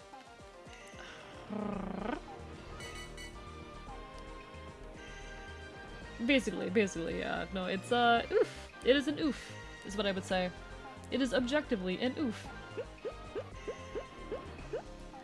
I have a hate-love relationship with politics. Like, I enjoy talking on them. They're things that I also care very deeply about. I'm a pretty politically active person, but oh god, I hate this country.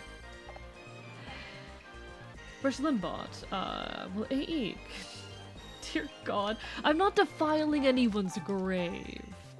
It's tempting, though. I do really need to watch Evangelion at some point, Pyro. I feel like I would love it, but it's scary. That is a big, scary piece of media. That is a big, scary piece of media.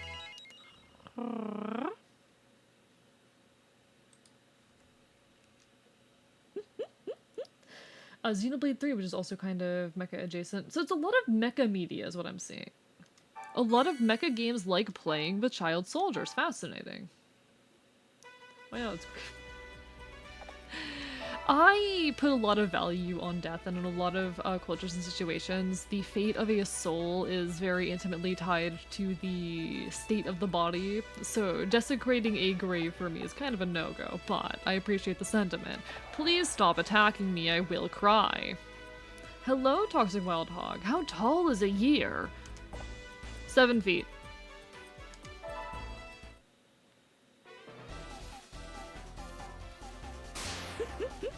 5'3".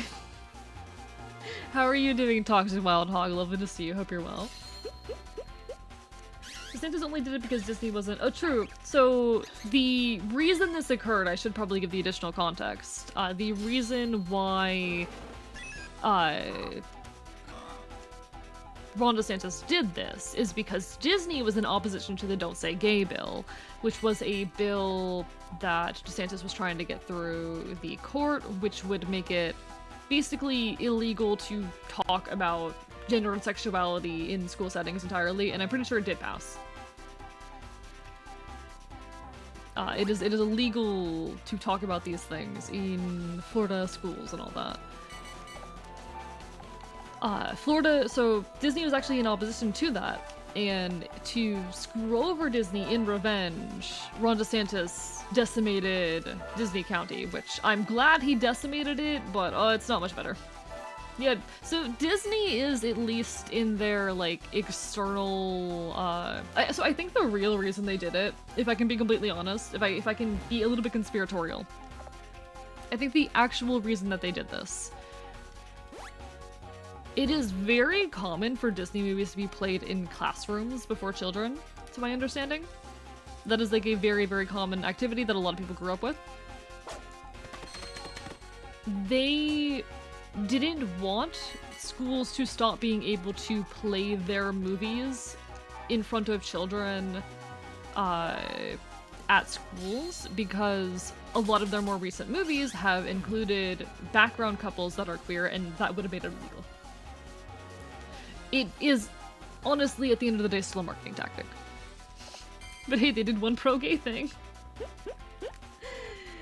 I actually don't like that last post. Let me peek. I need to catch up real quick.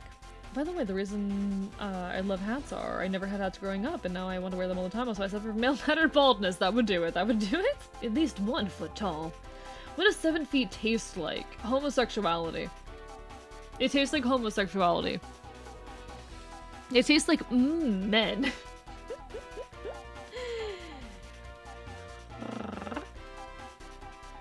Men who spend a literal year's worth of taxes to ride a horse across a bay to prove a point?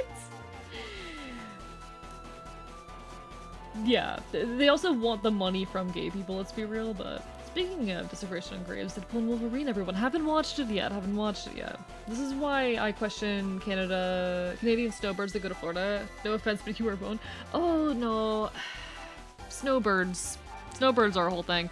I was having a conversation in a French chat this morning all about, like, weird cultural differences between the American North and South. And my personal distaste for cities. And one thing that I did mention there, you can tell oftentimes, like, in passing interactions, who grew up in, like, a more northern city environment and who grew up in the South. Because there's a very meaningful difference, oh, that was a lot of damage, in how they, like, perform day-to-day interactions. And especially in, like, little bits of etiquette. One example that was brought up in the chat by someone else, outside of, like, northern cities, things like small talk, like, making time for other people, etc., those are expectations. Those are basically, like, social obligations. It's so fascinating. Question, how many of the far-right politicians are secretly gay? I don't think it's worth speculating on that, but it is common. Of course it's profit-orientated. They're a big company. Speaking of Canadian, I DM'd you a Necoboy Blue Clip. I do not speak French. Wait, did I say something French? I don't think I speak French. Listen, the only languages that I speak are English and Ashi, the Fey language of my world, which you can watch me work on live on stream. Hee hee ha ha. It's boring content, but it's fun. It's bad content, but it's fun.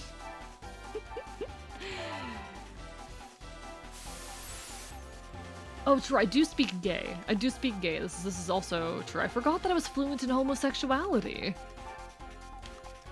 I forgot for a second that I was fluent in gay. I do think there is truth to the whole notion that like a lot of politicians on the right are, especially extremely homophobic ones, are in some way gay and have weird self-hatred around it. But I don't think it's useful as like a point of attack. I don't know. It's not an argument that really goes anywhere, I guess. Also, folks, there will be an ad hitting in about a minute. Apologies, not a whole lot I can do about it. Twitch does force me to run ads, but don't worry, I will still be here when the ad ends. And we'll still be yapping, chatting, because I'm not capable of shutting my damn mouth, and why would you want me to? No, in Canada, we don't like that kind of small talk. Seems disingenuous if you want a meaningful conversation, but that's just a Medito ban opinion. No, and the thing is, if you're in the South, that is an expectation. That is not just, oh, this is a thing that happens sometimes here. No, that is an expectation. That is something that you are supposed to do. You are expected to do. It is weird if you don't. It stands out as odd if you don't.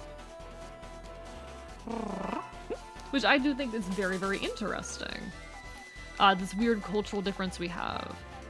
I talk quite a bit on, like, community as it exists in the South.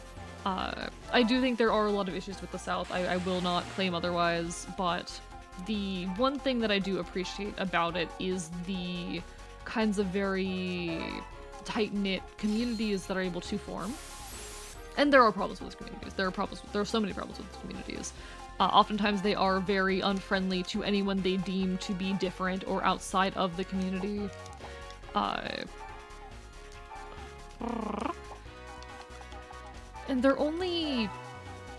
they're not entirely useful in a lot of ways, but I enjoy that level of community. I wish it was more common outside of rural spaces. Love the sentence, I speak this language that I'm currently speaking on stream. Yeah, and yeah, it's true. Wow, gay is a language? Wow, so many ups and downs tonight. I'm a very normal content creator.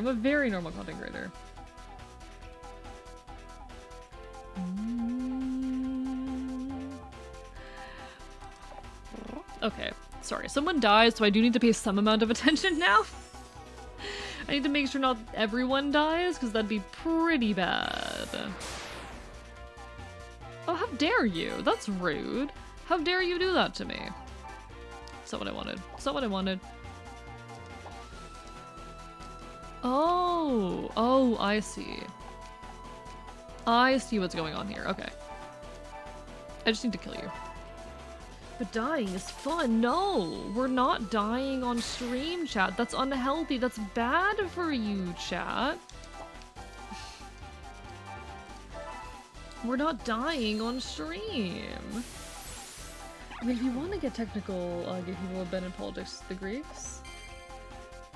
I'm not talking about the fact that, like, gay people exist in political spaces. I'm talking about the speculation that anyone who is homophobic is secretly hiding the fact that they're gay. I don't think it's useful rhetoric. I think it's funny. Don't get me wrong, it's hilarious. But I don't think it is rhetoric that moves us forward. Can I die after stream? No, you cannot. None of you are gonna be dying, at least not on my watch.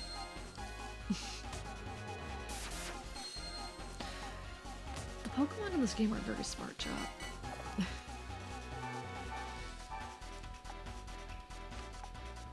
How do I want to handle this? How much damage will you do? Perfect. I mean, you have one eyeball and there's like 70 of us. There's not that many of you. There's not that many of you. Shut up. Okay. Finish you off, and we basically win now. Let's go! Chat, I'm good at the video game for once. I thought it was the Lords making the bad call. Oh! Oh shit, chat! Let's fucking go! God, all of the animations in this game are so stupid. Oh, 70 eyes most. Oh, I see. You do have more eyes for me. You do have more eyes than me. Understood. Welcome back from the ad, everyone. Hi. We have acquired a bomb. We have an explosive now, chat. Learning necromancy to spite and bite. There will not be any learning necromancy in my stream. We value the fate of the dead here, chat. We value the physical state of the deceased. We don't disrupt the dead here. No. Y'all are wonderful. Y'all are fucking wonderful. Just trying to keep chat alive? No, and I appreciate. There is no anger in anything I'm saying. I'm being silly. We're gonna try and grab this warlord and hopefully not die in the process. No necromancy. How are we gonna heal people then? Healing people isn't... Okay. I've had people make the necromancy is basically just healing argument. No. Necromancy is not just healing. Healing is not just necromancy. No, I refuse to accept that argument. No. Healing is not necromancy. Necromancy isn't healing. No. They're very functionally different, actually. Geomancy is healing. If you overheal people, you could give them cancer. That actually sounds like a really fascinating idea for like magic system or healing system. That actually sounds really fascinating. A system wherein you can overdo healing to a harmful extent. That sounds cool. You'd have to dig into some of the cellular biology there, but I like that. They're alive again, problem solved? No! For those unaware, I am a big enjoyer of death rituals and related subjects.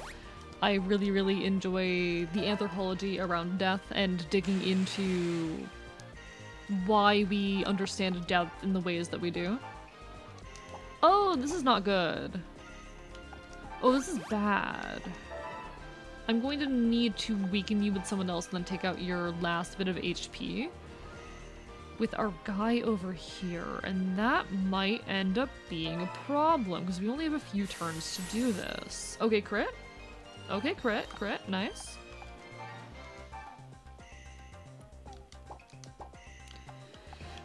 How do I want to do this? Well, healing's preventing the soul from leaving. I guess you're delaying death? Okay. I care, though, a lot about death anthropology and our, like, understanding of the cultural practices around death. I think it is such a fascinating area of study. I really love digging into death, why we understand it the ways that we do, why we celebrate it the ways that we do. Rituals are rituals for a reason. They exist for a lot of reasons, both like social and cultural. They can be very soothing to people in helping them to process the death of a loved one, but they also oftentimes serve like a kind of mythological purpose.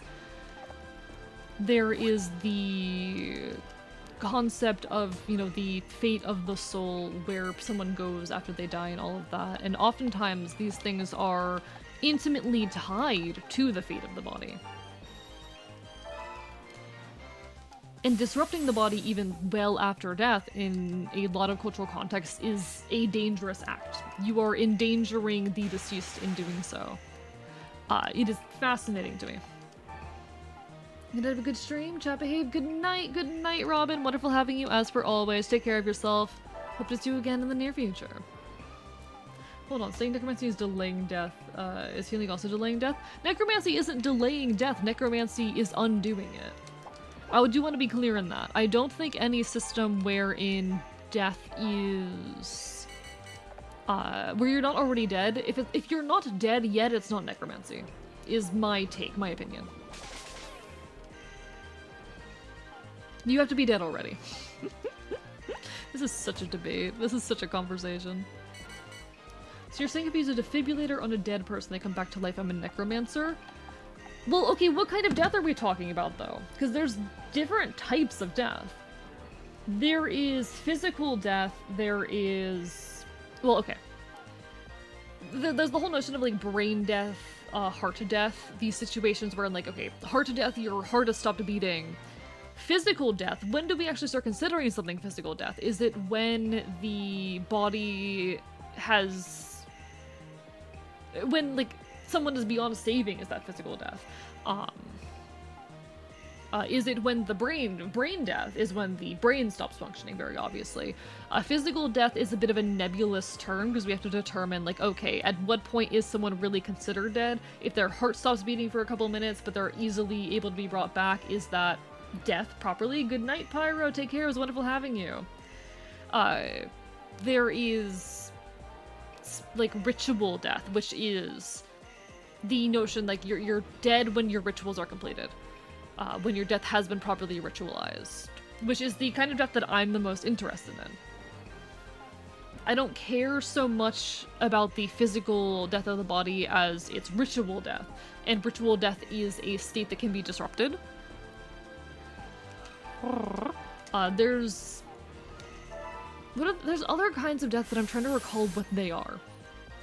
Living consciousness exists on a continuum. The fringes of life or death remind us of that. Yeah. These are just the outward fringes, a very complicated concept. In the end, death is a social construct. Death is just a social construct, chat. It can't hurt you if you don't let it. I think AE just doesn't want me to become part of the Shadow Wizard Bunny Gang. Why would you want to become a part of the Shadow Wizard Money Gang? When you could watch my stream. God. Depending on the culture, the same person might be considered dead or not is what I mean. Oh, that is very true, actually. That is extremely true. Do I midstream pull out the book, chat? Do I midstream pull out my death rituals book? Okay, you have issues with raising corpses, however. That is one use of necromancy. Healing someone's wounds is another. That is not necromancy, that is healing magic. Necromancy and healing magic are different. Hit him with the book. Let me grab it. Let me grab the book, chat. I have it on the floor, like 2 feet from my desk. I have in my hands, chat. I'm gonna be an amazing video essayist when I learn how to fucking write. Hello, Ginga. How are you? Lovely to see you. Haven't seen you yet tonight, I don't think. I do have a lot of weird books. I have in my hands my copy of Celebrations of Death, the Anthropology of Mortuary Ritual 2nd edition.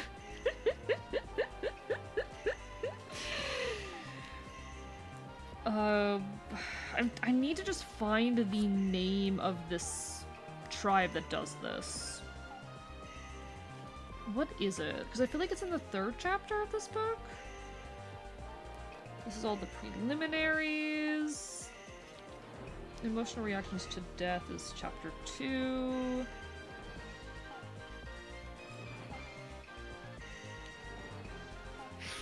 I don't want to talk about Durkheim. I just want to know what this group was that participated in this one practice.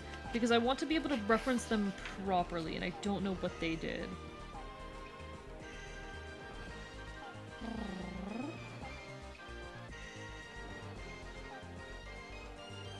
Yeah, I cannot find what the name of the people who did this were.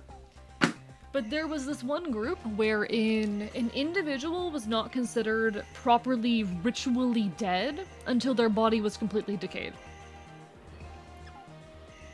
I don't know what continent they were from. I don't know what continent they were from. But this one people, they would, after someone had died, build a like small quote-unquote house to keep the corpse in. And the corpse would stay in that house until it completely decomposed. I don't, yeah, it's not the slushy people. They would stay there until it completely decomposed. And this could take years. I'm pretty sure it was something like every year they would open up the house, see if the body had fully decomposed yet, and if it hadn't, they would continue grieving. And they were not allowed to stop grieving. They had to continue grieving and waiting for this person to properly pass on until the body fully decayed, at which point it would be given a second burial. Congrats on the Covenantal Zedfire, wish that were me. Morning has to get started in the game. It might be something like that. One sec, let me peek at this. Let me see if we can find this real quick. Secondary burial is what it was called, or double funeral. The term refers to remains that represent an exhumation and reburial, whether intentional or accidental. Thank you for the hydrate, Genga. But yeah, hope you've been well. It's so good to see you. I'm biting you. I'm biting you. Did you miss my option to send over a magic system with overhealing? Oh, feel free to. I did miss that. Feel free to send it in the Discord or something. I think magic is necromancy. Necromancy is the manipulation of life and death. Of course, we could have incredibly different definitions. At least the way that I consider necromancy. I don't consider it to be necromancy unless someone's already dead, but that is me. Kind of rough though, imagine having to keep with the grieving. Yeah, and it's fascinating for that reason, but they were of the opinion that not grieving, not spending that time grieving would delay the ability of the soul to like arrive. And if the body was never able to properly decompose and the soul was not able to fully pass on, it was now in this liminal state where it was in danger. I'll leave some for you. Thank you. Getting the bite. Getting the bite. Hey, y'all are wonderful and I appreciate you guys so much, and it makes my night. It genuinely just makes my night getting to come on here and see you people. In case you for some reason needed to hear that from a gay fox boy, it makes my world, my night, my everything, being able to come on here and do this and entertain you all.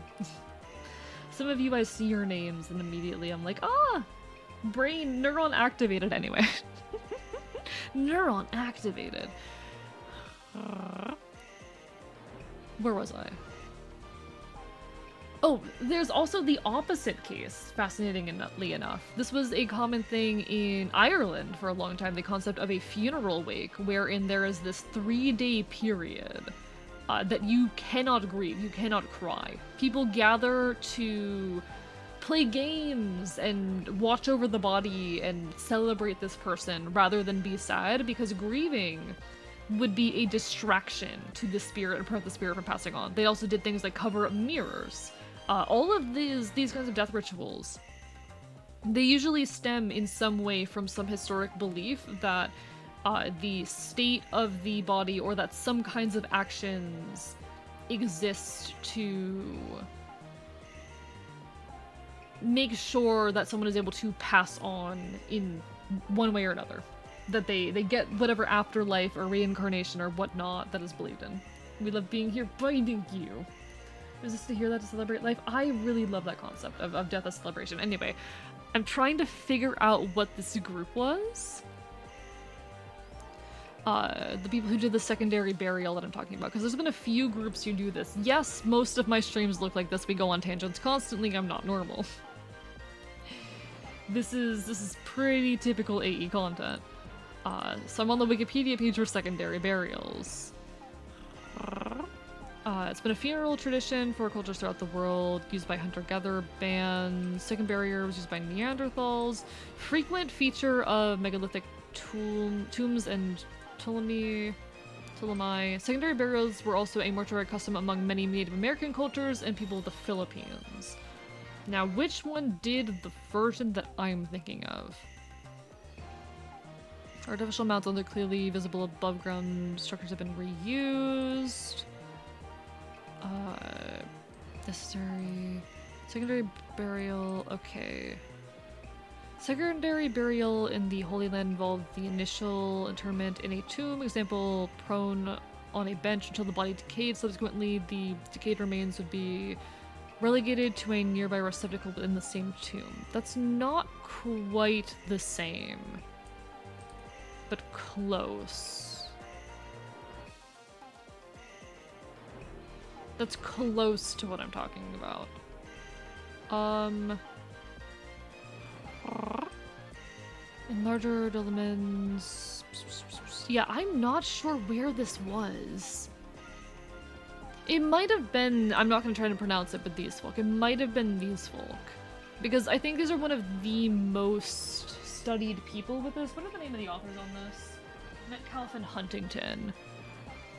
I'd have to do more reading. But no, it's fascinating stuff. It's fascinating stuff. This topic is so interesting to me. I love listening to your ramble. I'm glad. I do this a lot.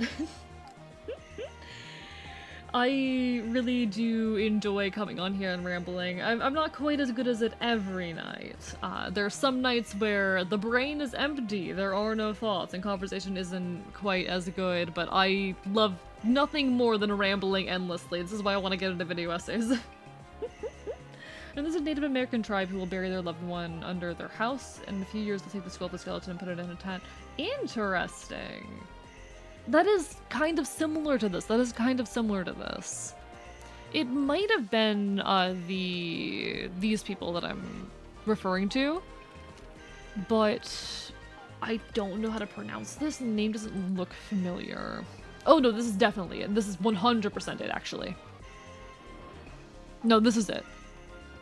I'm not gonna try and pronounce it, I'm sorry, but this was 100% the group. And their death rituals were fascinating. I love death anthropology. It's all in the interest of helping people emotionally through loss at the end of the day. But the different ways that different cultures have created to do so, it's so cool. It is so incredibly cool. Fucking love this stuff. Trans gay fox boy, I believe. Basically, that's me. I do want to hear it from a gay fox boy.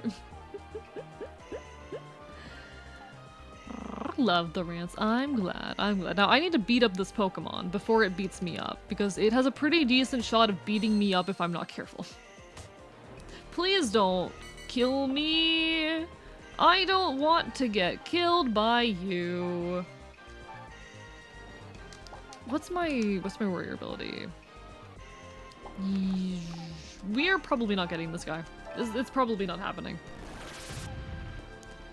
It really depends entirely on whether he chooses to attack me or the other guy. That choice will make the difference here on whether or not I die. It'll be fine. We'll be fine. Why hasn't the bomb exploded yet? I don't know, it's like a really, really slow, long-term explosive. It's weird. It's weird. Please be smart enough not to try and kill— you're dead. You're dead. And we're not getting you. Because you got killed. My least favorite thing about this game, chat. My least favorite thing about this game. If they are killed by indirect damage, so say fire damage from a burn or damage from what we just saw here, we do not get them. We don't get to capture them. That's his only purpose. His purpose was supposed to be to capture that warlord, but no. The game doesn't like it when I capture warlords. And it's too late for me to capture the rest of you, I think. God damn it. Well, I could kill you with the bomb, and then we might get to keep you. It was a timber, to be fair. Okay, yes, it was a timber, to be fair. I'm still mad about it. Cute fox cast arson. I'm not cute. I'm not cute, chat. We've been over this. I'm not cute. I'm handsome. I'm pretty, but I'm not cute. We've been over this. We've been over this. Oh, no. Yeah, no, I'm not killing you. Never mind. Fortress, you're like really bad. You're like actually terrible. Why? Why are you so bad? Why are you so bad? Hey, I'll find you a random timber and throw it to Florida. Good, please do, I'll kill it. Hey, you're a bastard? Yeah, and? Yeah, and? I'm aware. Lovely fox cast cute. I only cast cute as a mechanism for deception, because I am not cute. If I am casting cute, it is only to deceive you into thinking that I am cute, because I am factually not. I am in fact handsome and pretty and also terrible. Oh, chat. Can I show you guys how 2.0 is coming along? Do you guys mind if I do that? You guys mind if I give you guys a 2.0 update? Because I spent all day today. I spent all day today working on head angles instead of writing horse video. No, that one meme is stuck in my head. The once I get my life together, it's all over for you motherfuckers. That's me at content creation. That's me at all of content creation. Once I get my shit together, it's so over for you people. But I have been working on head angles, chat. And you guys may remember that I was dreading head angles. Because they're my least favorite thing to rig, probably. Look at this. Look at that, chat. Look at that smooth-ass head turn. I got some help from a friend figuring out like the exact angle of the face and everything here, but it came out incredible. I'm very, very happy with it, and probably my favorite bit of it. It's so small, but if we open up the mouth here, the angle on the tongue. The angle on the tongue. I want to shift the throat a bit further back in the mouth and maybe narrow down in the corner a bit, but being able to get that kind of angle on a tongue feels very, very good. There's so many details to this model that I'm so incredibly excited for. And if I just shove him in action for a second, in the random posing method, you'll be able to see we got the beautiful mouth and eye movements and ear movements as the head turns. I'm so excited. Look at that smooth ass! Thank you, Deadfire. When 2.0's rigged horse videos ascended to godhood, if I finish this model, if I debut this model before I finish writing horse video, I'm gonna be so mad. Tongue piercing, I know, Dental Ruffian, I know it is. Oh, how handsome? Handsome works. APC is fighting for dear life. Is the stream buffering? Oh no? No, we're fine. We're fine. We're only using 2% of my CPU. OBS's.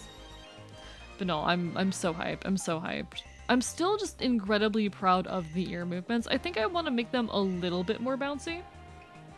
Oh, typically when you bring up other models. Oh, yeah. Sometimes it does. I'm not using all my memory right now though, so it's fine. I do kind of want to make the ear movements a bit bouncier. I think icons are bouncier. They need a little bit more bounce. But I really love it. Just for reference of what icons' ear movements look like, let me grab him. Icon, for those unaware, is the Kachi, the cat fairy that occasionally takes over my Twitch channel. I despise him. He is a miserable little soul thief. And also apparently like a femboy idol.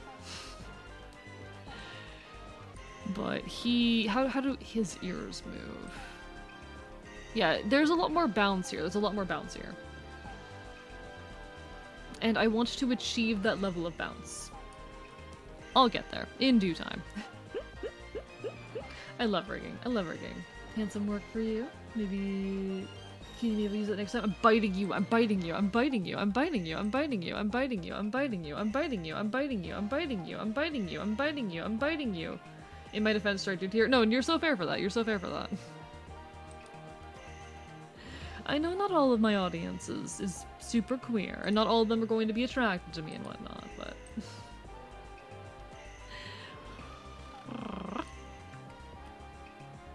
I like rigging, and I'm really, really happy with how the model's coming along so far. I'm very excited. We're going to continue working on it on Tuesday. It will hopefully be a good time, as it always is. And I cannot wait to have that model done.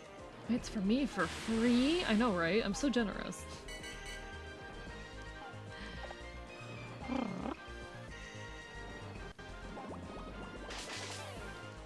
I'm so excited to debut that model. It's gonna be on September 21st of this year. Very off topic, but what's with your eye, if you're fine with answering? One moment.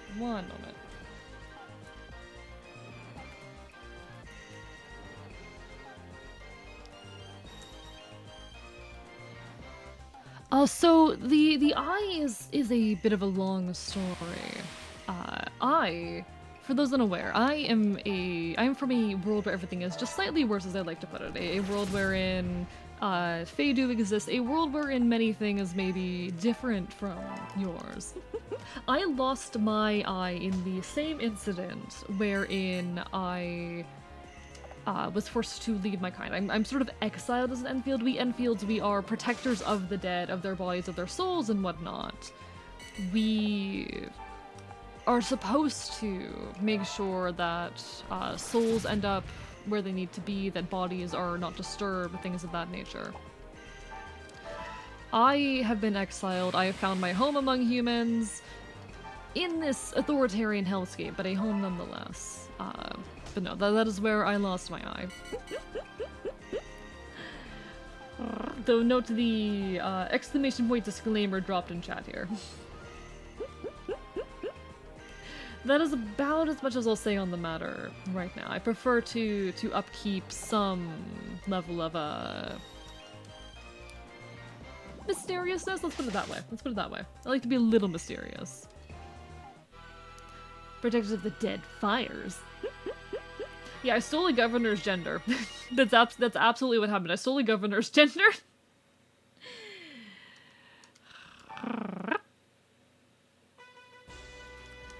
But no, I do not mind questions. If you have questions about me, about the world I live in, feel free. It's always a little bit of a difficult thing to introduce to folks. Like, oh yes, I am from a terrible, horrible Earth where everything is much worse, and also I'm a fae beast, etc., but I like talking on it. No, you're completely fair. I don't blame you for asking. You're far from the only one. I do not blame curiosity at all. The how do I say? The line with the the curtains are not obvious. The theatrics are not always obvious. The performance are not always obvious. But I like to maintain some.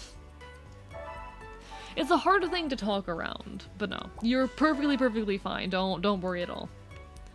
What do we have going on here and here? Okay, we're gonna need to spread people out a bit more probably. Do you have an emotional support, Zelda? You're literally right there, Zelda. You are literally right there. The answer to that is a very firm yes. We're gonna try. We're not having much luck with recruiting new warriors, and I'm worried about that. We'll try this and see what happens, but I'm concerned.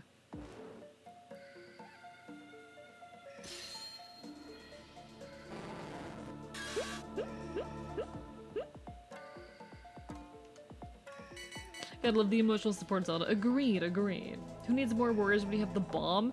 The entire premise of the mission is getting more warriors. Draconic. The entire premise is that I need more warriors. Can I just say that people who 100% this game are absolutely insane. I know a few people who have either attempted to or actually have successfully 100%ed this game, and those people scare me. That is nightmare fuel, nightmare fodder. I could never.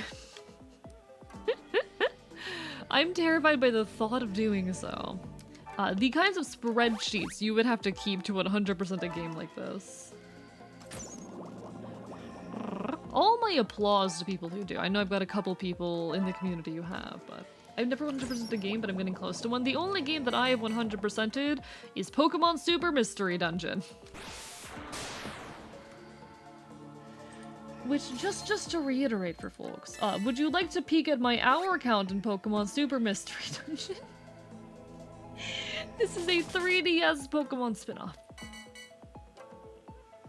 It's not even, I mean, it is good, actually. I do really like it.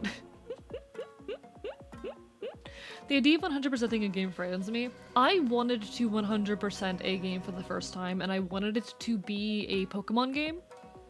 Or a Pokemon Mystery Dungeon game specifically. And Pokemon Super Mystery Dungeon is, well, not the quickest one to 100%. It is the one with the most easy ways to, like, verify that you 100%ed to track it, because it tracks it in the game for you. So it is what I opted to 100%, and I'm glad I did. I really enjoyed my time with it. 100%ing a game, unless you're really passionate about it, I don't think it's really worth it. I think oftentimes you're better off experiencing, like, new stories. I don't want to say, like, new and greater stories, but just experiencing more stories, more media, whatnot, than, like, retreading the same ground, trying to perfect something.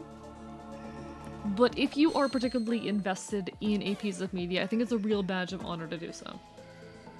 Only games I've ever 100%ed was Sly Cooper 3 Honor Among Thieves. That is so fair. That is so fair. I really want to play the Sly Cooper games. They're on my list to eventually stream. One of these days I will. One of these days. Getting close to 100%ing 7 Days to Die. Just missing a couple harder achievements. Hell yeah. I do. The other game that I want to 100% when I get the chance is going to be Hades. Because we did beat that one on stream. But now that I'm in the, you know, past credits, or post credits, I just want to kind of play it on my own and 100%. I don't think, for those who were wondering, because I know there were some folks who were asking, I don't think that I am going to stream the rest of Hades. Yes, there is still, like, plot and credits to be found. I think that at this point I am better off kind of just engaging with the game on my own terms. We're not getting this warrior. We've not gotten anyone new in our army.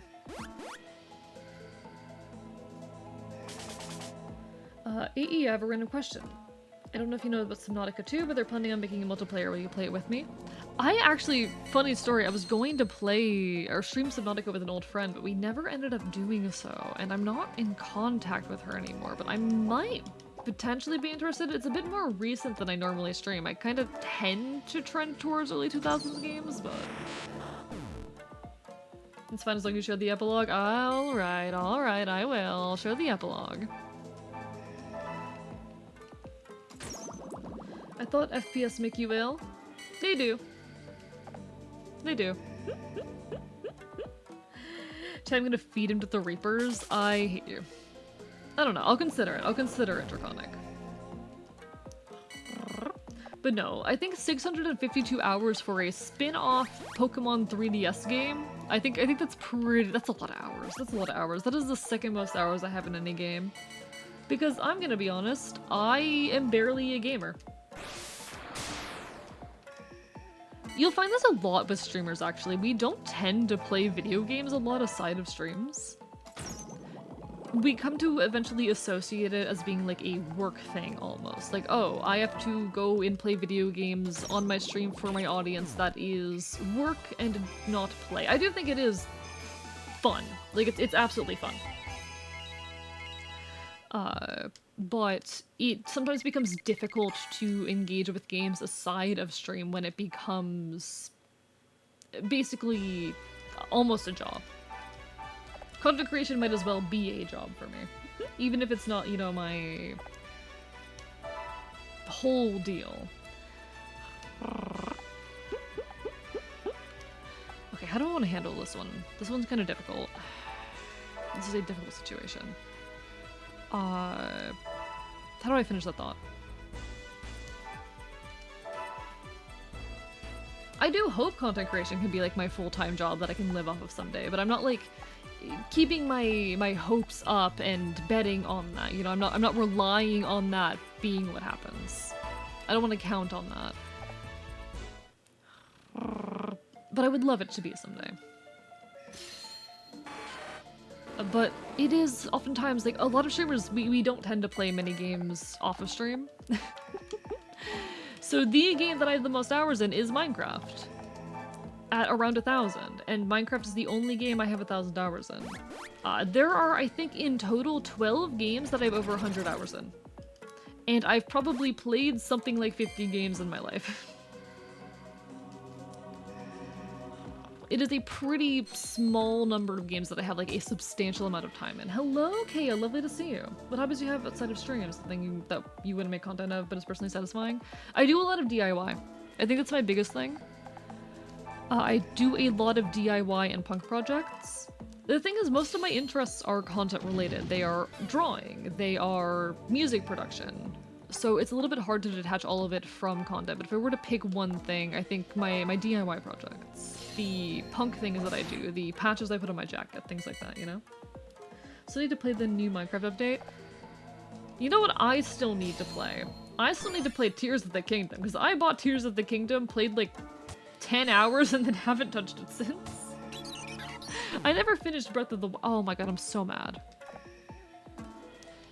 They died to the recoil. It's not the recoil damage, but the damage that they got for attacking me. God damn it. Again! But no, I never finished Tears of the Kingdom or Breath of the Wild.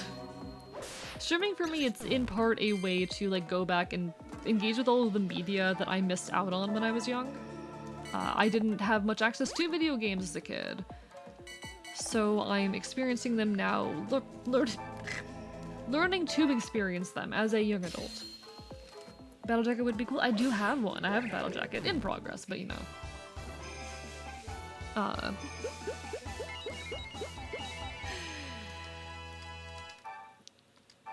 What was I saying? Oh, I did get him. Never mind. I did get him. Battle jacket stream would be cool, and I do have a couple old sewing machines that I want to do hand cam streams with eventually. But aside of that, oftentimes as content creators, streaming becomes such a heavy part of our lives that we don't engage with media much outside of it, and for me, streaming is in part a way for me to engage with all the media that I wouldn't be able to get myself to otherwise. Primarily things that I missed out on as a kid because I didn't have much access to video games. My access to technology and to games especially was extremely limited. I'm learning to play games as a young adult, and I like to think that's a little bit of my charm. That I walk into every new game I play terrible at it, and I slowly have to adjust and learn and whatnot. It's kind of, I think, the closest you can get to getting to replay like your favorite childhood game for the first time. But even aside of that,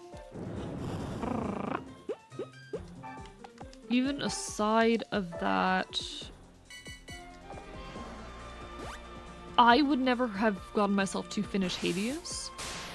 Probably would have never gotten myself to open up Hades for the first time had I not played it on stream. That's why I made an exception for that game, because I knew myself well enough to know that I was never going to get myself to play it if I didn't do it then. And I think it's really, really valuable that I did end up streaming it. I think I gained a lot from the experience. I'm very grateful I did.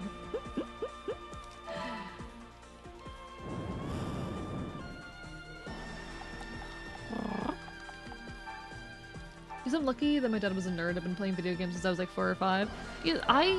So fun fact about me. I did not hold a modern video game controller until less than 4 years ago. Less than 4 years ago. It will have been 4 years in, I think, November. It will have been 4 years. I did not have consistent access to a computer until I was like 16, 17. These things are very new for me. So I'm doing my best. That's one thing I'll say about you, buddy. Even though you have not played a lot of games, you can get into a game, you very much learn everything you can about the game. Very entertaining to watch. I hyper-fixate on things, and I will learn everything, and I love that. I've been told that I'm the kind of person that when I get really invested in something, when I start to hyper-fixate, I develop this encyclopedic knowledge, and I've had friends drag me into games and just take so much joy in watching me just grow so much passion around them. It happened with Red Dead Online is one of the more recent examples, where a friend bought me Red Dead Online. Honestly, a little worried that I wouldn't enjoy it, and I played the hell out of it. I have 300 hours in it, which is pretty good for me. I'm glad that I can, like, be here and allow people to watch me, like, grow as a creator and whatnot, and grow as a gamer, too.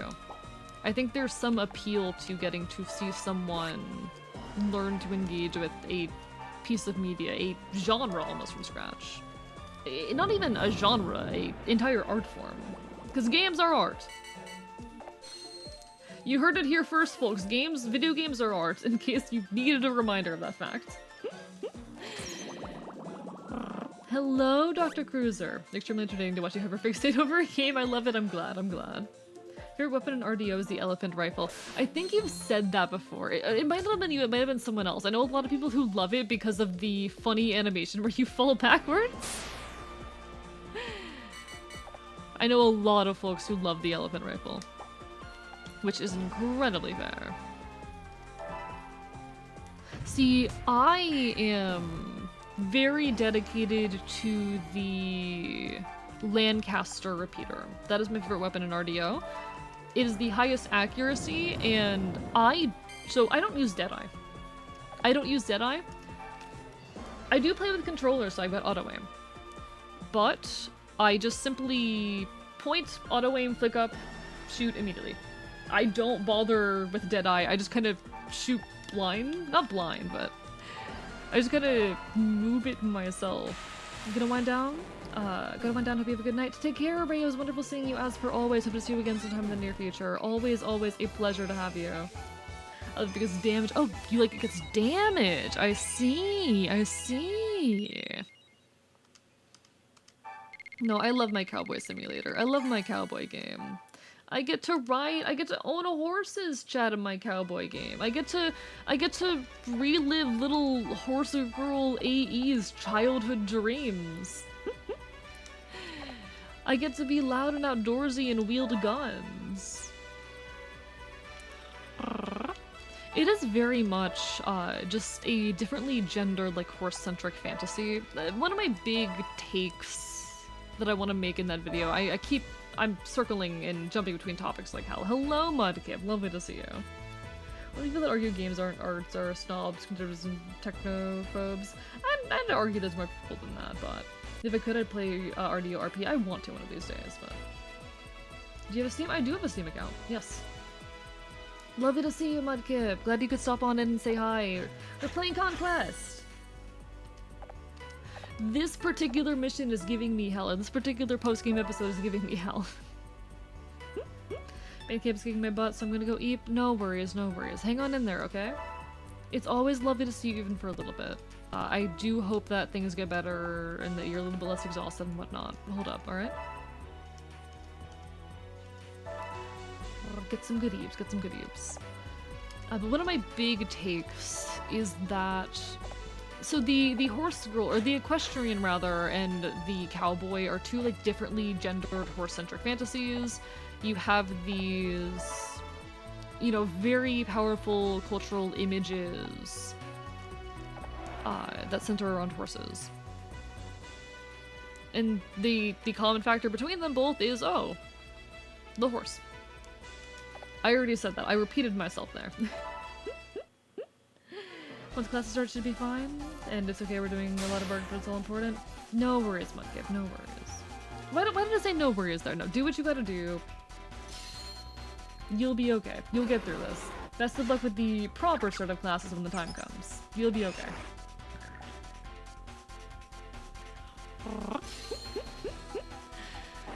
But my big opinion that I keep trying to get to and then interrupting my own thoughts before I get there both the cowboy and the equestrian aren't really real.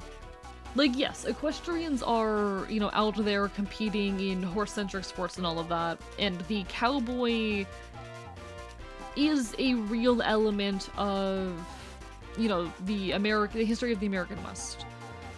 But the cultural conception, the symbols, the cultural symbols these have become aren't real. The idea that the equestrian is hyperfemininity and whatnot is a fabrication. Yes, the equestrian performs femininity when in a competition on a stage, but femininity is very much not a part of the greater, like, horse owning or riding experience. It is a performance. Meanwhile, the cowboy has really been mythologized through media into this cultural icon that doesn't really represent what it actually was. And I think that's so fucking fascinating. I think that is so incredibly fascinating. This is going to be dangerous. This is going to be dangerous. I am probably going to get my ass kicked right now.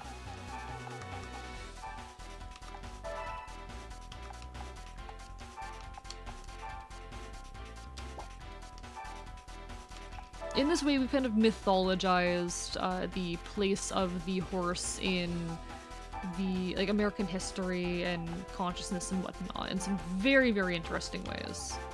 Some ways. Why do you only do 1 damage consistently? One sec, I need to look into your info panel. How do I do that? Can I just, like, go into your little info page?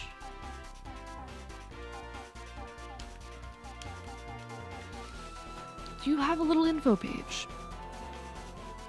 I need to... Okay, I don't understand how to use your attack. Did I make a mistake? I might have been an error. Yeah, because that was a super effective crit that did 1 damage. Excuse me? Excuse me. Are you okay?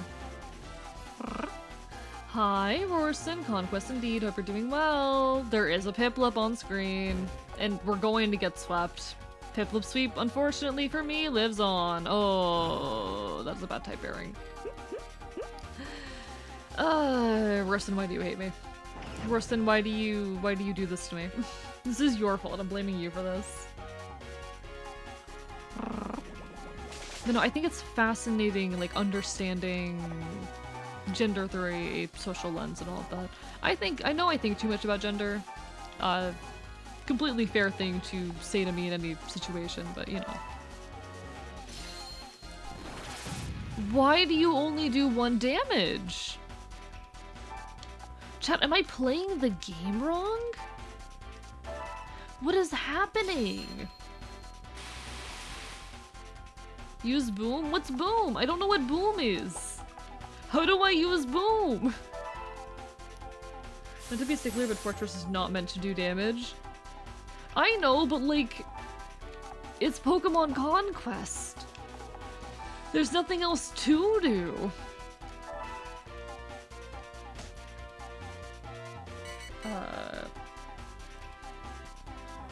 One second, let me peek up what's saying. Where goes the most accurate cowboy movie? Pop culture cowboys are white guys playing farmhand, they look down on job. Yeah.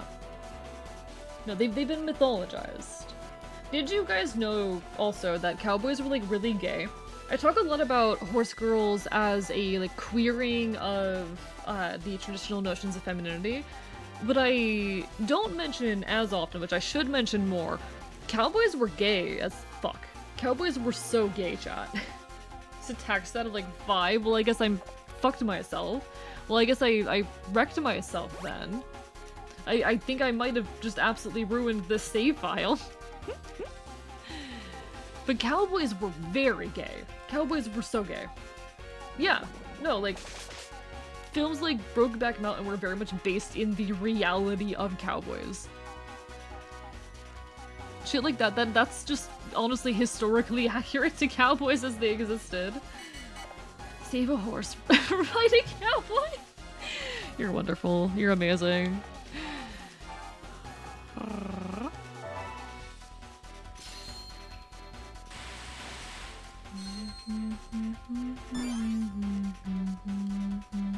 Okay, here's what I'm gonna do. Terrible idea, but we're gonna do it anyway.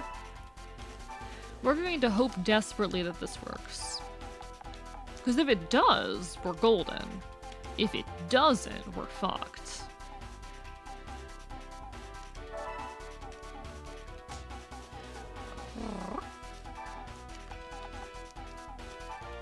Okay, okay, this better work, this better work, this better work. Oh my god, this better work. But oftentimes, like living life as a cowboy, because cowboys essentially, they were working people. These were farm hands who oftentimes rode horses and did various like rural farm work. They were not exactly the figures that they have been painted to be in like the American myth of the Western. Which is okay, they don't have to be. Cowboys are cool as hell. The cultural conception we've created of the cowboy is still cool as all hell. But because of that nature, so these people were oftentimes, to some extent, isolated in smallish rural settings and communities, wherein they spent pretty much their whole lives tending to farmland and all of that. Yeah, I can't... You can't do damage. I screwed myself. I have a defensive tank, but I can't do damage. If you kill Piplup, will cry. I'm gonna kill it just for you, buddy. I'm gonna kill it just for you. Just for you. Who would I be if I didn't?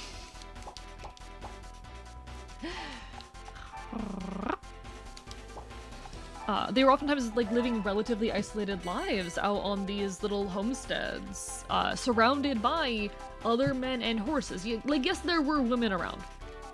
I'm not going to say that there were no women around, that these people never interacted with women. Because they did. They interacted with women.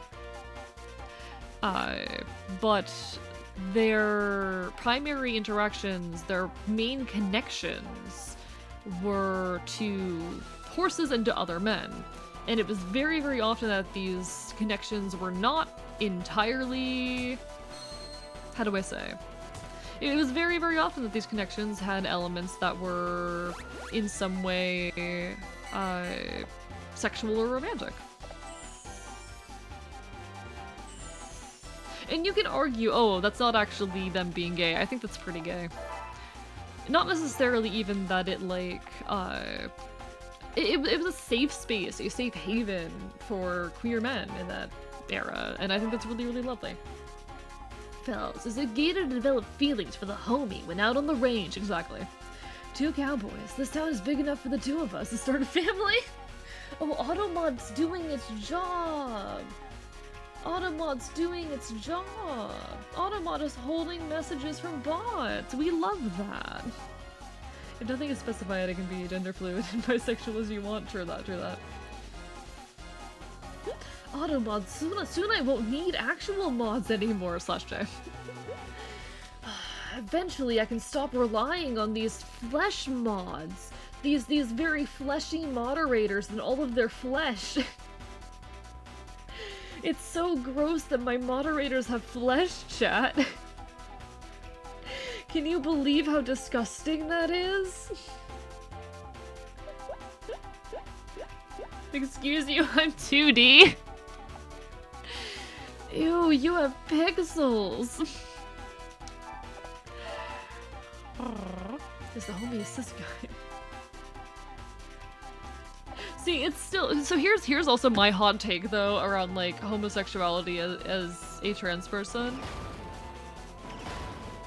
It's still gay. My hot take is just that it is still queer.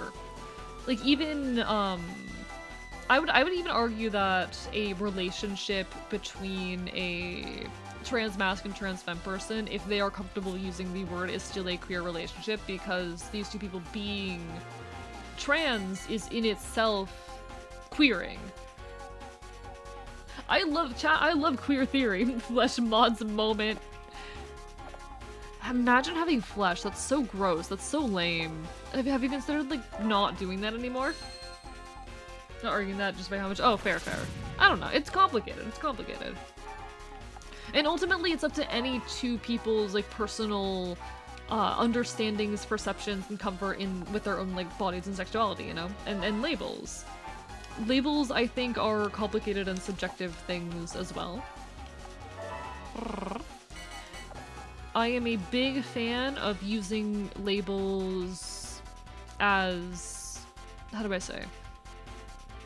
I'm very fond of labels as these, like, vague, descriptive things that don't capture the whole of yourself, but are there to make it more easily communicable, but are fluid in their nature, you know? As a skeleton, ew, flesh, exactly. Flesh, how gross. How gross is that? We're just gonna keep skipping turns for now. Automods doing their best against the Septibots.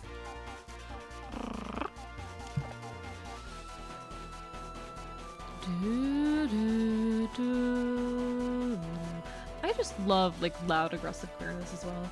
I know I am a freak, a weirdo, in terms of the gender and the sexuality, and I enjoy being a transgressive figure. I enjoy not abiding by norms, even the norms that have been established within queer communities. I will transgress, I will make myself odd, because I love that. I love being a side of the norm.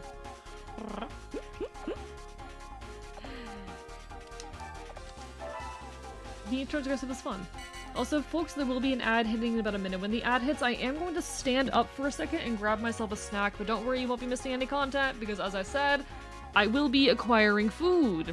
Food for my mouth hole.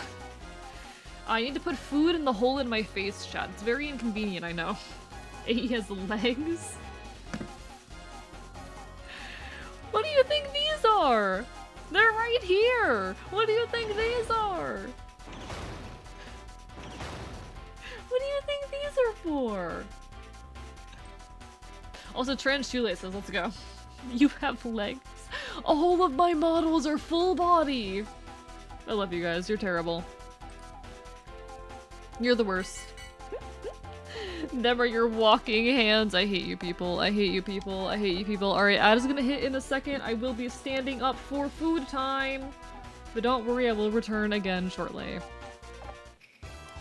Victory just in time. Those are just extended arms. I'm pretty sure they're not. I'm pretty sure you're objectively wrong, but okay, you're allowed to have your opinion. What the hell? This fox has grippers. I have paws. I have paws, chat. Alright, well, I'll be back in a moment.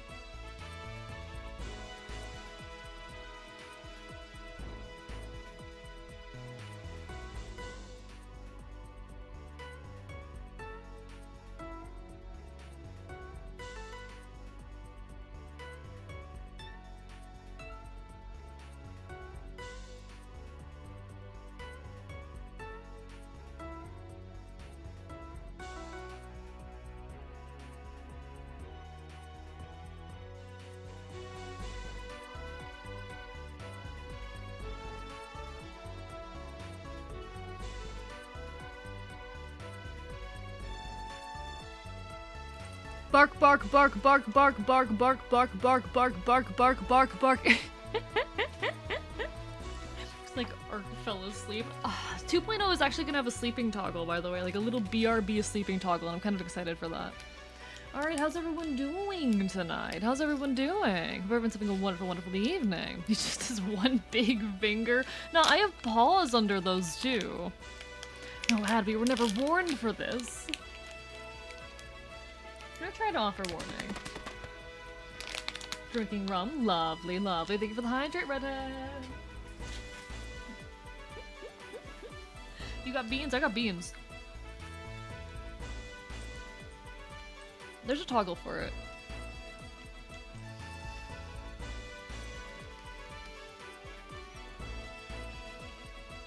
Hee hee. I got paws, chat. I got paws. Chat, I have paws. The paw enjoyers are living well. What does what to do?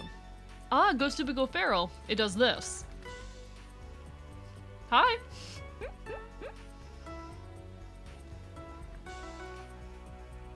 Hello, I'm now a furry.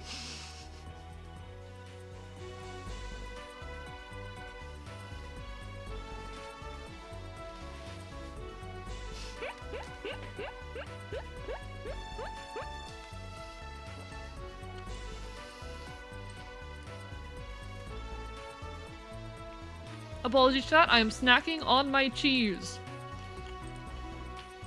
It's very tasty. It is, I would also say, delicious. What if he is actually so much of critters in a trench coat? I might as well be. I'm a chimera after all. I might as well be. What kind of cheese? It's cheddar. I'll be fitting with the model. Let's go. But you know, Ghost to Go Feral just turns me into a furry. I become critter. I become critter.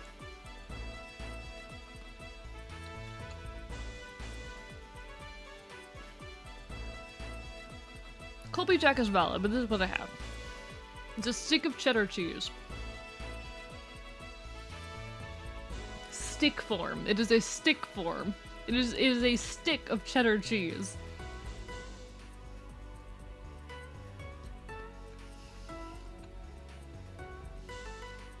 Can I suck on your cheese? It's mine. It's mine. You can have it.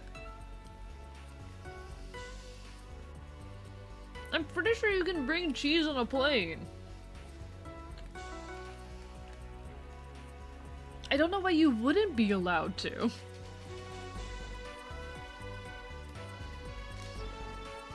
Alright, folks.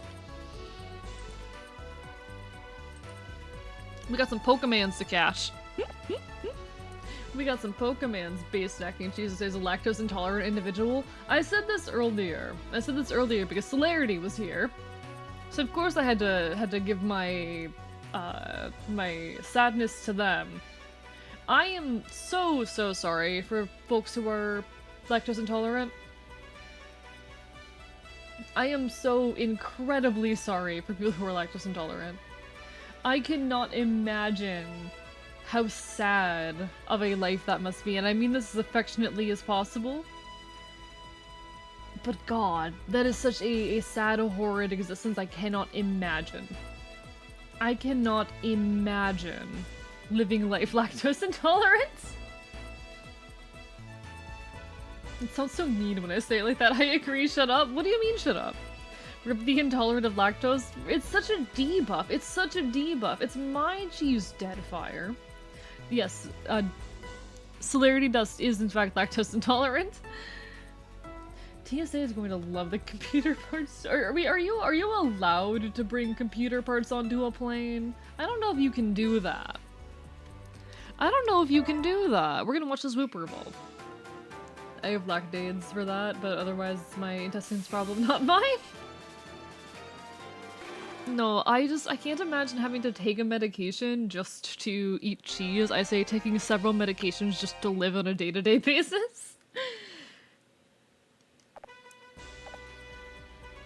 Like, you lactose intolerant people are really missing out, you know? Do you know who had clips of his special stream? Oh, their special stream. So the 1,000 follower celebration was intentionally taken down. They do not tend to leave streams like that up, which is completely fair. Respect to each their own, etc, etc. So any clips that exist are going to be clips that were made during the broadcast. You could probably peek around and find any clips that might be out there, but you're probably not going to find a whole lot. We are getting our asses kicked right now, just collectively. We are just collectively getting our asses kicked. Why would you choose the hard option and make yourself lactose intolerant? So real. But yeah, unfortunately, getting clips of that stream if they don't already exist or aren't already out there is going to be difficult. Celebrations like that oftentimes end up enlisted because they can be very different than the general vibe of a channel. Drunk Dust is funny. Oh, no, it was hilarious. It was hilarious. I guess I'll clip hunt one day. There might be some posted in the Discord, who knows, but Cell could have honestly taken those down as well. Does AE know about the cheese cavern? What's the cheese cavern? After doing a bit of research, as long as none of the parts have a battery in them, I'm good. Okay, just make sure they don't have a battery then. Make very certain of that, please. I do not want you getting in trouble on my behalf. Okay, who do I have here? I can shove you in this hole. The rest of you are just gonna walk this way. Actually, we're gonna try something. In USA, we have a cheese cavern. I need more context than just the phrase cheese cavern. That's not enough information. That's not enough information here. What do you mean cheese cave? This isn't enough information. What do you mean? Okay, give me a second. I'm consulting Google.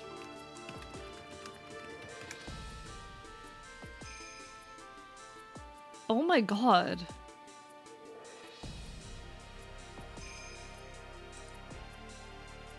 This is dystopian. This feels dystopian. Excuse me, one moment. Why do we live in a world where the US government is currently stockpiling 1.4 billion pounds of cheese? Excuse me? Do you guys understand how much cheese that is? Hundreds of people below the ground in Missouri, there are hundreds and thousands of pounds of American cheese deep in converted limestone mines. Excuse me? Excuse me?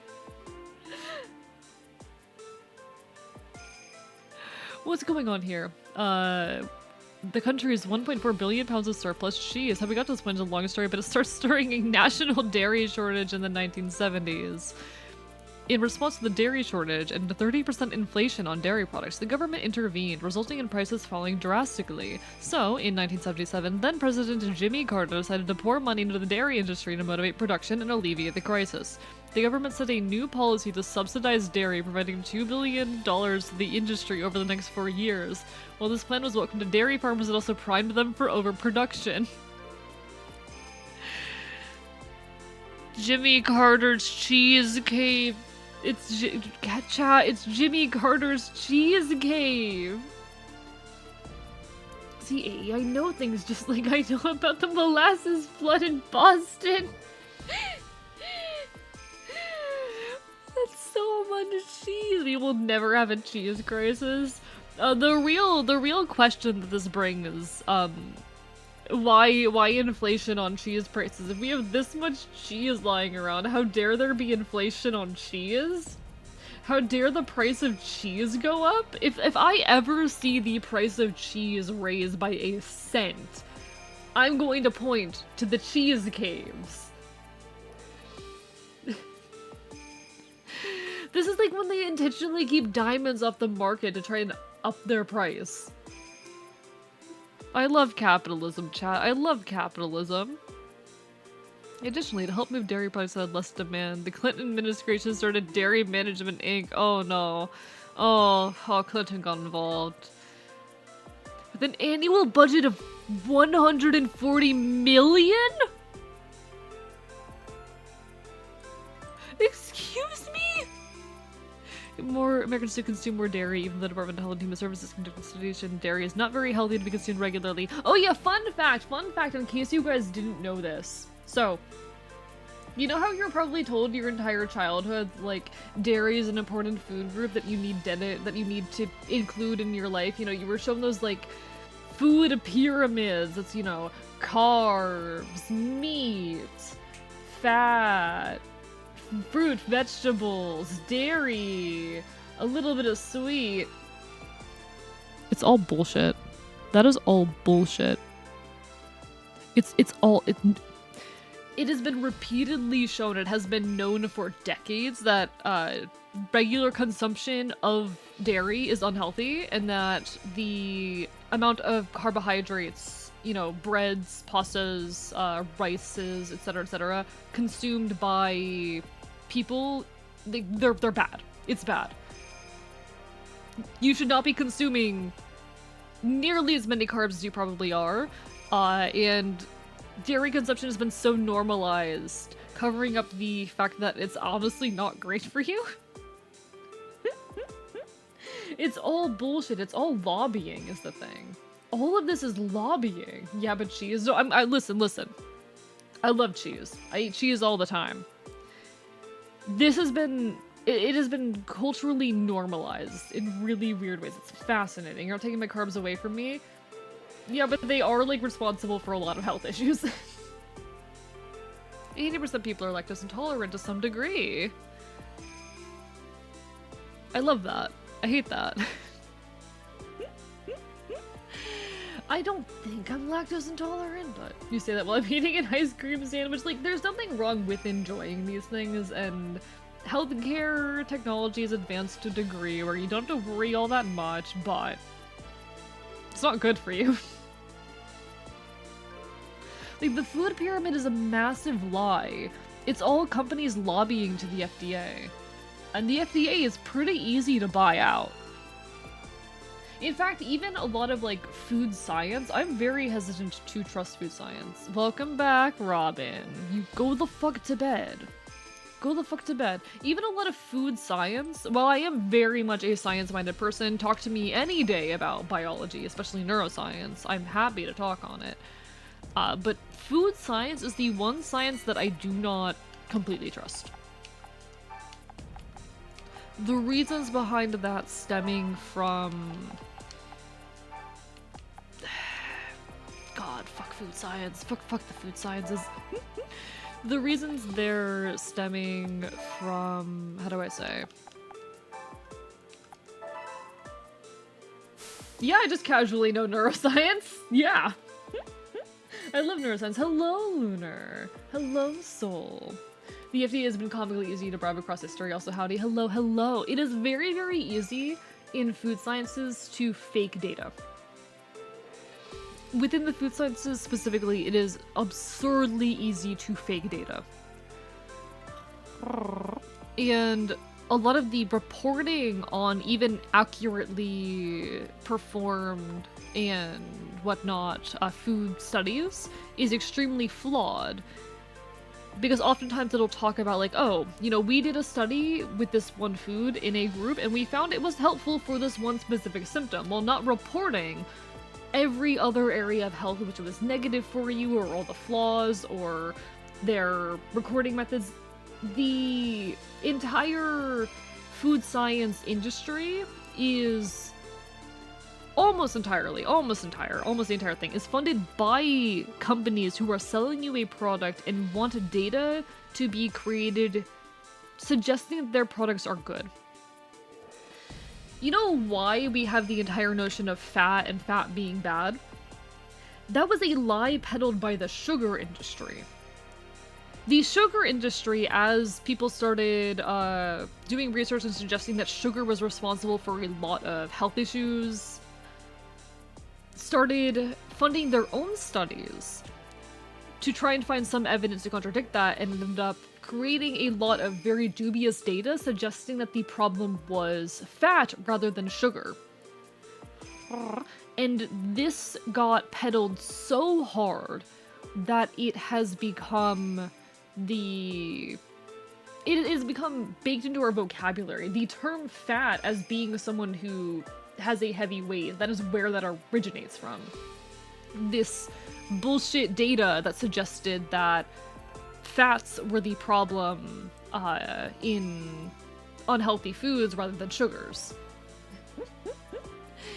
And this is not unique to the food sciences. We see this elsewhere as well. I have a lot of distrust of research which is funded by companies, because usually those companies are trying to sell something, trying to make themselves look good. I think about the fact that, like, climate change, the first studies that came out that suggested that climate change was a problem were funded by an oil company, which then suppressed those results and lied about the and continued to peddle anti-climate change rhetoric. They were the first people to perform studies saying, oh, climate change is a problem. And they decided, because, you know, they're oil companies and they're part of the problem, that their goal was going to be their response was going to be to backpedal as hard as they could, ignore the data, and create propaganda saying that climate change isn't real. Also, the carbon footprint. True. No, the fact that responsibility for reduction of fossil fuel usage is put on the consumer rather than companies when the majority is produced by, I'm pretty sure, like 10 companies is a big problem. But anyway. Melatonin don't work on me. You might not be taking it right. I'm gonna be honest. You might not be taking it right. You might also want to. I'm not gonna give medical advice actually, but there's other options that are worth looking into.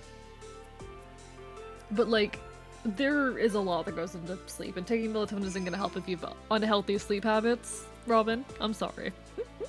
You know, Tic Tacs are technically sugar-free. They're not, but the label says so. Yeah, because the serving size on TikTok containers, on the nutritional information for them, is a singular Tic Tac, and the amount of sugar contained within a Tic Tac is small enough that they can claim to be not that they don't contain sugar, despite sugar being like their main ingredient. They get to claim to be sugar-free. They get to put on their packaging, oh, we're sugar-free, because, oh, well, in one serving there isn't enough sugar for it to matter, because it's not by weight or by, like, percentage value. No. It's entirely just the amount of sugar in it. Be very careful whenever you read nutritional information, because it's usually written misleadingly.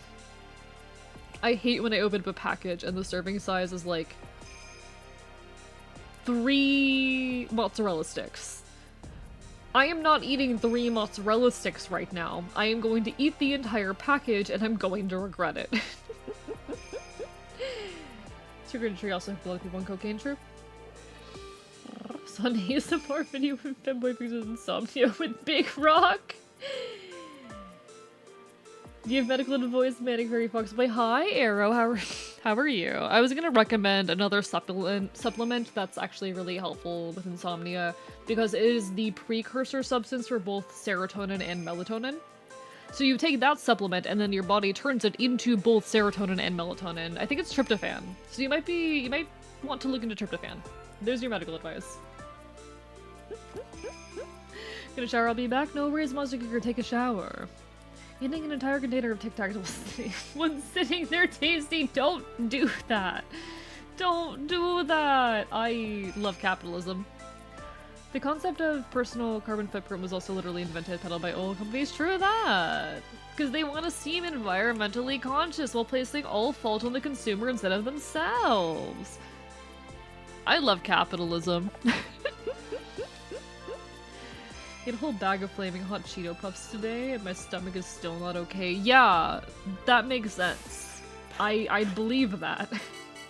Oh, and 3 Red Bulls. Why are you like this?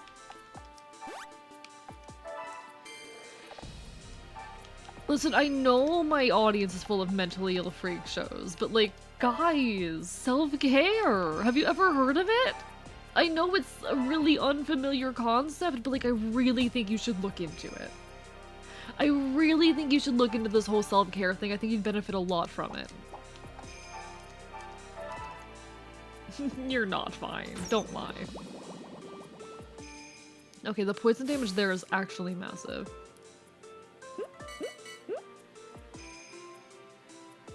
Yeah, Arrow does not strike me as a frequent clipper. Yeah, don't...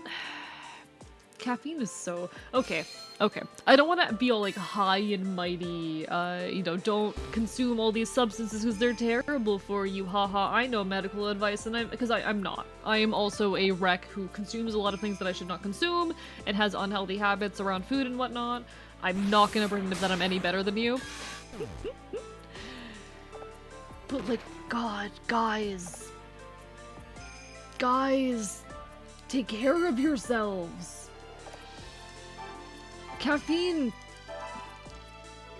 Regular caffeine consumption is not good. It's not good. Especially in large quantities. Nicotine consumption is also bad, Robin. This might be out there, but do you write? I wish I could. I try. I do try to write. I actually used to write a lot. I was a... DM. I used to DM Dungeons and Dragons, so I have a whole ton of like writing and world building documents and like whole half-finished books written within my universe, but I really fell out of it back in when would that have been? I fell out of it back in like 2020, and I don't know how to write anymore. But trust me, once I figure out how to write a fucking video essay, it is all over for you bitches. Once I learn how to write a goddamn video essay, it is over for all of you. I wish I remembered how to write. I wish I could write like I used to.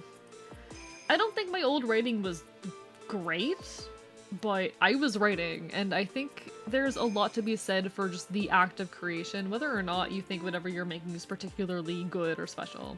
The fact that something is being made, I think, is more than enough. I need to beat that message into my own head with a rusty pipe.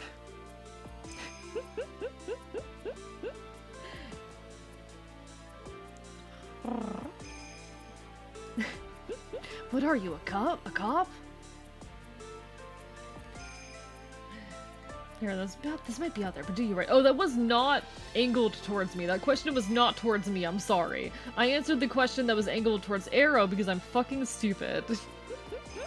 Chat, my ego is on display. Turned 30 a few weeks back. Am I the oldest one here? There are older people in my community, Dino. I don't know if any of them are here right now. But take relief in the fact that you're not the oldest person that watches me. Hell, I have friends who are VTubers who are in their late 30s. So don't worry about it. You are fair. Typical streamer, yeah.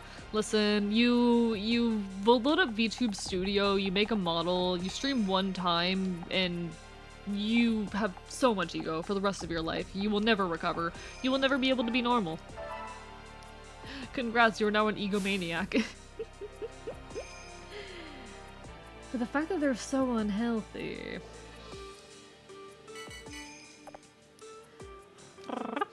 A lot of younger folks don't take care of themselves. You know? Memories fly at the best of times. That's how it goes, Dino. That's why you gotta clip in the moment. That's why I archive my VODs, you know? So people can go back and watch VODs that they thought were funny, and I can go back and watch my VODs that I think are funny. Celerity Dust doesn't fucking leave their VODs up. Love them, but...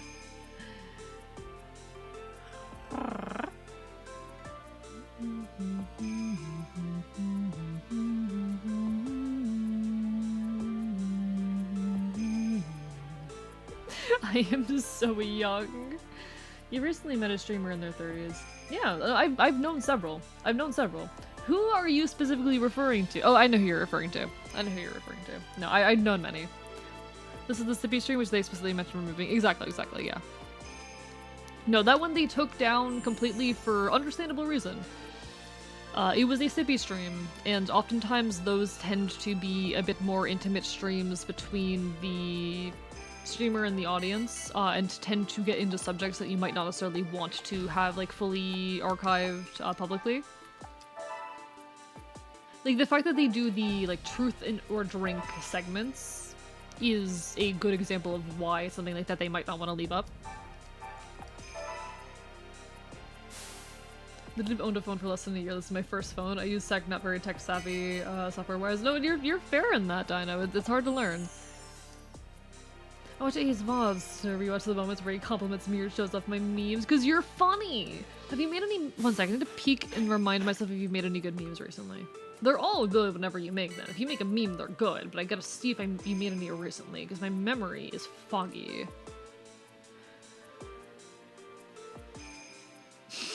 Zelda's sending me like an artist I might like and I already follow them is very funny. Oh, this one, this one, this one, this one, this one. Celerity Dust fans will love this one. He sneaks in the culture slash to causality to cause trouble. Sell when they find out. I love this. I love this so much. I showed this to them and they were so mad. They were so mad about being made into the obnoxious nerd from the Polar Express.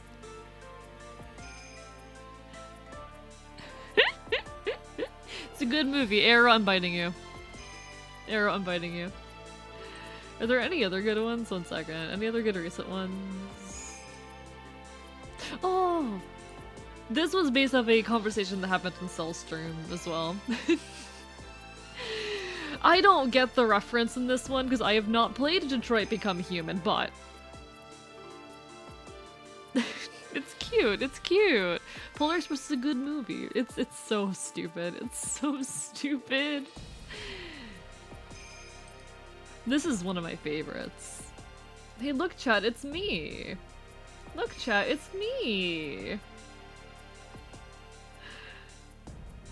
I need to post a bunch of these on Twitter because I got permission to do that. Thank you for the yar har har. Let me become a pirate.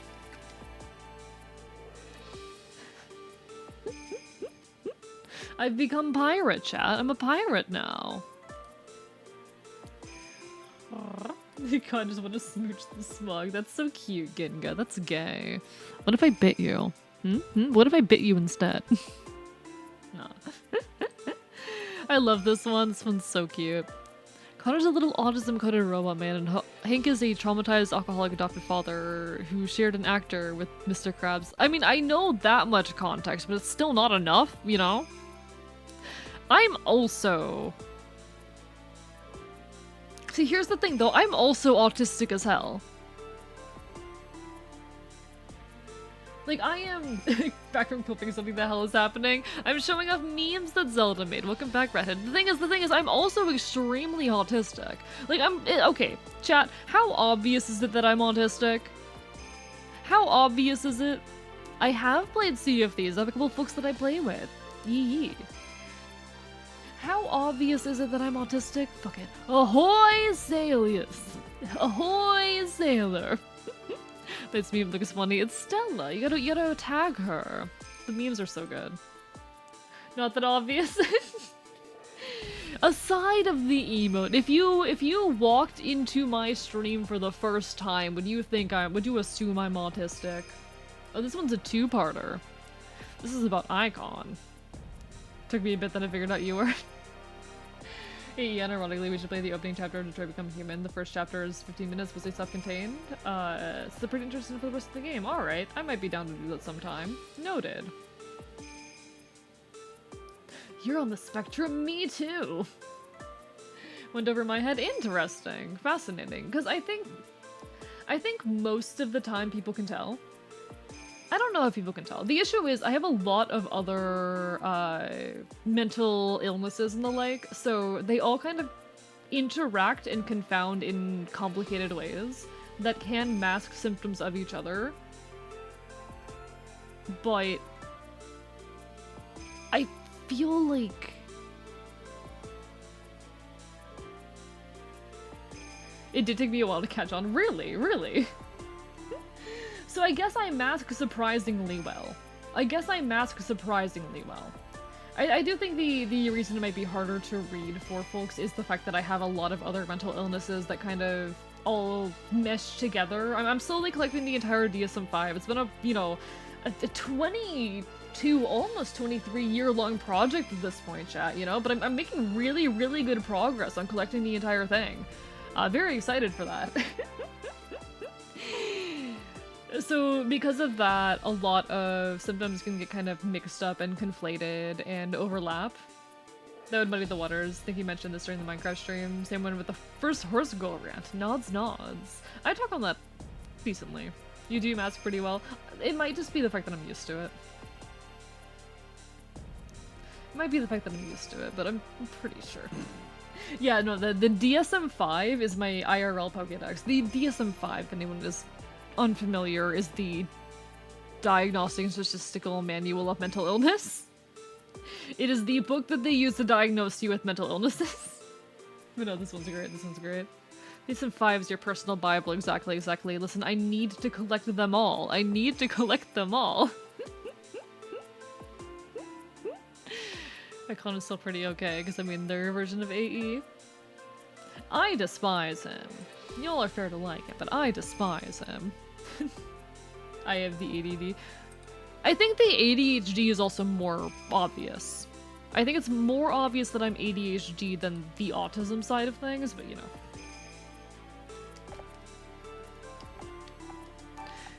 They're both there. Ain't no way.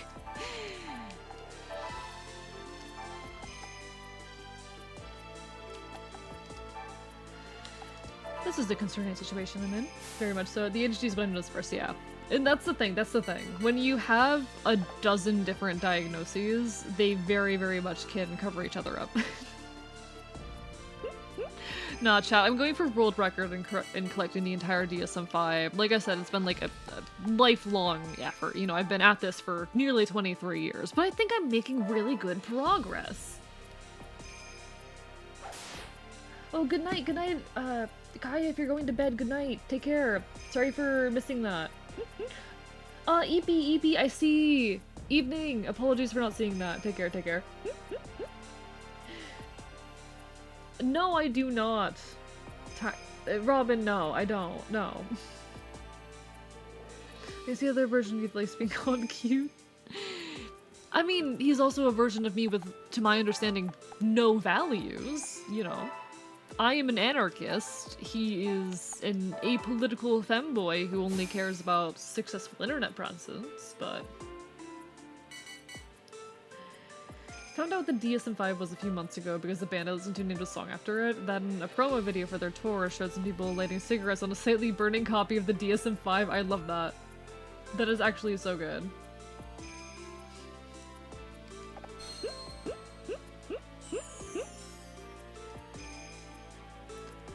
The one time I was called to my school's counselor when I was in 5th grade and was told I was introverted because I didn't have a lot of friends when I did have friends, just not a lot of them.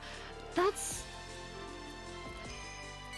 Making sure that kids who are neurodivergent get caught early on is really important, but it is rarely gone about in the right way. They very often do not go about it in proper ways.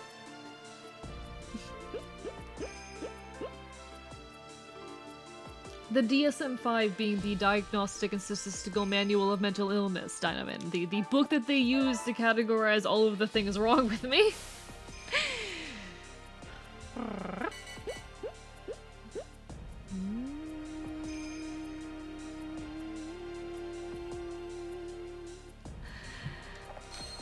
I don't know, it's very fun. It's very fun. Oh, why stop healing? I don't like it. Hey, Autono, when you heal, it makes me feel sad. Can you stop doing that? Could you, like, maybe not? Please? For me? For me?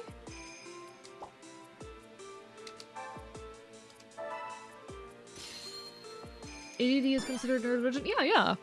I mean, so the term ADD has largely been abandoned in the literature. ADHD has been coalesced in with ADHD itself because ADD was often kind of used to target specifically AFAB folk rather than AMAB folk because because of socialization, there are slightly different presentations, or honestly significantly different presentations oftentimes between AFAB and AMAB folk. The term ADD was essentially a term for what was typically the more AFAB presentation of ADHD, though not always the case.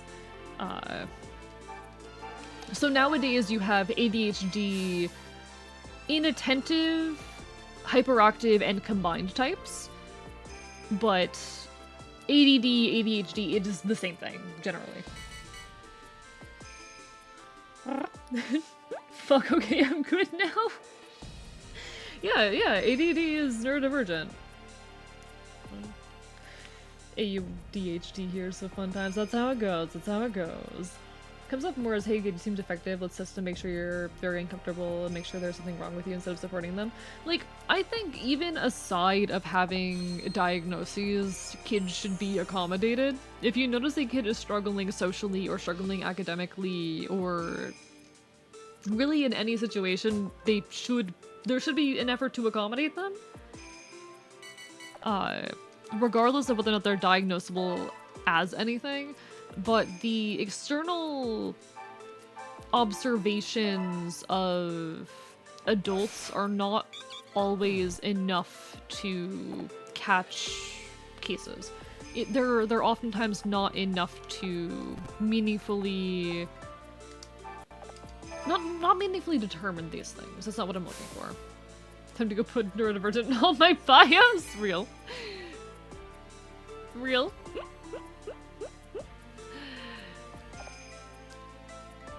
But because the, like, external view that people get of, like, a kid who is dealing with neurodivergency of some sort isn't really based off, like, external noticed behavior. Things are very often missed. Very important things are typically missed. It's only so useful. How long are we with replacing ADHD with Dave? Not very far. I don't think it's gonna happen. There's been a lot of effort. Okay, one thing that I find really fascinating. So one of the conditions that I have on my very, very long list of things wrong with me is borderline personality disorder. Which is an interesting case because there was a move from, like, the wider psychiatric community. So not from within the community of folks who have BPD, but outside of it, to rename the disorder, and basically everyone with BPD said, nah, no thanks. Don't do that, actually. And I still, to this day, find that hilarious. They wanted to rename it to, like, emotional deregulation disorder or something of that ilk. And no one liked it. The entire community said, bye! It's weird most of my friends have BPD. That's concerning for you a little bit, just the tiniest bit, Robin, but... No, the entire community with this disorder went, no, you're not renaming it, actually, and I kinda love that.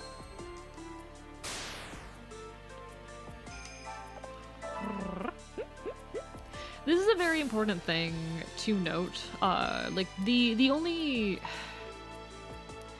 terms that we use to define a group of people should be primarily constructed and defined by those people, and the fact that they aren't always is a problem.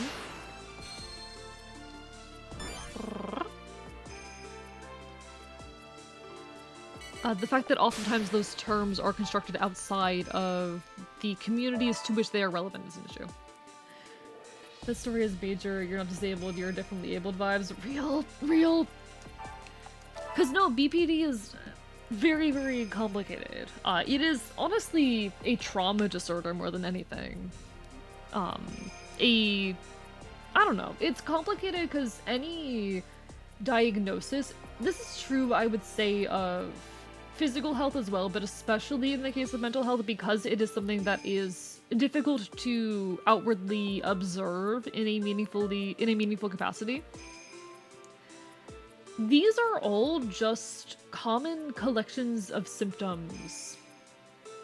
These are groupings of symptoms that commonly co-occur rather than any kind of concrete, existent, binary category. There is a lot of theorization out there about whether or not, say, complex PTSD and BPD are even different disorders. There is a lot of overlap in the symptoms of, say, borderline personality disorder and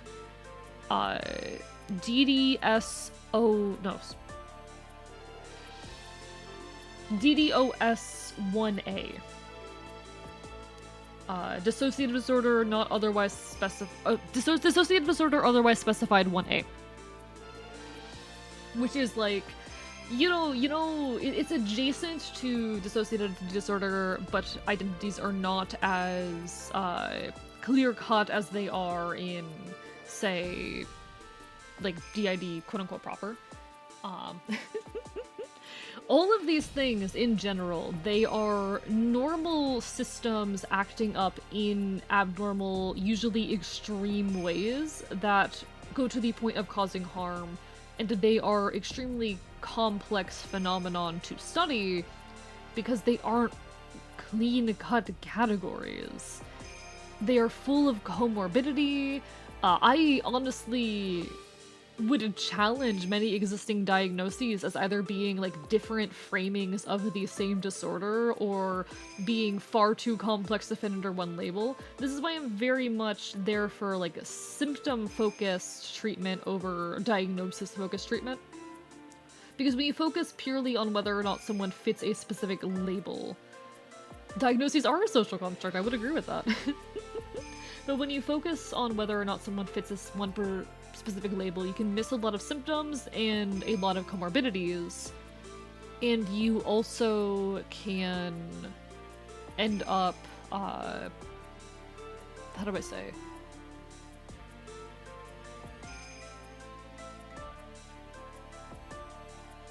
I don't think that we're right about a lot of mental health stuff, to be honest.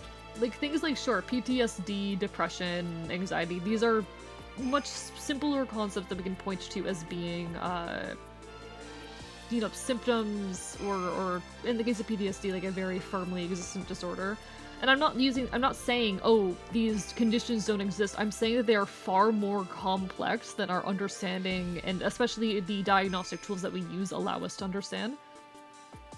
I don't think depression is just one thing. I think there's a dozen different types of depression that strike people for different reasons. Some of them chemical, some of them trauma-bound. I think that without the ability to understand like what form of depression someone is suffering from, you can't properly treat them. I think that everything in mental health is on a spectrum. I think that there are probably a lot of conditions that have not been identified, and I think there are a lot of conditions that we have categorized that are actually different expressions or combinations of specific disorders. But because the brain is something so difficult to directly observe, we don't really have a way of verifying or measuring these things. All I'm saying is a lot of mental health issues would be a lot less people just treated other people like people. I mean, true. I'm not fighting that, but this is a much more complex issue than people treat people like people. I wonder why doctors focus so much more on diagnoses than combination of symptoms. Well, money, but also because people want easy answers, and putting people into simple categories of you on or off have this condition allows for the very easy and quick progression of treatment, which is not always the case otherwise. There's also the fact that, like, if you don't have a diagnosis of something, oftentimes insurance companies won't cover the procedures meant to treat it. If you don't qualify for a certain diagnosis, they oftentimes aren't willing to give you specific treatments because there's risk factors involved. People, though, they want answers. I have seen an ad calling ADHD a depression response. I do think that ADHD is its own distinct phenomenon. We understand neurologically on a cellular and chemical level what is happening. It is dysregulation of the dopaminergic systems primarily. But it is something that can very much be exacerbated by depression and also cause depression. It is a feedback loop.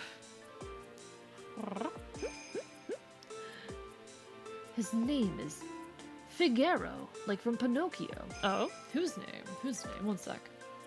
Oh, you obtained a large cat. I wish I could pet the cat. I wish I could pet the cat. I want to pet Figaro. I want to punch whoever made that ad. I mean, Depression can cause ADHD-like symptoms, but ADHD, I do think, is one of those that we have very firm evidence is a distinct condition. We have a good enough understanding of its neurological basis. That said, I do think it is possible for other conditions to look like ADHD in the right circumstances, and it is something that exists on the spectrum. And it is also very possible for ADHD and depression to interact in ways that exacerbate each other. It's complicated. Diagnosed ADHD at like 6 and depression at 8, but the two never really correlated much in my life. I mean, that's fair. I know for me, my ADHD worsens my depression because it... Well, okay. When I say depression, I want to be clear, I'm talking that I'm schizoaffective. Hi, hello, I'm schizoaffective. I'm on meds, don't worry about me. I'm on meds, I'm relatively high functioning, but because of that, schizoaffective, for those unaware, is the combination of schizophrenia and bipolar disorder.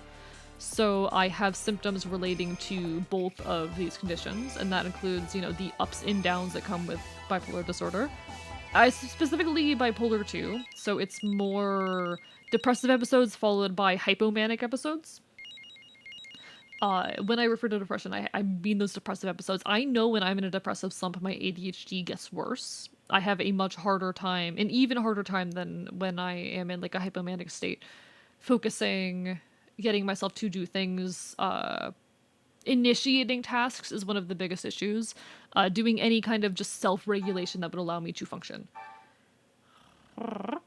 And in turn, when I feel I am not getting things done, when I am struggling to engage even with the things that I love and enjoy, it will exacerbate symptoms of depression themselves. They're interacting, even if you're not conscious of it.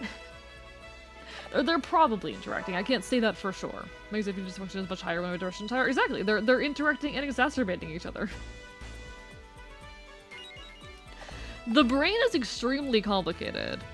That said, I love talking about the brain. I mostly talk on like a more cellular level. Honestly, I'm less confident on a cellular level, even though it's what I'm more familiar with. But I love talking neuroscience. I love talking the brain, etc., etc. The brain sucks. It's replaced with a computer. Complete disagree on that one. I hate transhumanism. Before anyone says anything, transhumanism is the ideology promoting the augmentation of people with various technology. Can I speak? Technologies, because that is believed to be the way forward.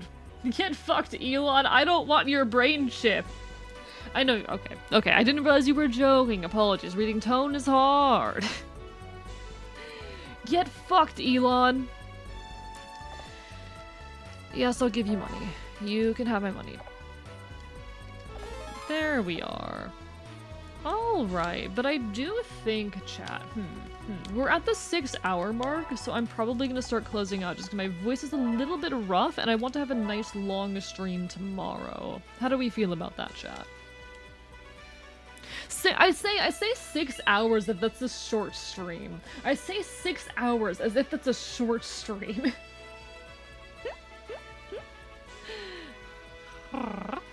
6 hours is a decent length. I normally go like 6 to 8. Alright. Well, folks, we're going to find someone to raid, so do stick around. You'll get some funky points and perhaps even meet like a new cool person, depending on who we end up raiding. I will next be live tomorrow night at 8 p.m. EST. You will catch me then playing Minecraft, hardcore Minecraft. The Celerity Dust, one of my closest friends and mortal nemesis, has challenged me, has promoted or prompted the challenge, has claimed that they can beat hardcore Minecraft before I can. They have made the bullshit. Heresy, is that the word? They have made the bullshit claim that they can beat hardcore Minecraft before I can, and I'm going to prove them wrong. I'm coming back from my 2-month hiatus from doing hardcore. We are going to do this. Actually present for an AE raid for once. Yeah, I'm ending before like 3 a.m. I've been doing too many 7-8 hour streams recently, so I'm allowing myself to, you know, be content with 6 hours. 6 hours is long enough. I'm allowed to only stream for 6 hours. Chat, remember when I struggled hitting 4-hour-long streams? Remember when 4-hour-long streams were hard? That was less than 6 months ago, anyway. Let's go find out who's on. Catch me tomorrow for hardcore Minecraft. But what if you went... Listen, I might do that tomorrow, Arrow. I might do that tomorrow. Nah, folks who've been here for a good while will remember that I used to be insane. I'm still insane, but I used to be even more insane. From memory, size doesn't matter. I'm biting you. I'm biting you. I do want to do more 7-8 hour streams, but like I need to be lighter with myself sometimes. I need to be lighter with myself. I've been pushing myself too hard. There was a week where I don't think I had a single stream under 7 hours, and most of them were nearly 8 or over 8. So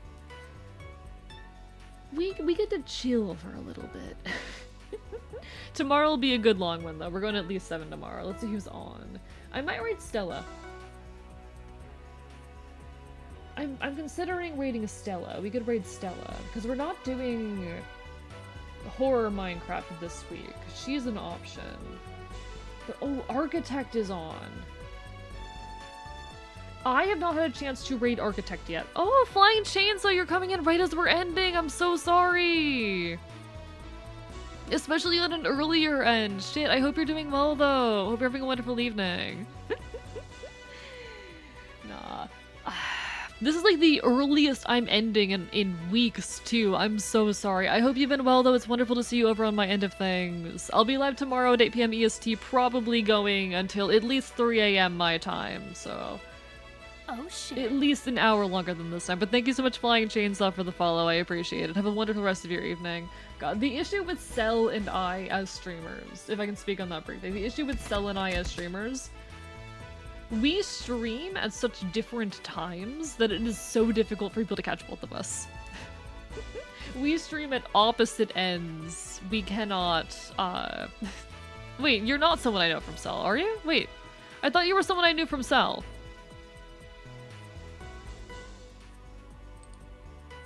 Am I having a moment?